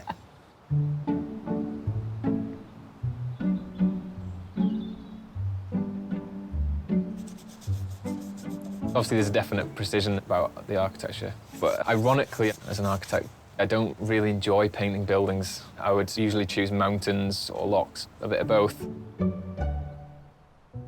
Glasgow-based architect and amateur artist Drew Carr's submission in oils is painted from a photograph he took of Long Loch while out running near his home. The scene's been framed by the geometric form of an electricity pylon. Drew, you've sketched it in a sort of a kind of blue underpainting. Yeah, I always kind of do a quick wash, mark like 9/3, as it were, trying to figure out where I think the composition's going to sit. Is that because it makes for a better composition, or it helps you draw out the scene in front of you? It's kind of like a really lazy way of gridding up. Once this is done, you start applying realistic colour? Or? Yeah, so I kind of always get the sky in first and then kind of just work my way forwards, basically. Oh, OK. So actually the paint is physically coming forward as well? Yeah, I just did that when I first kind of got into painting. I kind of learned that the hard way. Like, trying to do the sky last was a nightmare, just trying to paint it around everything you'd done. It's a very beautiful start. I would like to hang that on my wall, but I think it needs to go on, so yeah. I'll let you get on with it. All right, thanks very much. Also experiencing the volatile weather at Hurst Monsu today are a further 50 weather-proofed artists, our wildcards. They're pitched directly in front of the historic castle, an army of umbrellas on manoeuvres, deploying tactical measures regardless of the rain. I've got 2 easels because I've got a metre-wide canvas, and then I'll have good firm, and I won't wobble at the end. It's fun, isn't it? It's a day out. Be a nice warm bath later, I think. I'd sit down, but my seat's got a puddle in it. Should their landscapes catch the judge's eye, they could win a place in the semi-final. But some don't want to just catch their eye. If you come right back now and tell me what to do next, then I'll be very happy. Yeah, right. You've got a plastic bucket, you've got a broom, you've got a mop. We've got it all here. Was the art shop shut? I just wanted to cover this large canvas. Much quicker, you see. Didn't need any of those little tiny paintbrushes. Turner didn't know what he was doing, did he? Who needs paintbrushes?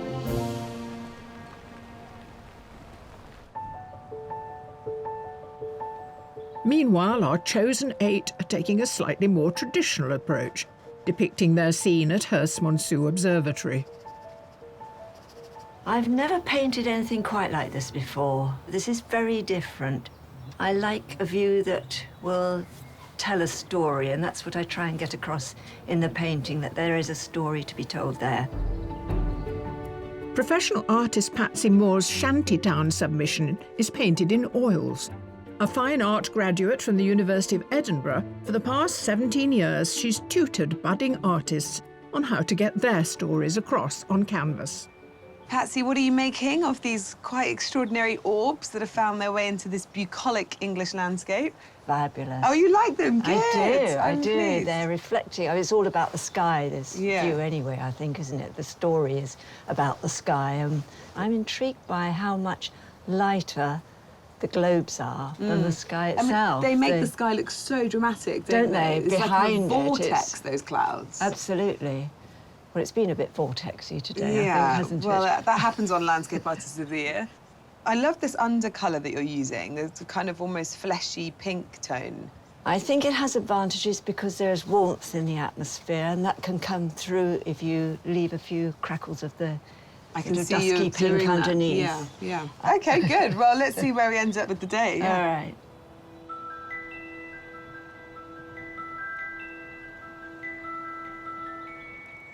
Those observatories look like giant Daleks, kind of, we will exterminate. We're going to come and get you. It's good. I like it. Somerset-based amateur artist Chien Snow is a freelance graphic designer and mum to 2 young girls.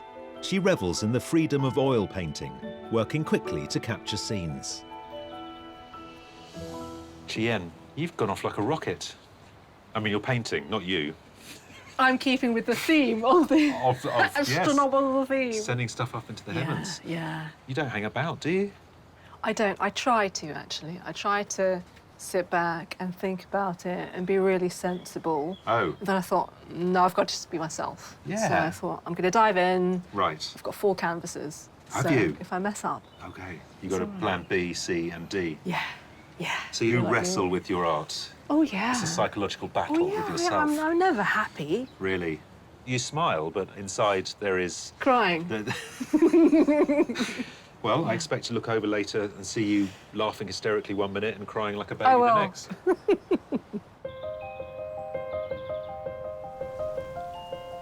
With an hour of the challenge gone, is the view still to everyone's liking?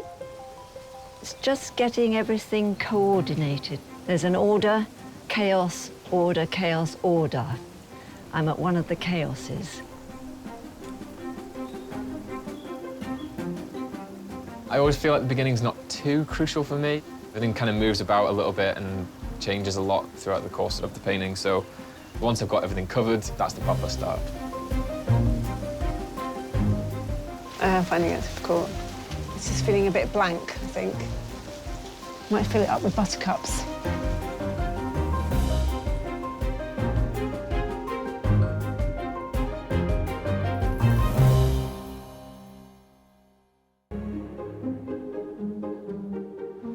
At Hurst Monsu Observatory in Sussex, our 8 artists are into the 2nd hour of their 4-hour challenge to capture the cosmic view. But for one, artistic license may play its hand. I think this view, I'm reasonably happy with it, but I think there is room for shuffling things around. I'm juggling the balls. Not fazed by today's weather is amateur artist Roy Carless, who has a love for light, as demonstrated in his submission of Thornton Force in the Yorkshire Dales.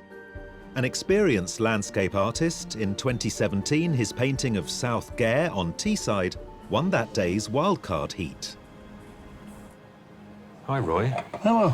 How are you going to cope with these big balls? Oh, fine, that's no problem, I think, really. I mean, you've really gone for it. You've put them all in. You've decided to embrace them fully. So you started with the compass. Yep. So I've let everybody else know that they are available for rent. Have you got no competitive edge in you at all? You should have kept them for yourself. No. This could have been your defining, glorious feature. Indeed. You're the only one smooth around balls. But one artist has no need of a compass. My specific style is just not to use curves, which is, with this many shiny balls, it's pretty challenging. When I started learning how to paint, it's just a revolt against all the curves. I just want to just be sharp and straight and still beautiful. Retired chemistry teacher Tamara Savchenko originally hails from Russia, but for nearly 30 years has made Exeter in Devon her home. Her submission, an oil painting of Budleigh Salterton Beach, is in her signature geometric style, something which might prove tricky with today's spherical view. Tamara, we recognise the reduction of the landscape from your submission, of course, but what's missing is the triangulation. If you look, everything is a little bit triangular-ish. So it doesn't have to be exact triangle. Right. It's just a straight line which create the angular shapes. There's a looseness here that I'm really enjoying. It gives it much more texture. I just actually want to make a landscape which is more or less realistic, and on the other hand is chopped into my shapes. And I think you've done that really well. I love the surreal quality of it and the way the worlds are reflected inside the spherical balls as well. I love them so much, those Yeah. balls. And I have the smiley face over there. Oh, yeah, the gravel actually- makes a smiley face. It's actually a smiley Sweet. face there. Yeah, very nice, very nice. Well, let's see if the smiley face makes an appearance and what happens when the trees come in.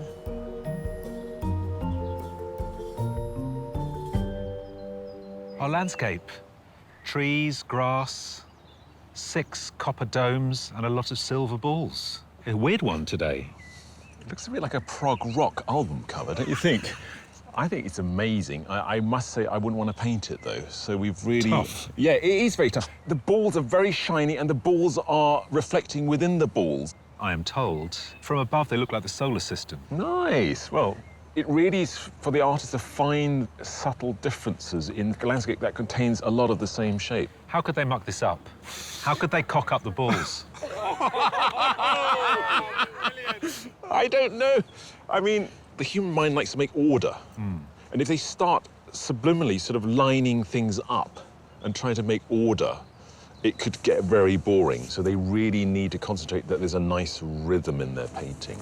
I think if the wind picks up, it'll blow all those balls down and wipe out several of our artists. Maybe that's how we let them know who's the winner. I don't need to do too much judging then. We just roll 7 balls down and wipe out 7 pods, and the one who's left is the winner. Excellent idea.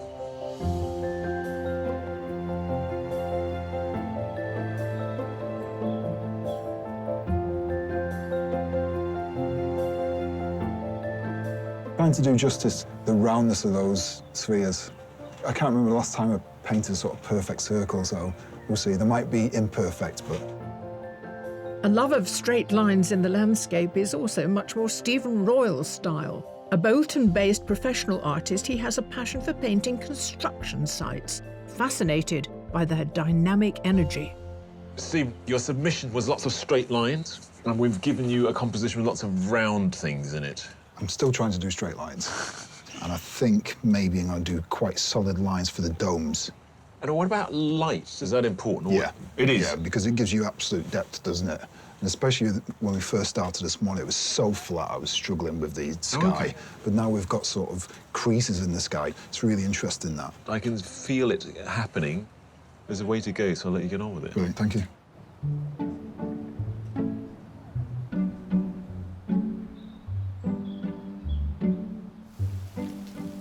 Like all these domes and all these spheres, and there's a lot of competing elements. So I just kind of decided to focus on one of the domes and just a couple of the spheres. Went with a kind of a portrait, elongated canvas because I wanted to emphasize the sky. There was a bit of thunder and lightning earlier, and if you're trying to paint an atmospheric sky, like to be honest with you, that kind of stuff kind of helps. 31-year-old professional artist James Hayes describes himself as a country boy at heart. Born in County Kerry, he takes artistic inspiration from the brooding, expansive skylines he's grown up with. Are you happy to see clouds and grey skies, or would you prefer blue skies? Absolutely thrilled. Yeah, I mean, it just doesn't get a lot better than this, does it? No. Yeah, I'm planning on doing something a bit dramatic, maybe slightly more dramatic than what we've got. Your submission was very dramatic. Yeah, the submission is dramatic. Yeah, it's huge landscape with those big storm clouds gathering. Yeah. Who's the figure in the painting? That's my brother. He ends up in a lot of my work. He kind of wanders into shot, you know, and sure, sometimes it works and sometimes it doesn't. Do you two come as a pair? We do, yeah. Today, anyway. Are you close in age? Yeah, we're twins. You're twins? Yeah. So that's close in age. Relatively close, yeah. In the submission, you look very moody. Are you the dark, brooding one? Always. And you're the light, sunny, smiley one? I wouldn't go that far. There you go. Oh, really? You're both moody. Yeah. Enjoying respite from the rain, our 50 wildcard competitors are working on their interpretations of the medieval castle, vying for the chance of just one place in the semi-final. Well, that's great. I mean, I think you're the only person who's had the guts to take on the whole castle. So well done. What I find interesting is there's a lot of colour. I mean, and given that it's a grey day, I mean, I know there's a lot of green, but there's a lot of psychedelic colour as well. There are people playing with bright colours. The way the castle is reflected in the brown water, I mean... Pink water. I'm sure the water's brown and it's pink because the castle's reflecting it, but whatever. There are colours, you know, you're talking about colours. I mean, I'm looking and it looks a very drab day, and even this great castle looking pretty drab. But I think you're right, people are compensating because as they're looking or finding their way into the painting, they're finding these colours to work with. But over your shoulder, yeah, I can see an amazing picture, which is mainly sky and just the turret of the castle. They've all cracked on at an incredible pace. Everything you do you put that black line? Right, I'm not really interested in a landscape in a conventional way, but I like the shapes. So the black line helps me to kind of pull out the shapes, really. Works very well. Well done. I like your umbrella as well.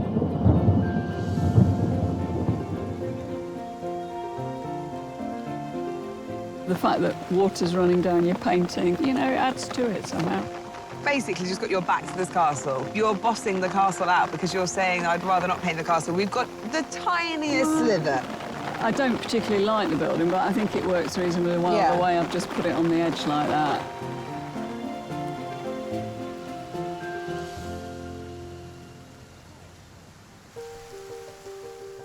Back at the observatory, our selected artists are also feeling the effects of the meteorological mayhem.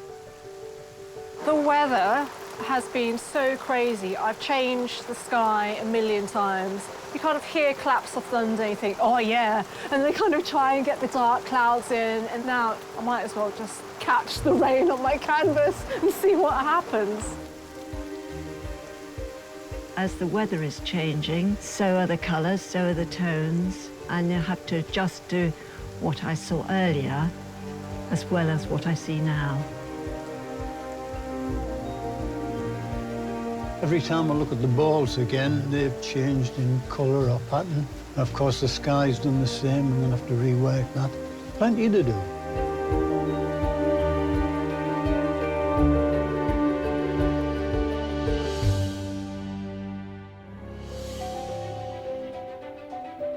Our 8 artists are nearly halfway through their challenge to depict the renowned observatory at Hurst, Monsu in Sussex. With just over 2 hours left, one artist is still struggling with her composition. Pippa, here, I'm looking at the centre and there's an emptiness to it.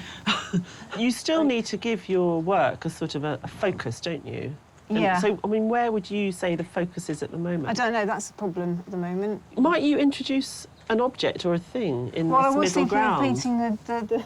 Oh, the camera? Yeah. And totally uninterested in that copper roof of the observatory. It doesn't appeal to you at all? Not really. What is it that put you off it? The shape of it, the colour of it, where it is, I love how you're screwing up your nose at this observatory. You're just absolutely not having any of it. Well, good for you. I mean, we want you to paint a version of what's in front of you, and you've chosen your very particular, quieter corner, so good for you. Clearly not at a loss in the landscape is Chi Yen, who's already completed one canvas and is now working on another. Chi Yen, you're on your second painting. I am. It's a different composition. Tell me why you got bored. This was more of a study. This is me having fun. Like sitting an exam, you do your best very early on, make sure you get everything done, and then you kind of go, ah. Also having artistic fun is Roy. I love the way that you've got the echoes of the silver balls in the sky. I love that. I don't know whether they're going to stay in there or not. OK. I'm not averse to pushing a bit towards the abstract. OK. I don't know. I think we'll have to wait and see. Oh, so even I'm not you don't know? I'm really not sure. So, what do the judges think of our 8 artists' progress so far? Is there anything nicer than coming to the British countryside in the summer?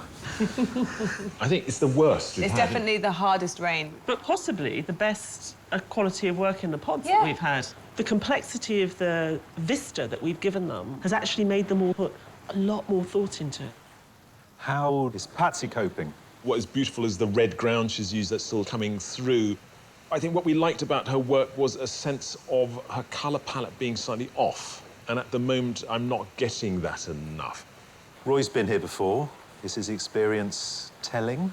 So the way he puts paint on is consistent and it's very beautiful. Very strange, the orbs are reflected in the sky, which I don't think is necessary. But I quite liked seeing him this morning with his compass, you know, making sure he got everything right. And then as he paints, he sort of paints a lot of life into it. Pippa's not interested, it seems, in the spheres or the observatories particularly. Is that a problem? She's struggling, but in this struggle, she's reduced the whole thing down to just a field of green and one orb, and I think it's looking rather elegant. I worry, though, that it's a bit dull in colour. It just seems a bit flat. I love the colour and the density of that colour, the sort of chalkiness, the opaqueness of it. The palette that she's chosen today is really attractive. She ends interesting. She's on her second canvas. Very vivid, her painting. Very vivid, and she uses colour really well. She plays around with the paint on the surface, lets it skid around, different brush marks. There's very little drawing, and a lot of it is done through this big gusto act of painting. The second composition, I think, is slightly stronger, but she works so fast, I think she just needs to back off a bit and slow down and really sort of tighten things up a bit, because at the moment, I think it's too energetic. How Drew do? He starts with what's furthest back. Right. So when he paints something over the top, it is physically in front of what is behind. So the actual paint is following the same regression as what is... Rather than just sitting side by side. I don't think I've had anyone paint like that, really, on this programme before. But I think it's quite an interesting way of doing it. Some fine work out there. Let's see how they get on before those orbs hatch and our alien overlords rule the Earth. The view of the observatory our artists are painting today only came about in the 1950s. The original Royal Observatory was based in Greenwich, founded by King Charles II in 1675. By the mid-19th century, light pollution in the capital prompted proposals to relocate the observatory to a rural location. In 1957, it moved here to Hurst, Monsu. Individual domes were constructed on the site to house 6 large telescopes, their green copper cladding designed to blend in with the Sussex landscape. At its busiest, 200 astronomers and support staff were based at the Hurst Monsu site, monitoring the night skies. The 7-metre-long Thomson refractor is one of the largest telescopes in the world. In 1969, it was used by a team of astronomers assigned by NASA to map the surface of the Moon ahead of the Apollo mission, and it's still in working order. Every night, the Hurst Monsu astronomers mapped the position of the sun and stars and were even responsible for generating the Greenwich time signal, more commonly known as the BBC Pips. In 1990, the Royal Observatory moved again, this time to Cambridge to be close to the university. But the old telescopes and their iconic green domes remain here at Hurst Monsu. The site is now a science education centre, inspiring the next generation of stargazers. Today, down the hill from the observatory, 50 wildcards have spent their day dodging the downpours, capturing the castle on canvas. Only one will be selected to be in with a chance of making it to the semi-final. 2 ladies in purple. Did you deliberately set out to match? Totally accidental. Except we both like purple. We both like purple, obviously. But, yeah. Now, yours is not purple. No, but there are elements of purple there. So this is yours. It is. What do you say that she should do now? Scrap it and start again.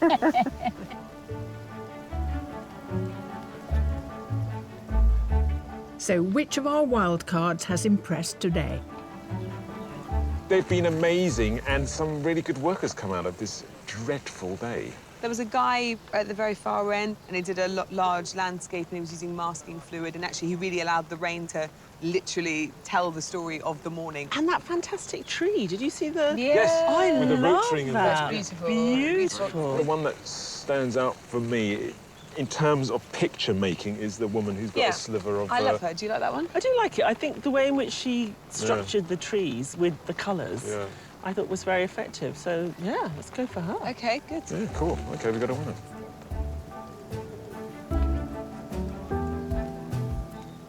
We really like your painting. It's caught enough of the castle to get away with it. Well done, congratulations. Absolutely delighted, thank you.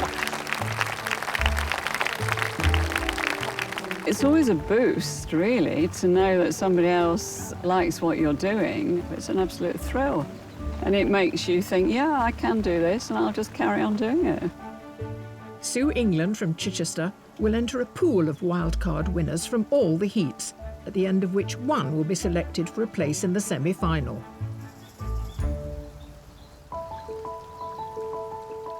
Back at the observatory, our 8 artists are into their final hour. The only thing that's worrying me at the moment is, will I get it finished? But it's an interesting challenge. I'm not defeated by it yet. Right now, I have no red brickwork in and rusty red doors. I've got those to do. If I don't get those in, then it's going to look weird, so I must get those in. There's a couple of things that I can't quite write, which I'm kind of just going to run with. Domes haven't been easy, but it's too far on to undo them now.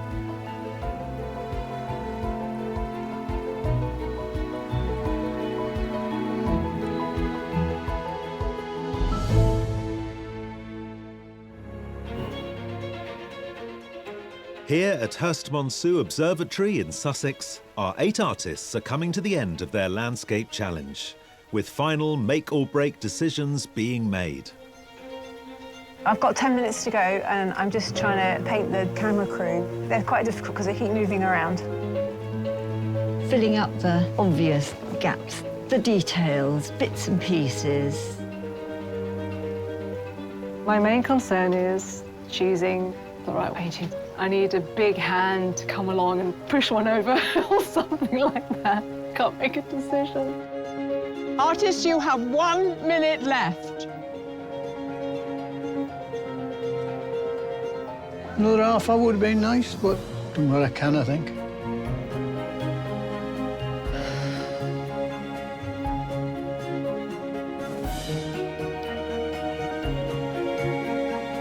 Artists, the laws of space and time cannot be broken. Your time is up.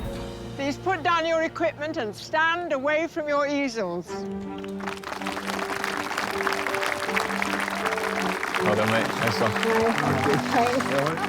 Very well done. Well done, you. For our artists, the hardest part is over, but for our judges, it's just beginning. I think Patsy's been really clever. Sometimes when people have a seductive undercolour, they overplay it.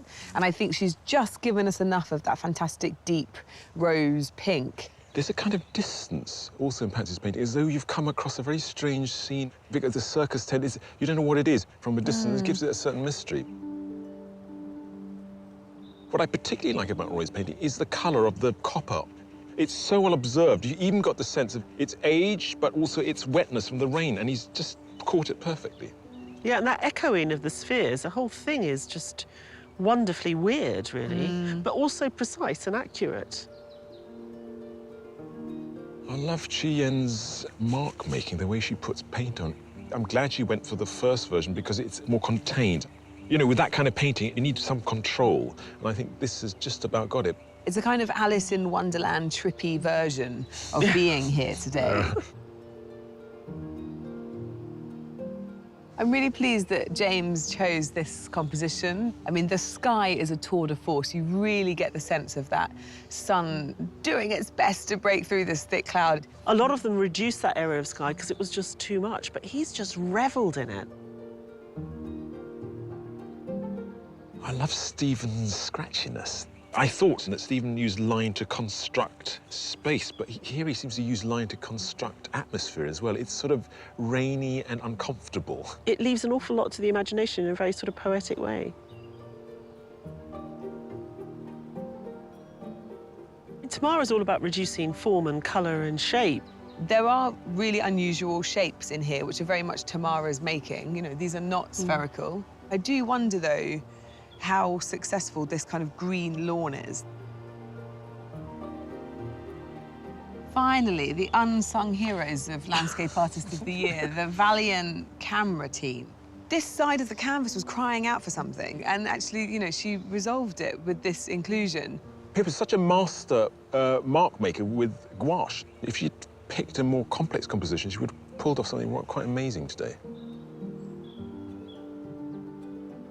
Drew's made a very quiet, honest painting about today. He might be one of the most successful artists to deal with the orbs. The way that he kind of swirls the paint inside. I like it. It's got a freshness. I could spend a lot of time looking at it.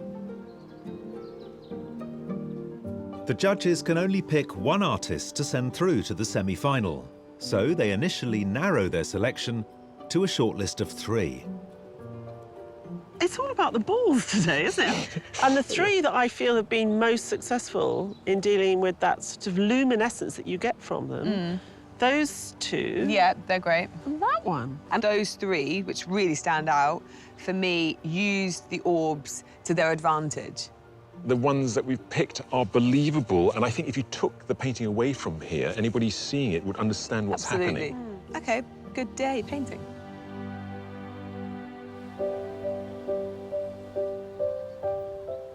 Artists, you've all done exceptionally well dealing with this extraordinary scene today. Sadly, only 3 of you can be shortlisted, and the judges have made their selection. The first artist on the shortlist is Roy Carlos.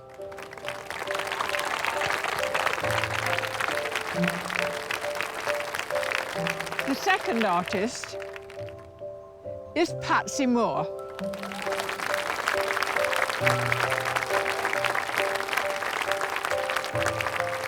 The third artist, Drew Carr.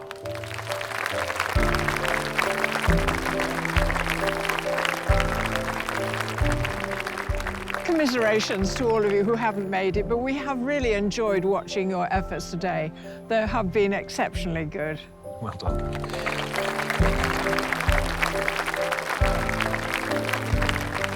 It was an amazing experience. I will keep painting in my speed, with the same vibrant colours. I feel very encouraged. Taking into consideration the artist's submission paintings, the judges must now make their final decision. Well, our painters today struggle through some difficult conditions. All these 3 have really risen to the challenge, actually. So let's talk about each artist in turn, and starting with Patsy here. I think I like Patsy's work today more than I like this. There's something about her submission that is very sort of staccato and precise. There's a more organic nature to the work that she made today. The choice of the ground is really, really sensible, and just the way that it comes through, just enough. With that beautiful red ground coming through and that sort of the purple in the sky, she's a really great colourist. Ty, earlier in the day you were worried about Roy's reflecting the orbs in the clouds. Yeah. But has he resolved that for you successfully? It seems to make sense. I got some sci-fi soundtrack coming through the clouds there, and I think those vibrations that make the painting more interesting. And I'm pleased to see that he's just taking one step into something a bit more surreal, and I think it really raised his game for us today. Drew came through.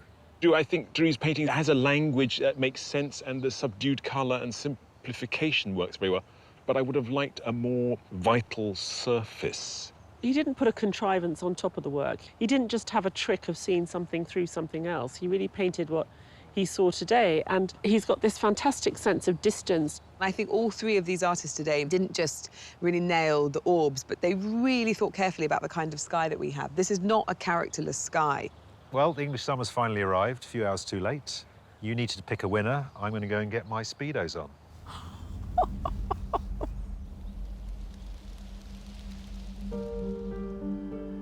Patsy, Roy, Drew.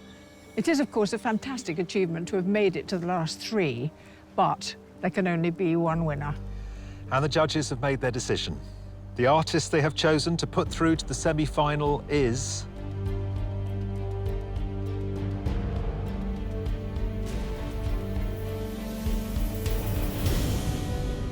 Patsy Moore. Wow. Thank you. I'm stunned that I've got through.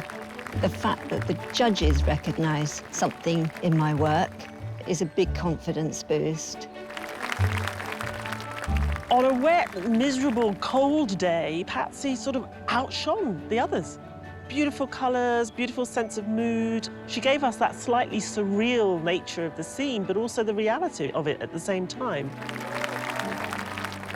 Winning this heat means the world to me. It's fabulous, tremendous.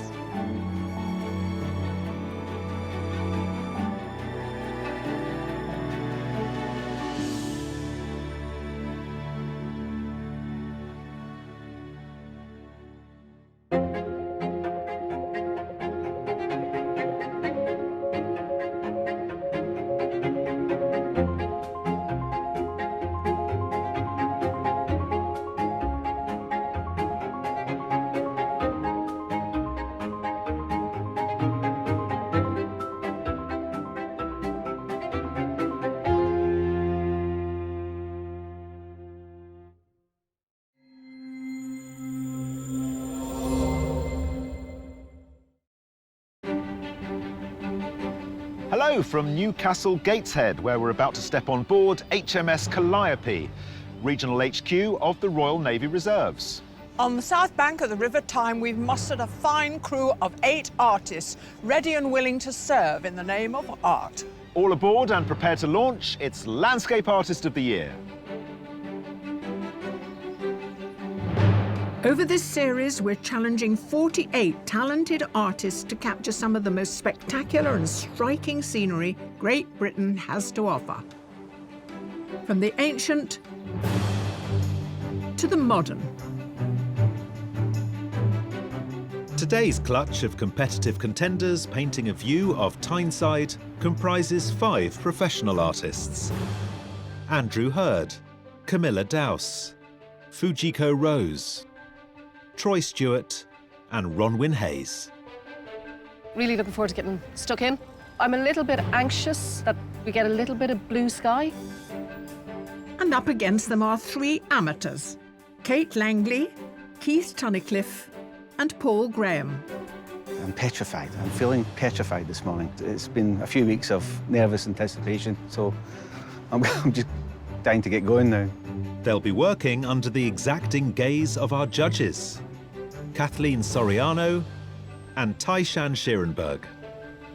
Nothing feels right. This is too thick. Yeah. Look, you're here because your submission is lovely and you're a good painter, so get on with it. All right. Sound like my husband. No, oh God. The artists are all competing for a sensational prize, a £10,000 landscape commission of Venice to celebrate renowned art critic John Ruskin. Also aiming to impress at every heat are an extra 50 artists, our wildcards. So do you normally work sitting cross-legged on the floor? I forgot my chair. So who will make a meal of it? Not happy at all. And who's hungry for success? I keep imagining an enormous boiled egg just being sliced. That's why you're hungry. I must be.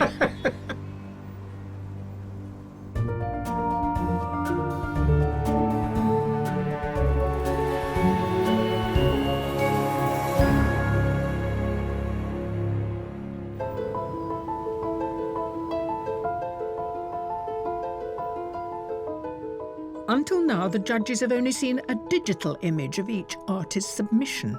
So this is their first chance to get a close-up look at the real thing. Well, we don't have Kate and her bump with us today, so you're going to have to judge even more and possibly reflect what she herself might have thought of paintings, OK? I guess we'll have to.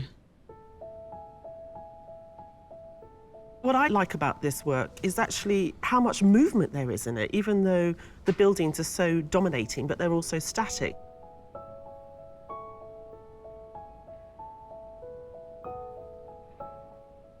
In this abstract jumble of shapes, our eye is able to travel across space and make sense of it. It just is a beautiful symphony of grey, really. You can feel sort of the heat of the day beginning, but the cool of the shade. But there's a little bit of a breeze blowing with the clothing sort of waving around on the line. I think they've really summoned up that sense of weather. I love this. I think it's an extraordinary bit of ink drawing, mark making, and also an interesting way of breaking up perspective into this kind of cubist way of looking at space to give us a sense of a location. What I found interesting are the different painting techniques. So you've got this sort of wobbly painting technique, which you see on the barge and then you see in the water, which is really effective. And then you've got the precision, the blockiness even, of the building.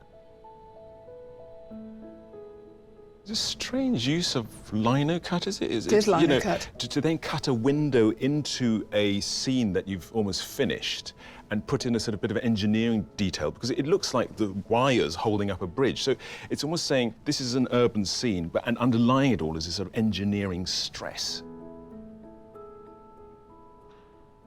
I find it a little bit spooky. Yep. It makes me think of the house in Psycho. All the colours are slightly turned up, and I think that's what gives it this sort of powerful narrative. What are you to make of this one, I wonder? It is, in fact, reflections in water. Yeah. You can even smell the dankness of the pond edge. It's a beautiful piece of organic greenery. Well, it remains to be seen how all the artists handle the bridge over the Tyne. Artists, it's time to look lively and shake a leg as the competition is about to begin. You have 4 hours to complete your painting. Your time starts now.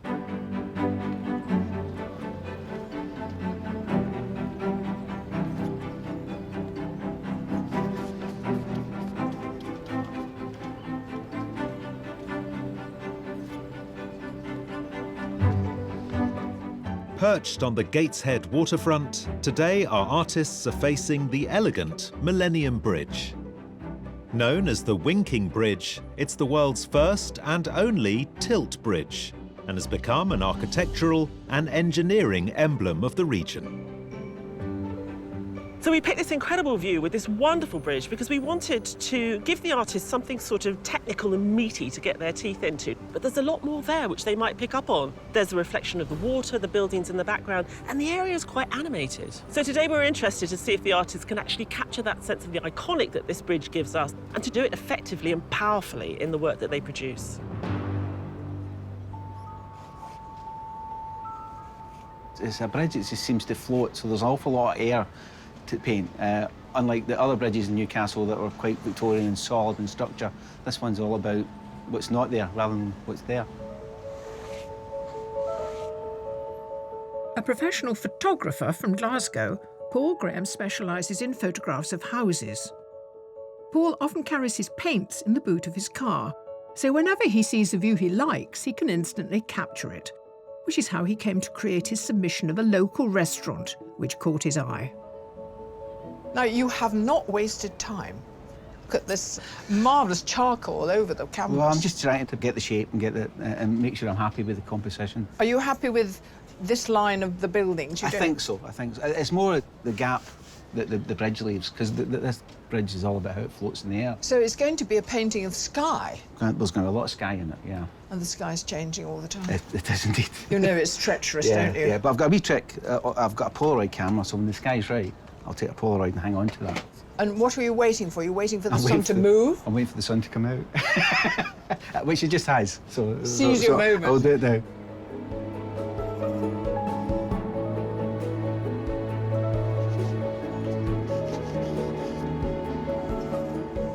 With a 4-hour time limit to create their landscapes, seizing the moment is good advice for all the artists. My biggest concern is that I won't finish it in time. I still haven't figured out how I want to lay out the image Hopefully I can create something that I'm happier with. Cross fingers. Fujiko Rose is a self-taught fine artist and wallpaper designer. She took part in 2018's Landscape Artist of the Year, drawing Fountains Abbey in North Yorkshire. This year, her submission shows foliage around the front door of her Welwyn Garden City home, made in her customary medium of Indian ink. Starting with small sketches, what are you trying to work out? It's quite a complicated scene in front of me. You have to kind of edit things out as well. I'm sort of trying to get a slightly old photo feel merged with a bit of a modernist meets a bit of a wood block. That's good. Of the 3 squares you've drawn for your sketches, you haven't filled out the 3rd one. Have you arrived at your composition, do you think?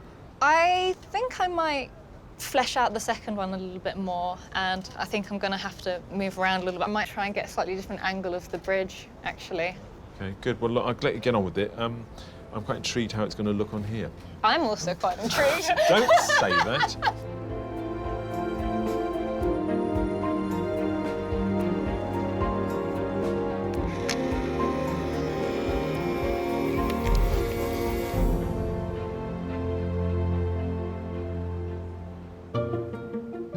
The 8 artists lined up aren't the only ones painting on Tyneside today. On a first-come, first-served basis, we've invited 50 more artists to paint on Gateshead Quay, the wildcards. It's a fabulous view, but what do you do? Can you give us a clue? No? There. You can go anywhere, can't you? And if any of their artwork captivates the judges, they could win a place in the semi-final.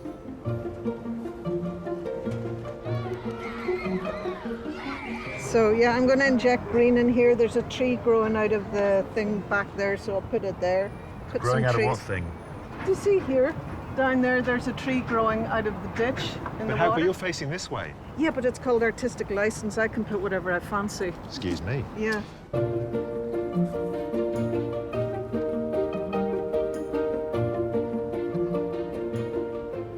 I'm a portrait painter, so we're at the Baltic. And there's all this big landscape, but none of that's the Baltic. That's the Baltic. Paul? Yes? I'm impressed by the start you've made to your painting, but I'm more impressed by the fact you're sitting cross-legged on a stone floor. Do you do yoga? I don't do yoga, no. I do a bit of bodybuilding. Bit of bodybuilding, okay. When I can. Not going to pick a fight with you, then? Don't do that, whatever you do. Well, it's a cracking start. Thank you very much. Good luck. Nice to meet you. And you. Watch those knees. I can't get up. I'm literally going to be here the rest of the day. Help him. Can somebody, anybody?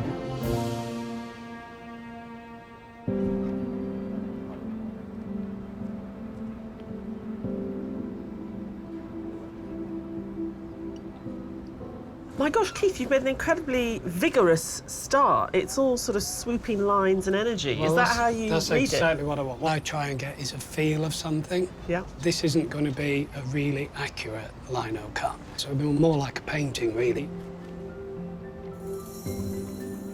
Since retiring from his career as a web designer, Keith Tunnicliffe now devotes his time to art. Having recently discovered a passion for lino cut, his submission print of Waterloo Bridge in London was created after crossing the bridge at sunset. One of the things I really liked about your submission were the limited range of colours that you used. Yeah. But they were very beautiful. Tonally together, they worked so well. It's only the 3rd ever lino cut I that know. I've ever done. What have you changed from that being your 3rd one to this being much further down the line? I don't think I've learned very much, really. I think what I try and do is try and tell a story. So basically, you might see 4 prints going up on only one submission. So we're going to have a little gallery start to emerge in your little pod. That's right. I mean, it's a wonderful start.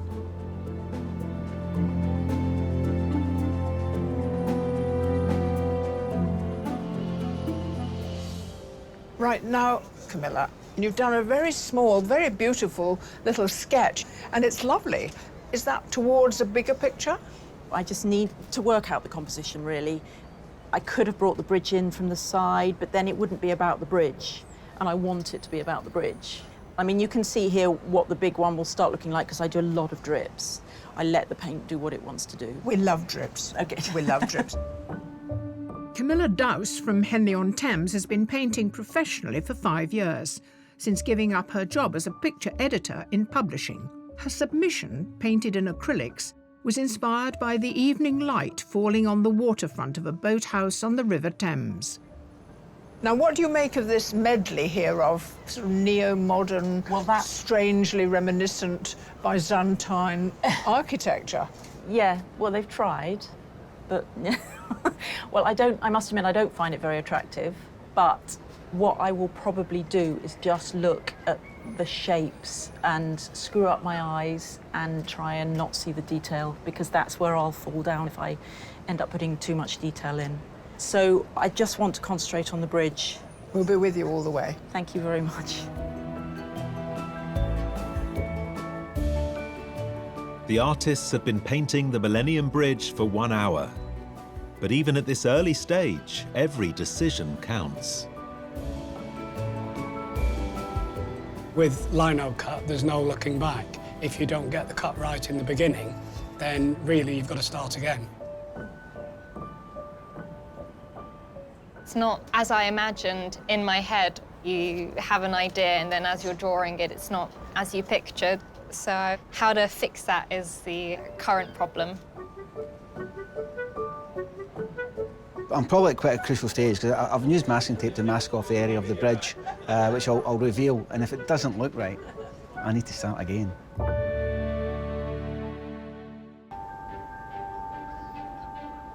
Here on Tyneside, 8 artists are 1 hour into their 4-hour challenge to create an artwork of Gateshead's iconic Millennium Bridge.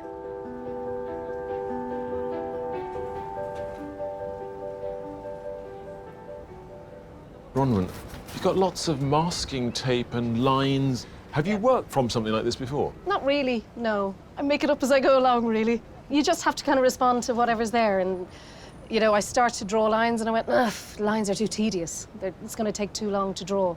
So I just want to block it out and mask it up and get blocks of shape. Bronwyn Hayes from County Clare in Ireland went to art school in Dublin. But landscape painting has had to take second place to raising her children and her job as a film set painter. Her submission, inspired by a visit to Monet's garden at Giverny, was painted over several days in oils and acrylics. So you've got this beautiful sky stain, and you've already caught the colours of the river. I mean, is it about applying paint in a transparent way again and again? Yeah, it's building it up and building it up and building it up. And then I'll probably put a whole wash over the whole thing that pushes it completely back. Bloody I'll put a hell. glaze over it, and then I'll probably paint some oils, and then it changes completely again. I mean, you said you don't really have a plan, but it seems to be working and looking quite exciting. So as long as you're quite gestural, and I've got to be very careful about my clothes. I'm nervous of that. I continue.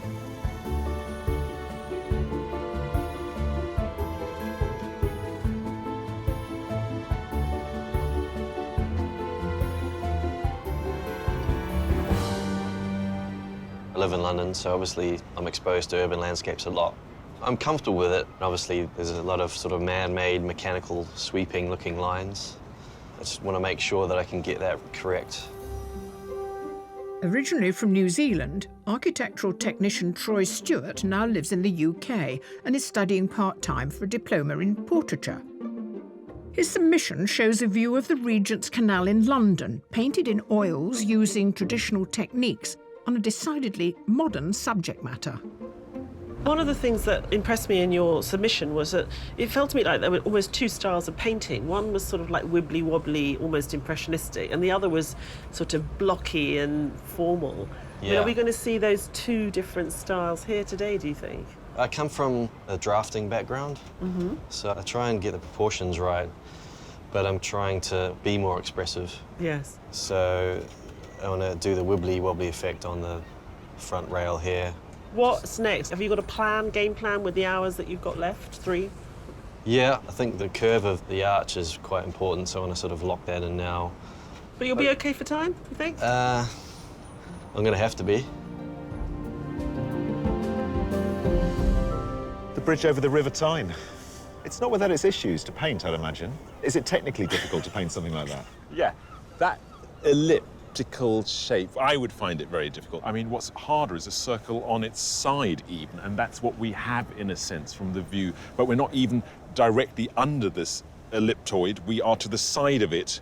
So you've got to make it a believable shape. Actually, the only nice thing, or easy thing, I think the artists will really enjoy is the water itself. Right. But some of them even complain that when it gets windy, of course, it gets choppy and you can't see the reflections. So this is a right old handful. Complained?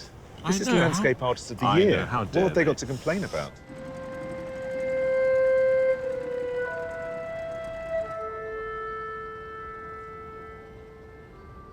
Earlier, I know you were a bit sort of overwhelmed by this scene in front of you. Yes, I decided, if the sun will behave, that I'm going to focus on the reflections.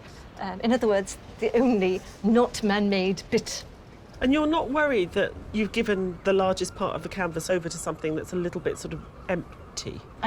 Empty? Where's the empty? This, the river? Yeah. Oh, no, that's the best bit.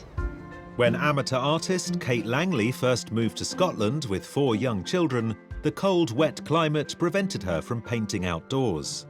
But her submission oil painting of a summer garden was painted in the heat of a family holiday in northern Spain. Well, I think the washing line was inspired in your submission work. It really sort of animated the landscape. It sort of carried the eye through the picture frame really well. Thank you. Yeah, I must think movement, but nothing much is happening. Got ripples, we've got ripples. Fantastic. I'll let you focus on getting all those ripples and all that reflection in.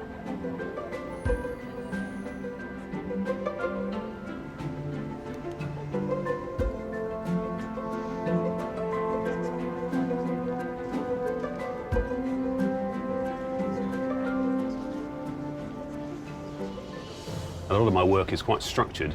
The horizontals and verticals, I feel quite at home with that. I do paint water quite a bit, so again, having the river in front is quite sort of reassuring. It's something to sort of ground me a little bit in terms of having the reflections as I like to work with. After selling his haulage company a few years ago, Andrew Hurd took early retirement and relocated to the Isle of Wight, allowing him to paint en plein air every day. His submission was painted in oils over 8 hours and shows a rooftop view from the restaurant of London's National Portrait Gallery.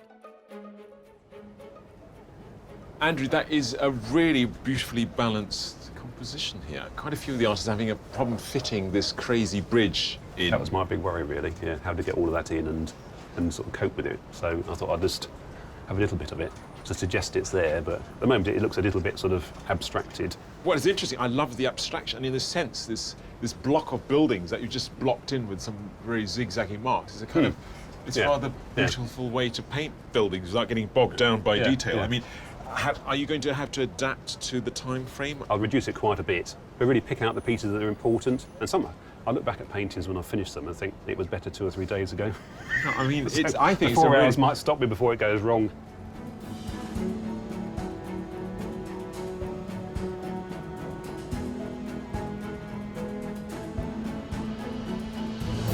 Also exercising their creativity on the Gateshead quayside today are a further 50 dedicated artists. Our wildcards. I work in this building, I get to see these views all day, every day. I like the geometry of the steps here, and I think that deserves a mention in its own way, doesn't it? Obviously, I'll put an ode to the Tyne Bridge and the Sage itself, but that's not going to be the focus. No one else is picking out that particular view, and that's it. Well, that actually says something, though, does it? You should be painting over there.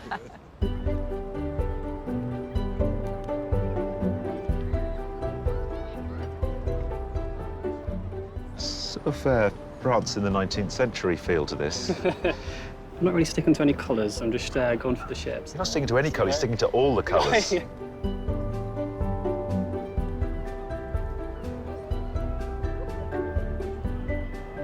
So you're ignoring this big bridge behind us.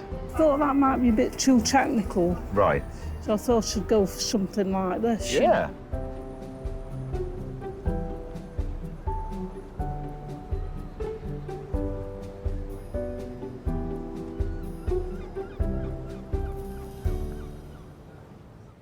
course, one of the difficulties of painting a famous tilting bridge is just as you're halfway through, the bridge begins to tilt. Oh, They're just about to that's lift the about to bridge. lift the bridge. Yeah. Oh, okay, cool.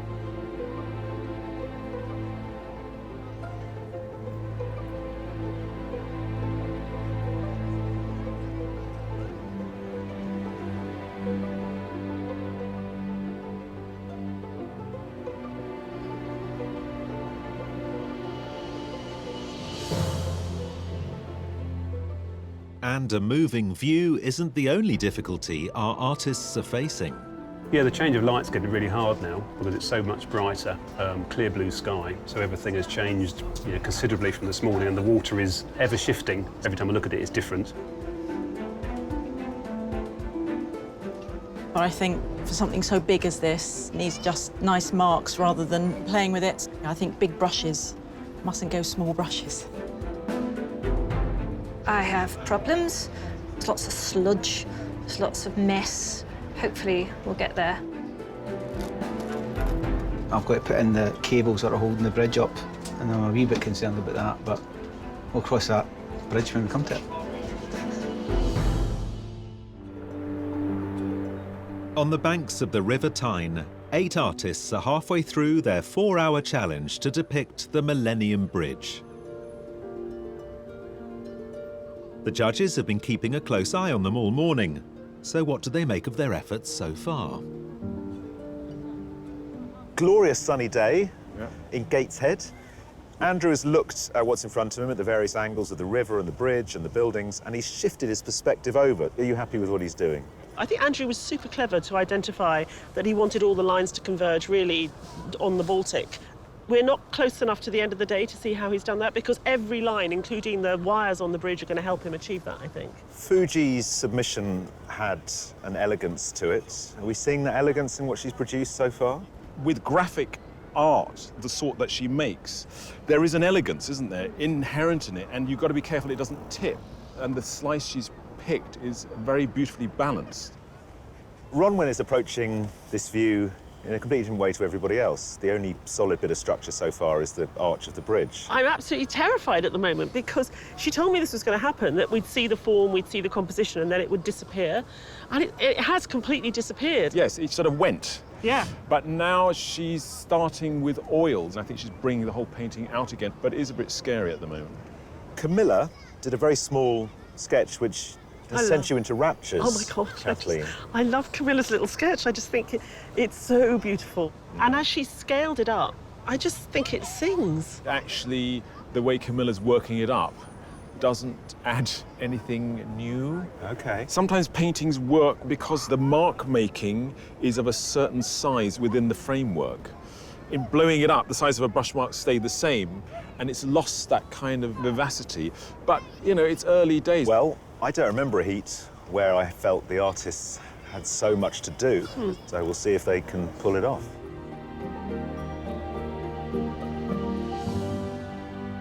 You've included a very great deal here. You've got all the foliage here, and you've got this series of buildings, not particularly attractive buildings, but you've made them more attractive than they are. You know what, when I was doing my rough sketch, it was really small, and so I sort of just ignored the buildings earlier, and then when I was drawing large, you start to realise little problems like there's more trees than I realised, which isn't a problem, that made me happy.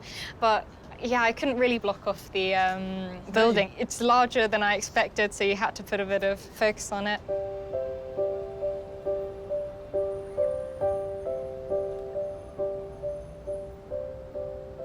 Keith, this is so different from what I saw first thing this morning. And I can see that the Baltic is slowly emerging more and more. Yeah. At the moment, it feels quite abstracted. I want it to be sort of abstracted, but Okay. it's also got to, it's got to have that last little bit of definition, I believe. OK, and that definition will be with darker lines, you're thinking now? It will be with fine black lines. Well, I think Gallery Keith has been a huge success.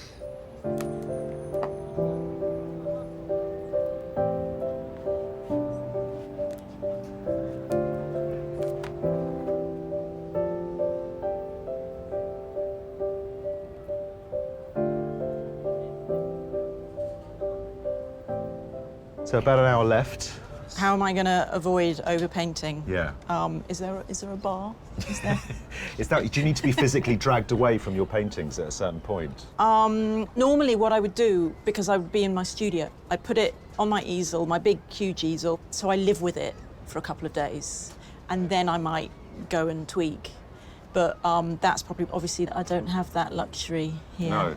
No. No, you have an hour, and then the painting will be judged by two fearsome judges. Yeah, thanks for that.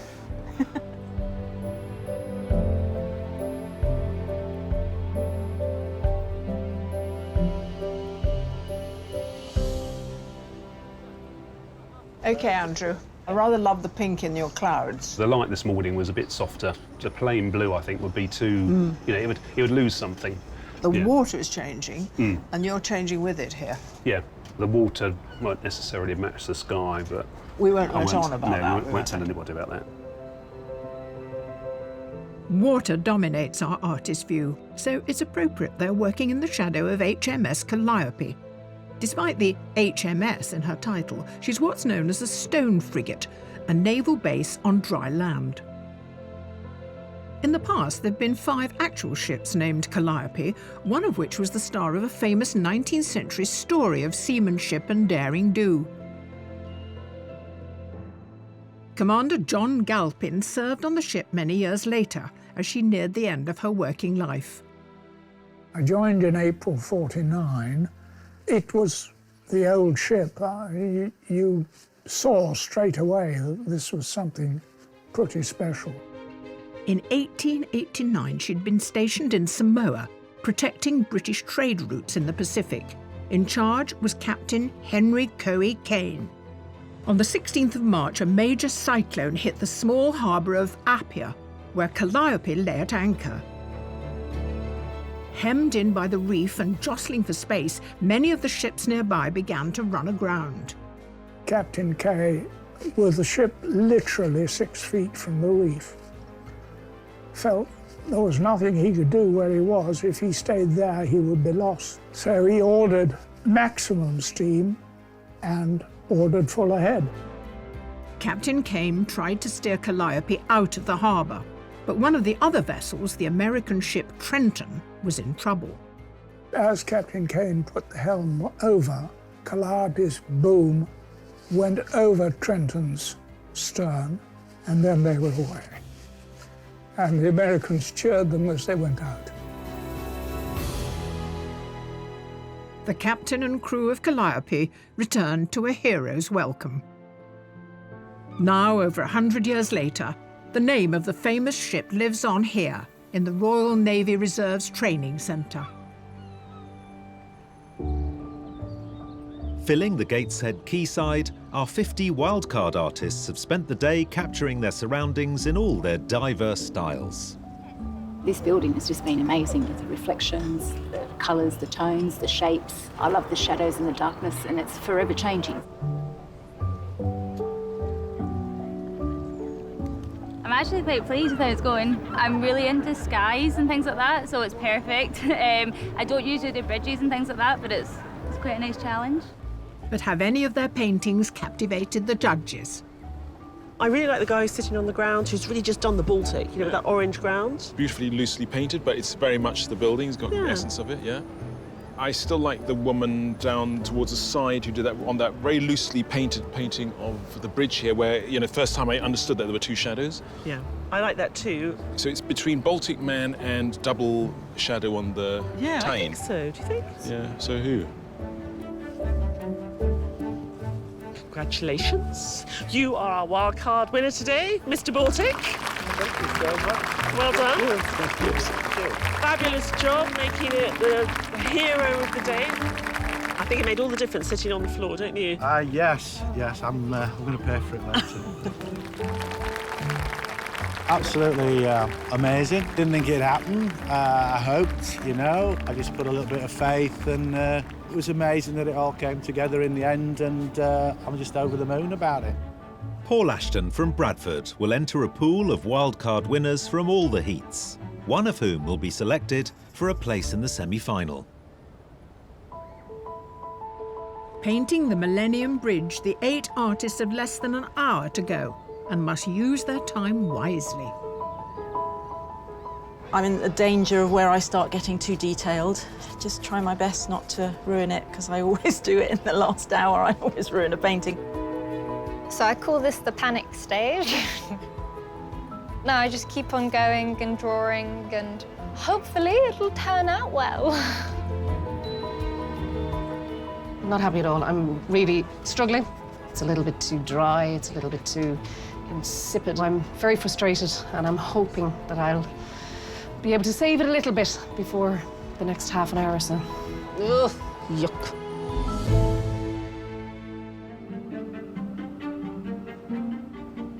Here in Gateshead, our 8 artists have just minutes left to complete their artworks of the Millennium Bridge over the River Tyne. If I could cut the painting in half and keep the bit of the Baltic centre, I'll be happy with that. But the rest of it's getting a little bit tricky, so I just need to sort of get the water right. Looking great. What do you need to do? No, I hate it. Do you hate it? Absolutely. Oh, no. Loathe it at this stage. What don't you like about it? I need loads more time. It's not luscious enough. It's very one-dimensional. I'm really disappointed.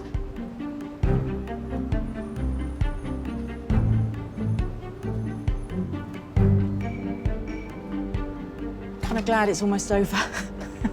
The swathe of kind of brown buildings, I wanted them to go back a bit, and I'm not sure, maybe put a bit too much detail in. I actually just don't know at this point.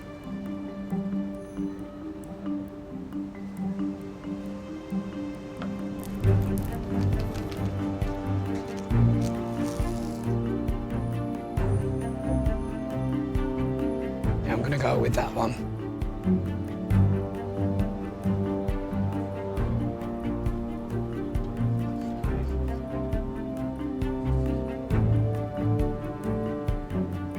Artists, you have 5 minutes left. 5 minutes. Exhausted and not happy. I don't like architecture, and there's an awful lot of it today.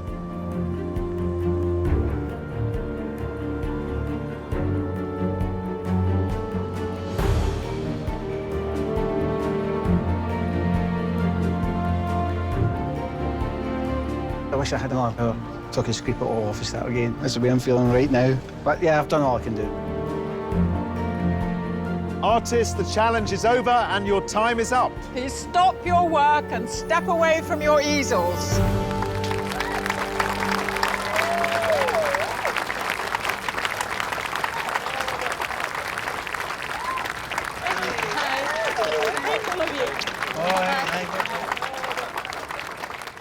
Our artists have done all they can. It's time to hear what the judges make of their work. It's been a good day. I think Troy did very well. I get the sense of where he was standing, so you got that river taking, going off in the distance. I think Fuji did redeem herself from the slight prettiness. There's more of this lovely wash. There's a timeless quality to it. The way in which she's used the white of the paper to define the arc of the bridge. It's very elegant. That's a good, solid piece of painting Andrew's produced today. It really has a sense of the day, and it's put together in a really lovely, painterly sort of way. What I do like is the way in which he has drawn the eye completely into this gap that he found. I was so excited by Ronwen's start this morning, all that energy and vigour and the way she was blocking it in, and it was all so balanced. And she promised me that what was there at the beginning was going to come back, but I don't think it quite has. It's the most painterly print I've ever come across, and I think it's very beautiful as an object. I must say, I don't know what I'm looking at, though. I think he's experimenting with the medium of print, and it's playful and it's very personal. The colours are bonkers in the water, but in that kind of Renoir, sort of impressionist French way, it works. I just think Kate sort of fell down, giving us a sense of solidity. It sort of seems to dissolve, which is beautiful, but a bit sort of unstructured. I like the amount of sky that he's given us in the context of the river, but some of it feels a bit too sort of impatient and rushed and not thought through. I really like the arch and the way she hints at the wires there, and The sense of that orange coming through with those lovely blues, it's very pleasing a work. I'm looking at this, and it's sort of some faded Tuscan villas on the hillside. I'm thinking that is fantastic. The judges can only pick one artist to send through to the semi-final. They start by narrowing their selection to a short list of 3. This one, I'm feeling more and more confused about what I'm looking at.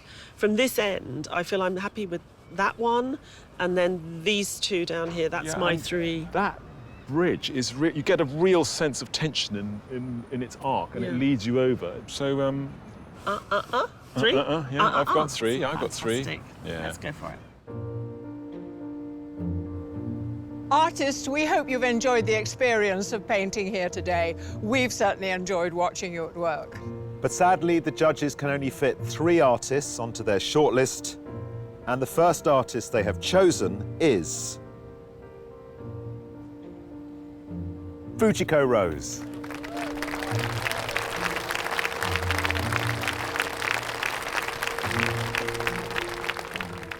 The second artist on the shortlist is Andrew Hurd.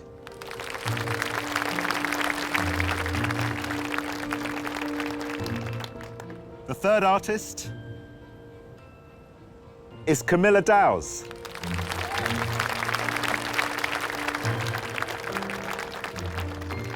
Our commiserations to the rest of you. You are all talented artists, and it's been a pleasure having you paint for us here today. Thank you. Thanks very much.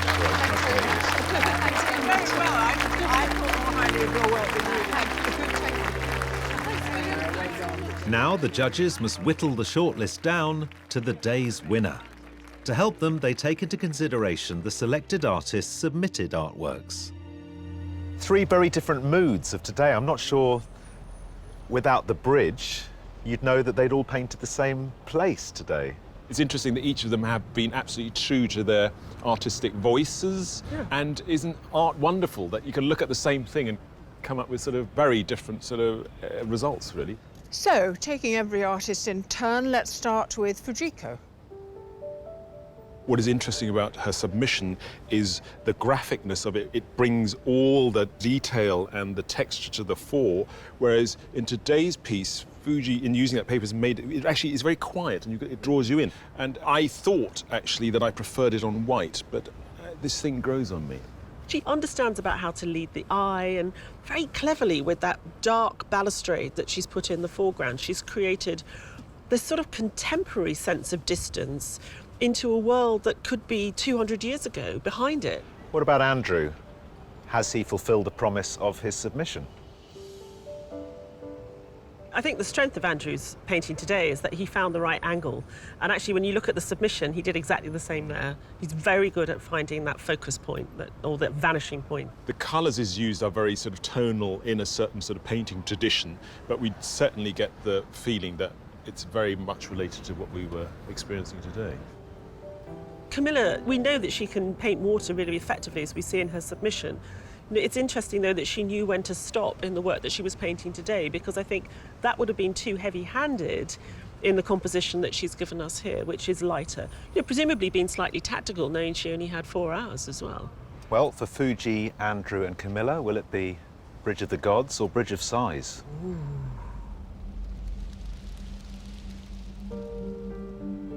Fujiko, Andrew, Camilla, the judges have been impressed by the work that each one of you have done today, but there can only be one number one.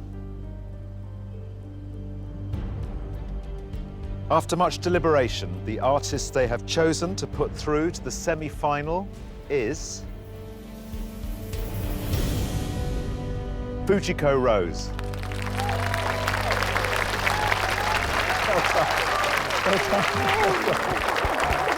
How about that? Congratulations. Well done, well done. Hard luck, hard luck. Definitely a surprise. Definitely. I was getting ready to clap for someone else. Well done. Thank you very much. Thank you. Really loved it. My mum was crying. She's been supporting me this whole way, so I'm glad for myself. I'm also I'm really happy for that she's happy too.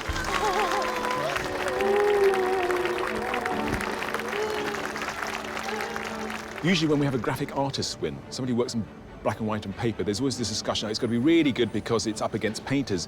I think Fujiko's work surpasses that it doesn't even come into the equation. It really is about the richness of her visual language, the richness of her mark making, the inventiveness of her compositions, and how she fills them with this texture. And I've never seen anything like that before.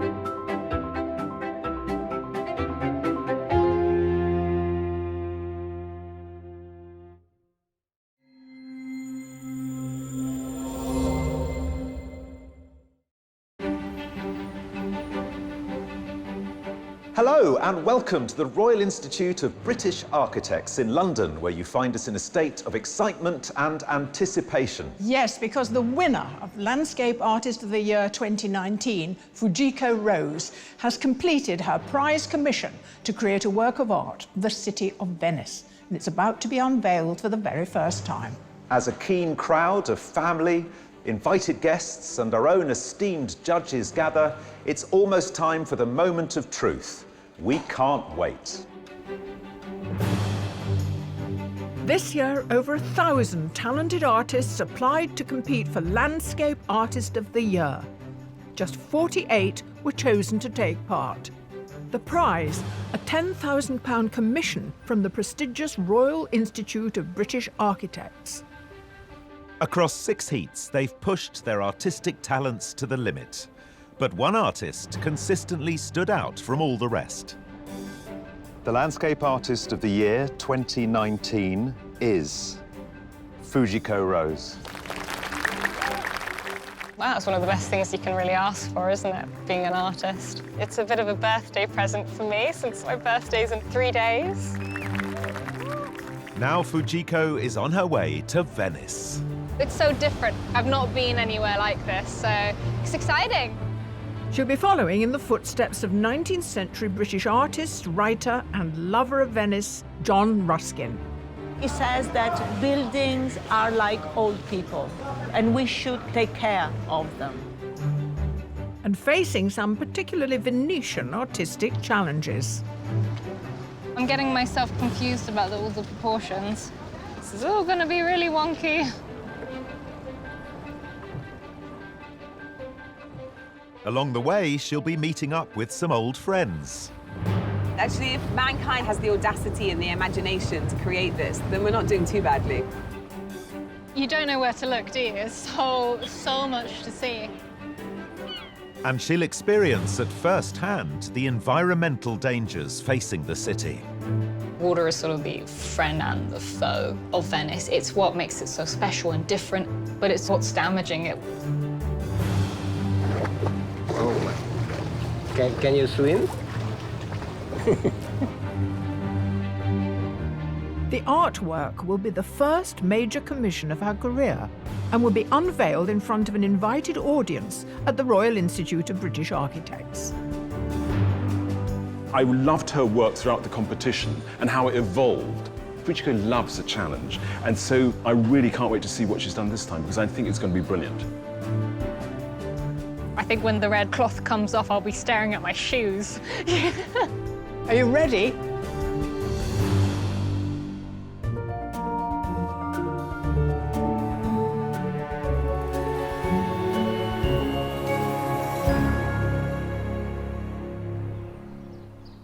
It's 3 weeks since the final of Landscape Artist of the Year, and winner Fujiko Rose is at home in Welwyn Garden City.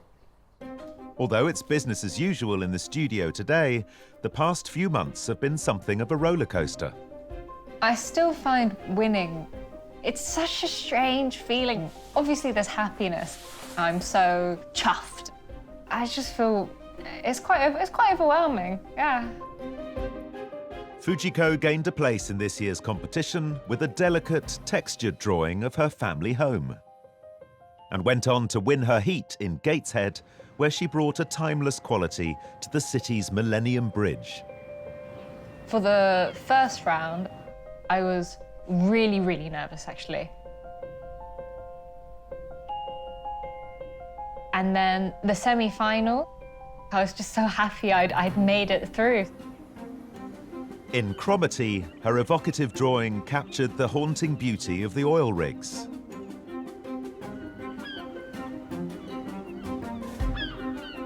And then going into the finals, just the idea of winning made me feel like I really, really want this.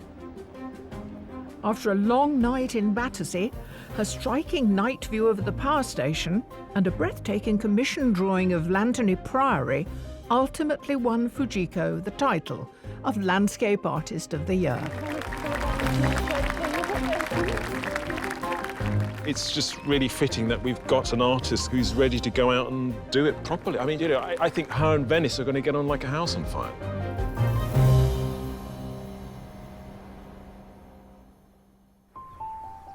A few weeks on from the excitement of her win, and Fujiko is preparing for an upcoming art fair. She's a full-time professional artist and currently divides her time between her own artwork and the design company she runs with her mother, Kari. My mum has been a big influence in terms of the arts and design side. I hope this has gone through okay. Because she's Japanese, a lot of the heritage and the kind of culture that I'm exposed to because of this has definitely been very influential and something which I like to bring into my work. Fujiko has just turned 22 and lives at home with her mum and dad, Richard. She was always scribbling, crayoning. From the time that she could pick something up and draw with it, she loved it. She works more hours than most people, and that's a testament to the love she has for the work. I was, of course, so pleased for her, and it's just amazing. What Fuji does is she sees something she likes, but it has to be her own style. That made her own type of art, really. Fujiko's prize for winning Landscape Artist of the Year is a £10,000 commission from the Royal Institute of British Architects. Today, she's come to their headquarters in central London to find out the details of her brief. Whilst there may be some nerves about creating a piece for, you know, such a kind of a world-renowned establishment, I think it's more overwhelmed by the kind of excitement. The RIBA was established in 1834 to promote excellence in architecture, both here and abroad. They've commissioned our winner to produce a work which captures some of the most celebrated architecture in the world. Fujiko's here to meet the Institute's president, Alan Jones. Welcome to the Royal Institute of British Architects. Fabulous to be here. Well, can I tell you a little bit about the commission? Yes, please, that'd be great to hear. Okay, you will be going to Venice because it is the bicentenary of the birth of John Ruskin. John Ruskin was the leading sort of critic and theorist of the Victorian era, and he was a painter. And he had a particular interest in Venice. I don't know that much about him as a person, but I've seen like some of his work, which is like his drawings are beautiful. John Ruskin was one of the most important cultural figures of 19th century Britain. A critic, writer, and also a talented artist, Ruskin fell in love with Venice when he first visited the city as a young boy. He returned many times during his lifetime to document its architecture in his writing and in countless sketches and paintings. Yet despite the majesty of the Venetian architecture, by the late 19th century, the city's buildings had fallen into a state of disrepair that horrified Ruskin. He wrote to his father, describing Venice like a sugar lump in a cup of tea. He was concerned about the condition and the decay of Venice, mostly through poor conservation and poor repair of buildings, and that agenda is still there. But it's also about the environmentalism, and Venice is right up there in terms of what happens if we're not careful about how we treat our world. A lot to take in. Or is there anything that you quite want to see represented in the commission piece? In a way, we leave it to you in that you've got Ruskin, and in his time, it was about the deterioration of the fabric. But now we have a greater, bigger risk, if you like, of the rising sea. It's perfectly timed, and for something for you to explore. So, Fuji, can I show you where your work is going to hang? Right here. Front and center, huh? That's... No pressure. Yeah. Yeah, no pressure. With the scale and significance of her commission now becoming clear, it's time for Fujiko to turn her thoughts to Venice and the challenge ahead. Well, I mean, I can't really ask for a more glamorous spot, can I? This has made it more exciting for me. I'm really excited to go. It's like, I'm ready. Let's do this. With just a few days to go until she leaves for Venice, Fujiko's in her studio and has started on her packing. There's boxes with labels, but the labels don't mean anything because you go in, it's like, oh, this is a box with pigments in. No, it's sellotape. During her trip, she'll be working on several preparatory drawings. I'm basically putting this whole pack in here, fit wherever I can in. Charcoal. Fujiko works mainly in Indian ink, using a dipping pen and brushes on handmade paper. I don't plan on working on white. With the coloured papers or textured papers, they kind of give us like a romantic feel to it. There is a bit of that kind of romantic sense to Venice. Also, you know, if I'm looking back at having an eye on the past as well, it's quite nice. I'll try and fit the paper into this. So if it's this, and essentially a pencil case, then I'm pretty much set to go, yeah.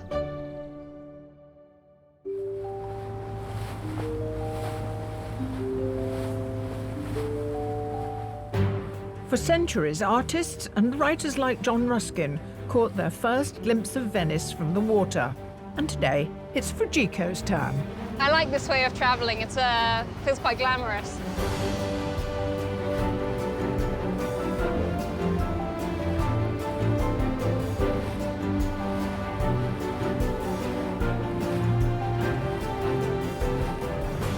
Just got out of the airport, straight onto the taxi boat, which is very cool. It's so different. I've not been anywhere like this, so it's exciting.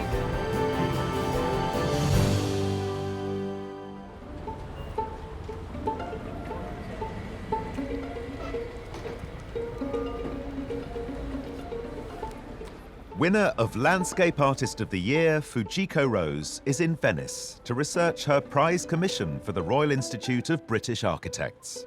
She's following in the footsteps of 19th century British art critic John Ruskin, whose books established Venice as one of the architectural wonders of the world. Fujiko is staying at Hotel La Calcina, on the spot where Ruskin lodged in 1877 during one of his many visits to Venice. To start her off on her journey, she's joined by Artist of the Year judge and expert on Venice, Kate Bryan. Fujiko, welcome to Venice. Ah, it's amazing to be here. It's so beautiful.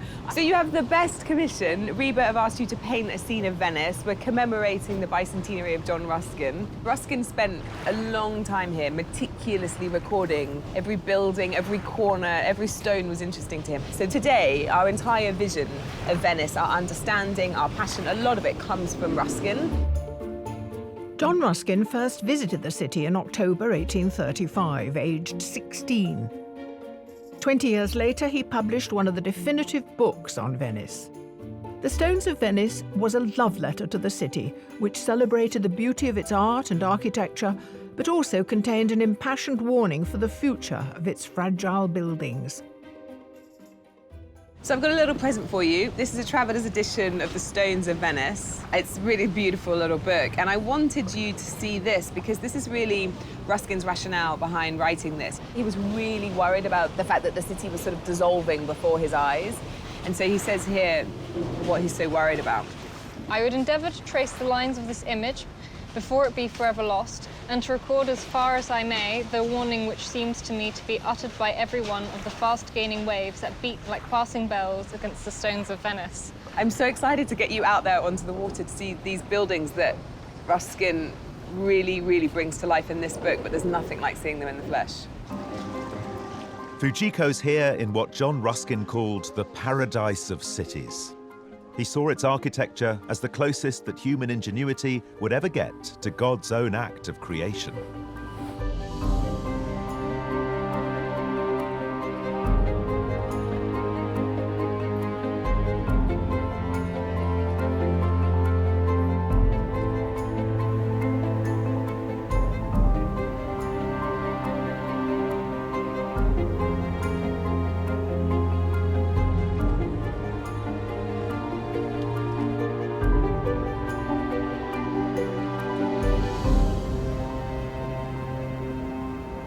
I think the thing I like about Venice is every time you come, you're as thrilled and as excited and surprised and gobsmacked as the first time you came. That actually never goes away. The architecture Ruskin described so vividly in The Stones of Venice was built between the 9th and 15th centuries, when Venice was one of the richest cities in the world, an independent republic with an empire stretching across the Mediterranean. They were hardcore bankers, they were mercantile. If you think about it, this was a melting pot for the entire world. So really it's an intersection between the East and the West. It's just so different to like anything, isn't it? So look, this is one of my absolute favourite buildings anywhere in the world, Cardoro. This building got Ruskin so excited. The Venetian Gothic architectural style is characterised by elegant waterfront colonnades, delicate stonework and distinctive pointed arches. You see the height of these windows, just how exaggerated they are. And it's this idea that you're kind of like shooting up, it's like the glory of God. But can you see just the level of detail and ornamentation? There's some really lovely windows and glasswork. My favourite quote about Venice is by Anthony Burgess, and he says, "If you despair of man, go to Venice. Because if he can build a city like this, his soul deserves to be saved."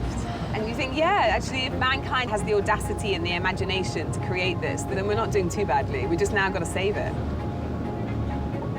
Hey, look, there's the Rialto Bridge. Wow, oh my goodness, that is amazing. And so now look, Fuji, this is just one of the most exciting views in the world. This is the Doge's Palace, the Campanile, and San Marco Square just through there.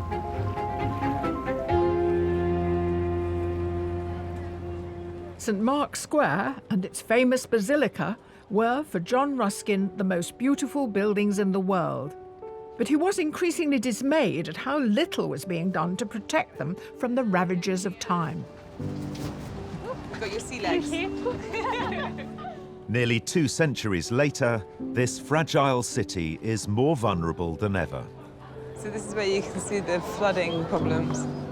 Rising sea levels due to climate change and the pressure of 30 million tourists each year are damaging the fabric of the city. Now Ruskin's fears seem more like a prophecy. Wow, it's packed, isn't it? I know, we're slightly constricted by the water. St. Mark, the patron saint of Venice, this is his church. It's like nothing else on earth. It's completely covered with the spoils of their amazing republic. It is the most sort of magnificent building. It's showing off and saying, we're doing really good.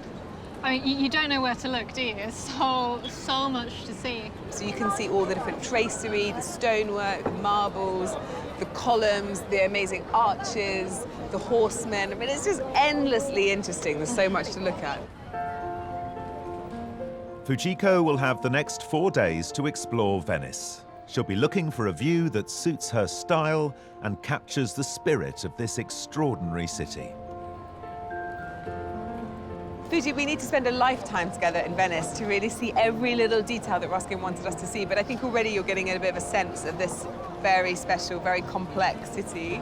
I have to wish you good luck. You're following in the footsteps of loads of artists. You've got to avoid all the cliches, and you've got to do something which is very distinctly Fujiko, and I cannot wait to see it. It's going to be a challenge, but it's a welcome challenge for sure. Yeah. Very welcome challenge. During his time in Venice, John Ruskin spent many hours sketching the buildings he wrote about in The Stones of Venice. To try her own hand at capturing the details of Venetian Gothic, Fujiko's returned to the palace of Cardoro on the Grand Canal.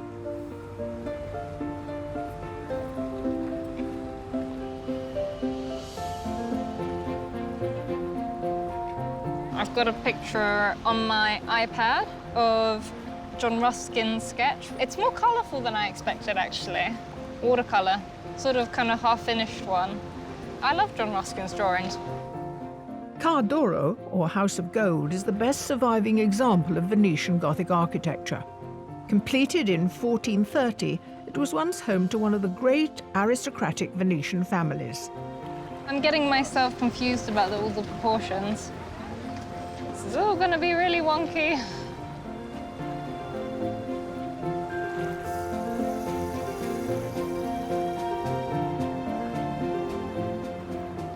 At first, I did a very simple pencil sketch just to get a rough sense of what I'm planning on including. And then I've just moved on to this brown ink. And it's a mix of using the brush and the dipping pen and using some water washes. I'm just going bit by bit. As much as I like the structure, they are something I usually would avoid sketching just because there's so many things and I sort of struggle to get it all in there. Suddenly I'm missing half of the columns. I think I chose too much of it, like I should have just taken a smaller part of it to sketch. Go with it now. It's gonna be some moody building, slightly evening view.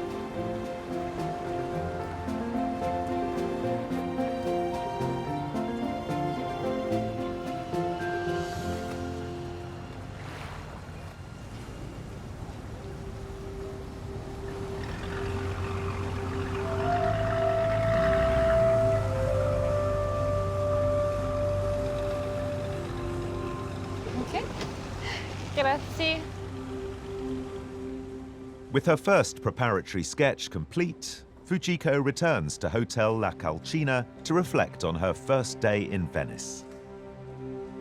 It's interesting to be here and the location that Ruskin stayed himself, and to try and go to these places which he himself visited, and the fears of his time are still very much prevalent today. So Reba ended my discussion with Kate and how Venice is incredibly vulnerable to things like the rising waters.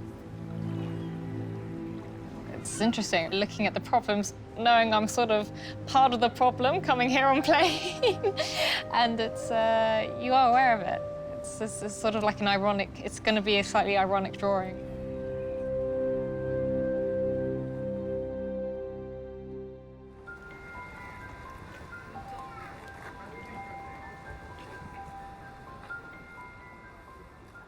Landscape Artist of the Year, Fujiko Rose, is in Venice, researching her winning commission for the Royal Institute of British Architects. Today, she wants to explore a different side to Venice, away from the Grand Canal and the crowds of St. Mark's. She's come to meet Nelson Kishi, a Japanese artist who's lived in Venice and been inspired by the city for 30 years. Venice is like a labyrinth, you know? Here in my area, every day or every moment is different. Kishi's studio is in the residential district of Cannaregio. He's offered to take Fujiko out sketching in the day-to-day world of ordinary Venetians.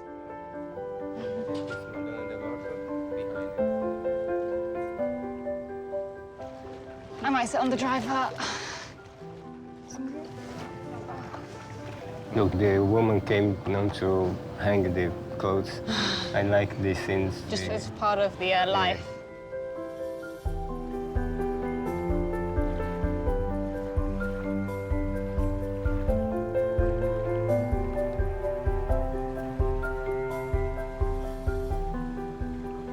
You're capturing more all the daily life, and you've got the people. I always just ignore all the people. So I think it's nice. There's like different approaches. I like.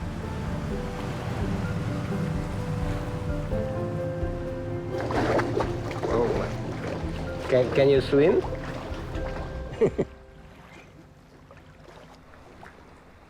As Kishi returns home to dry off, Fujiko chooses to stay in quiet Cannaregio, where she's found a view that's caught her imagination. One of the interesting things with meeting Kishi today was walking through some less postcard areas in a sense. They're not what you would normally see in the photos. The view that I found is sort of peeking through this rather open rail, and it has all the different sort of components which I think you can find in Venice, of like the boat and the water and the posts. And there's this sort of weathered wall and the Gothic arches. It has that sort of romantic vibe, but I think you can see the effects that you have being next to the water and how much that kind of damages the structures. Today's a bit calmer because, in a way, I'm not trying to recreate something like a Ruskin drawing or thinking about the different kind of masterful pieces of Venice. So with ink drawing, whatever's in the foreground I'll do first. Then the second layer is the foliage. And then the third layer is going to be the building behind with the Gothic arches, because if I draw the arches first, if I want to do like a wash or anything, it just becomes like a whole big mess. You've got to work the opposite way around to paint.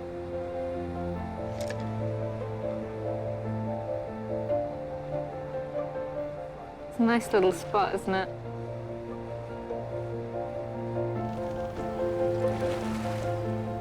Back in the centre of the city, the environmental issues facing Venice are unmistakable. But there are campaigns to limit the number of tourists, and flood barriers are being constructed to protect the city from the rising tides. John Ruskin was one of the very first to argue that the great buildings of the world, like those in Venice, must be preserved for future generations, an idea that was to become the foundation of today's attitudes to conservation. Fujiko's come back to St Mark's Square to meet up with historian and Ruskin expert Emma Stenyo. One of the things that was mentioned to me as well was Ruskin's concern about the damage that was being done to Venice, how to deal with that. You find in Ruskin a perspective which has to do with buildings, but can be easily translated into a lesson about life. He says that buildings are like old people, and we should take care of them. The sense of this was that we have to preserve them, to be healthy, to be well, to be happy, and so on. In metaphorical terms. As long as possible. Exactly, exactly. And taking care was not to damage, of course, but also to know the story of it. Because when you start knowing the story, it's an act of love. Love is a very strong word for Ruskin. The sense of loving, of taking care, of sympathizing, and all this. As I'm learning more, when you know those kind of extra details, when you look at them, you do appreciate them more and you see more of it and you enjoy it more.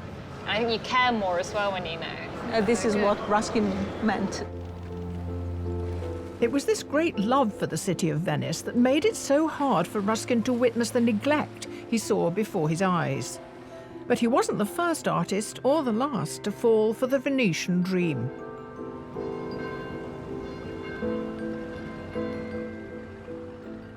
The 17th century Venetian painter Canaletto was one of many to construct so-called impossible views, playing around with the layout of the buildings. Some famous artworks even appear to have been painted from right out on the water.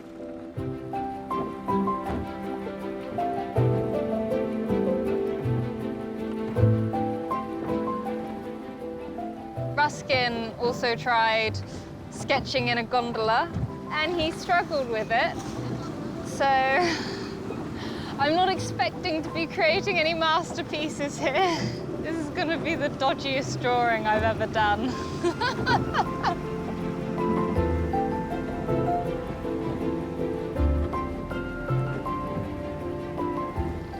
Is it hard? Is it very hard? You have a lot of movement, you know, left to right, something like this. But for today's artists, there's a slightly easier way of capturing the view. I think one of the benefits of photography is that later on, when you go back and you work on the piece, is you always find bits that you've missed in person.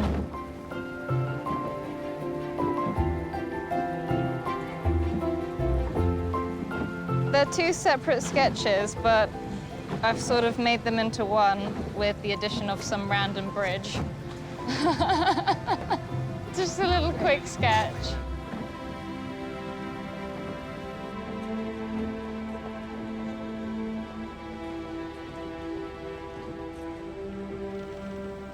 Thank you. Thank you.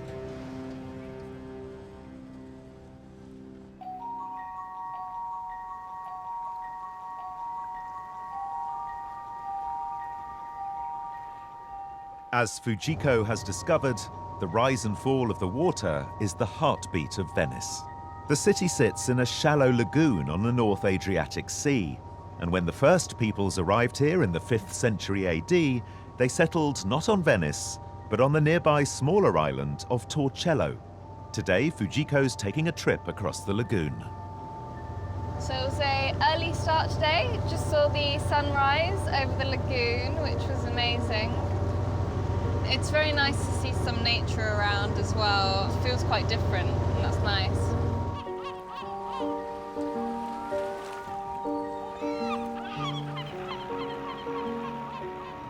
This is the next Ruskin stop, as he also visited Torcello and wrote about it in the Stones of Venice. Don Ruskin called Torcello the mother of Venice. Its first inhabitants were refugees fleeing the barbarian forces of Attila the Hun. Fujiko's come to their cathedral, Santa Maria Assunta. In the Stones of Venice, Ruskin praises the beautiful simplicity of its architecture, in contrast to the buildings of its more flamboyant neighbour. It has evidently been built by men in flight and distress, who sought in the hurried erection of their island church such a shelter for their earnest and sorrowful worship, as, on the one hand, could not attract the eyes of their enemies by its splendour, and yet, on the other, might not awaken too bitter feelings by its contrast with the churches which they had seen destroyed. Torcello's ancient cathedral stands on a stretch of low marshland overlooking the lagoon. Taking advantage of the tranquility, Fujiko's found a quiet spot down by the water. Coming to Torcello, you do really feel the difference. It's a very calming, quite serene place. There's a lot more like open space. So the view that I'm drawing is very simple little jetty, but there's a couple little posts and there's a little red gate. What I find really appealing with drawing like an intimate view, and it's this feeling of taking away the kind of distance between yourself and the painting and the scenery inside it, and that feeling of being able to go through and almost touch it. You can walk through or walk into it. I'm just taking my camera out. I'm just going to grab a quick photo as it's starting to rain. With water a continuing theme, Fujiko returns to her room at La Calcina to finish her drawing.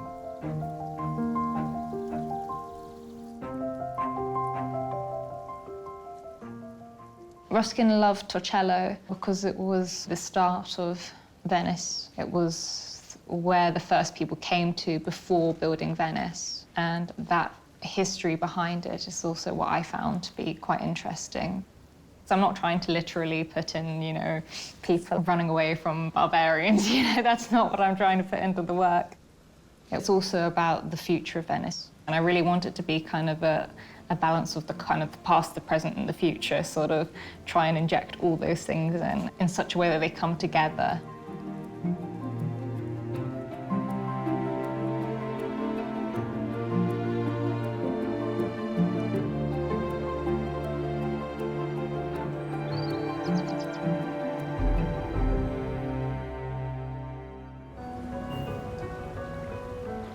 Landscape Artist of the Year, Fujiko Rose, has spent 5 days exploring Venice, from small canals and shaded alleyways to magnificent palazzos. She's spending her last day sketching the famous Grand Canal, the artery of the city, and a view that John Ruskin drew many times.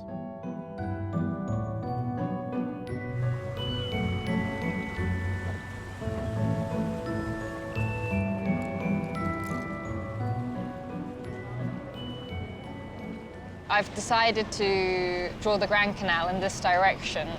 I thought I should challenge myself a little bit and do something which involves more dimensions than I'm comfortable with normally.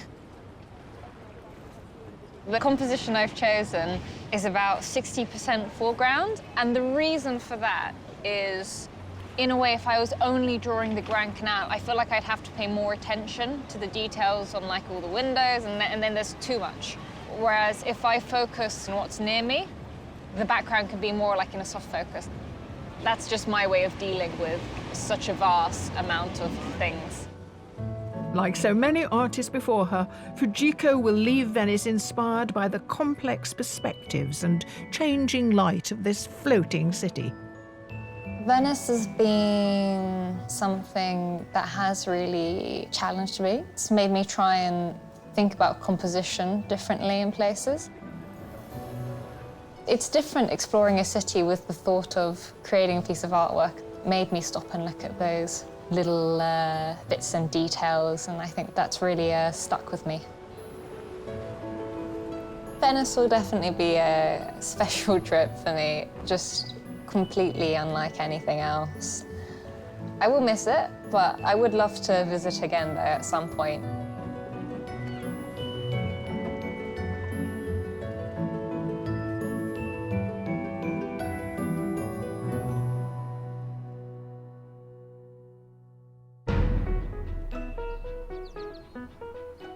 Back home in Welwyn Garden City, Fujiko is working hard on her commission. She's using the preparatory sketches from her trip to Venice, plus some inspiration from John Ruskin himself, to create her final composition. I chose this building which is sitting on the water, and it has the Gothic arches, and it has these beautiful details, and it also has that sort of wear and tear that you get from being so exposed to the water.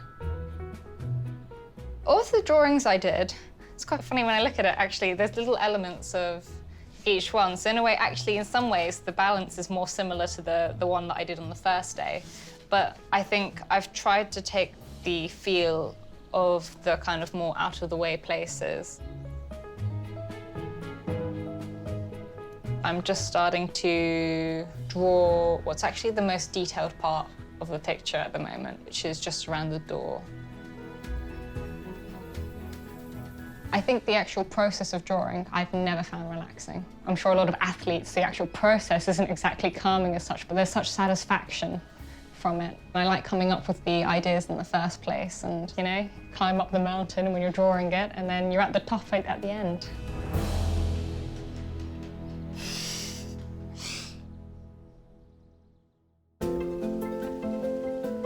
As the artwork develops, Fujiko's made some decisions about the kind of story she wants it to tell. She's keen to evoke the history of Venice, but also to reflect the contemporary city and fears for its future. I'd say between like a third to a half of the picture that I'm drawing will be water.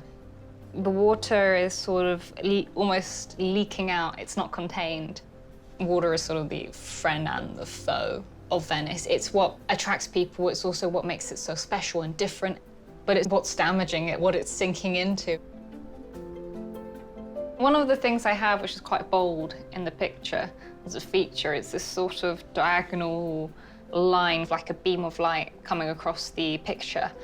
Everything that's in the light is quite well defined, and the parts which are sort of swallowed up by the darkness, if you will, I've sort of obscured a lot of it.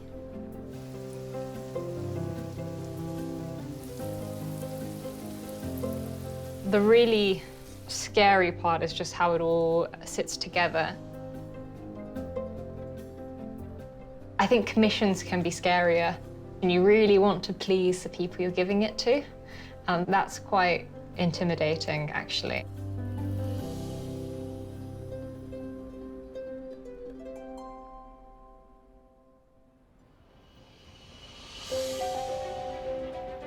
Today, Fujiko's winning commission will be unveiled at the Royal Institute of British Architects in London. It's 6 weeks since she won Landscape Artist of the Year, and 6 months since she first submitted her drawing to the competition. And the work is finished.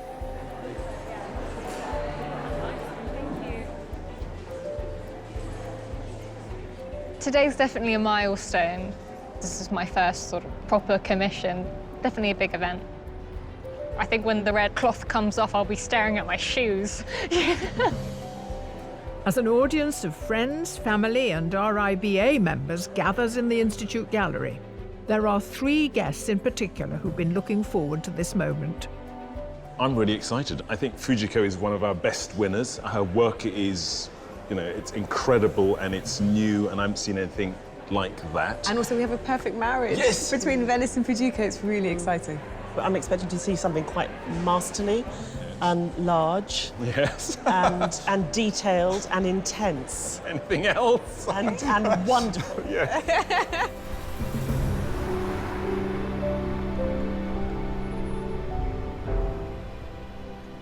Welcome everyone to this very special occasion. We're here to celebrate the winner of the Landscape Artist of the Year 2019, who's going to unveil her work. Here she is, Fujiko Rose.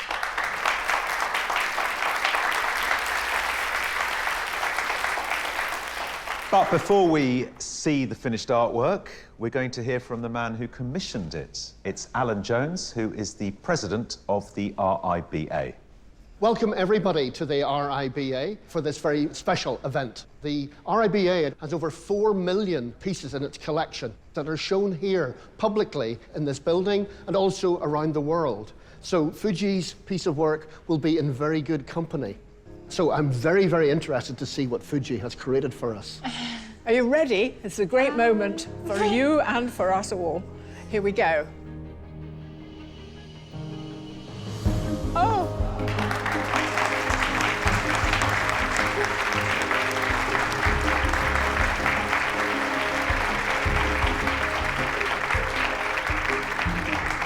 I think Ruskin would be pleased. Very, very much so.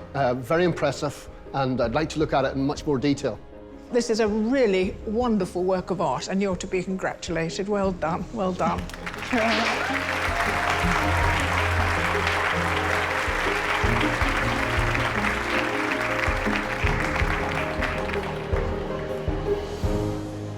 I know you're a good artist, but I've never seen, I didn't think you could do monumental. This is really monumental. And as I look at it, the drawings are drawing me in closer. There's more and more stuff to look at. There's just so much there, and it's magical. I really feel like you and I saw this together on the Grand Canal as well, so I feel really special that I was there. We wanted something big. We wanted something which thought about the past, but also talks about the present. We wanted a little dash of gold. She's completely spoilt us. We're ruined now. I like the urbanness of it too. Even though it is this sort of ancient city, there's a grittiness to the elegance. Here we've shown that ink can still do the business well. Fujiko's done us really, really proud, and it's a wonderful piece of work. Very, very impressed. I think it really captures Venice and the beauty of it, but also the vulnerability. I think it'll sit very well in our public building. It's a great piece.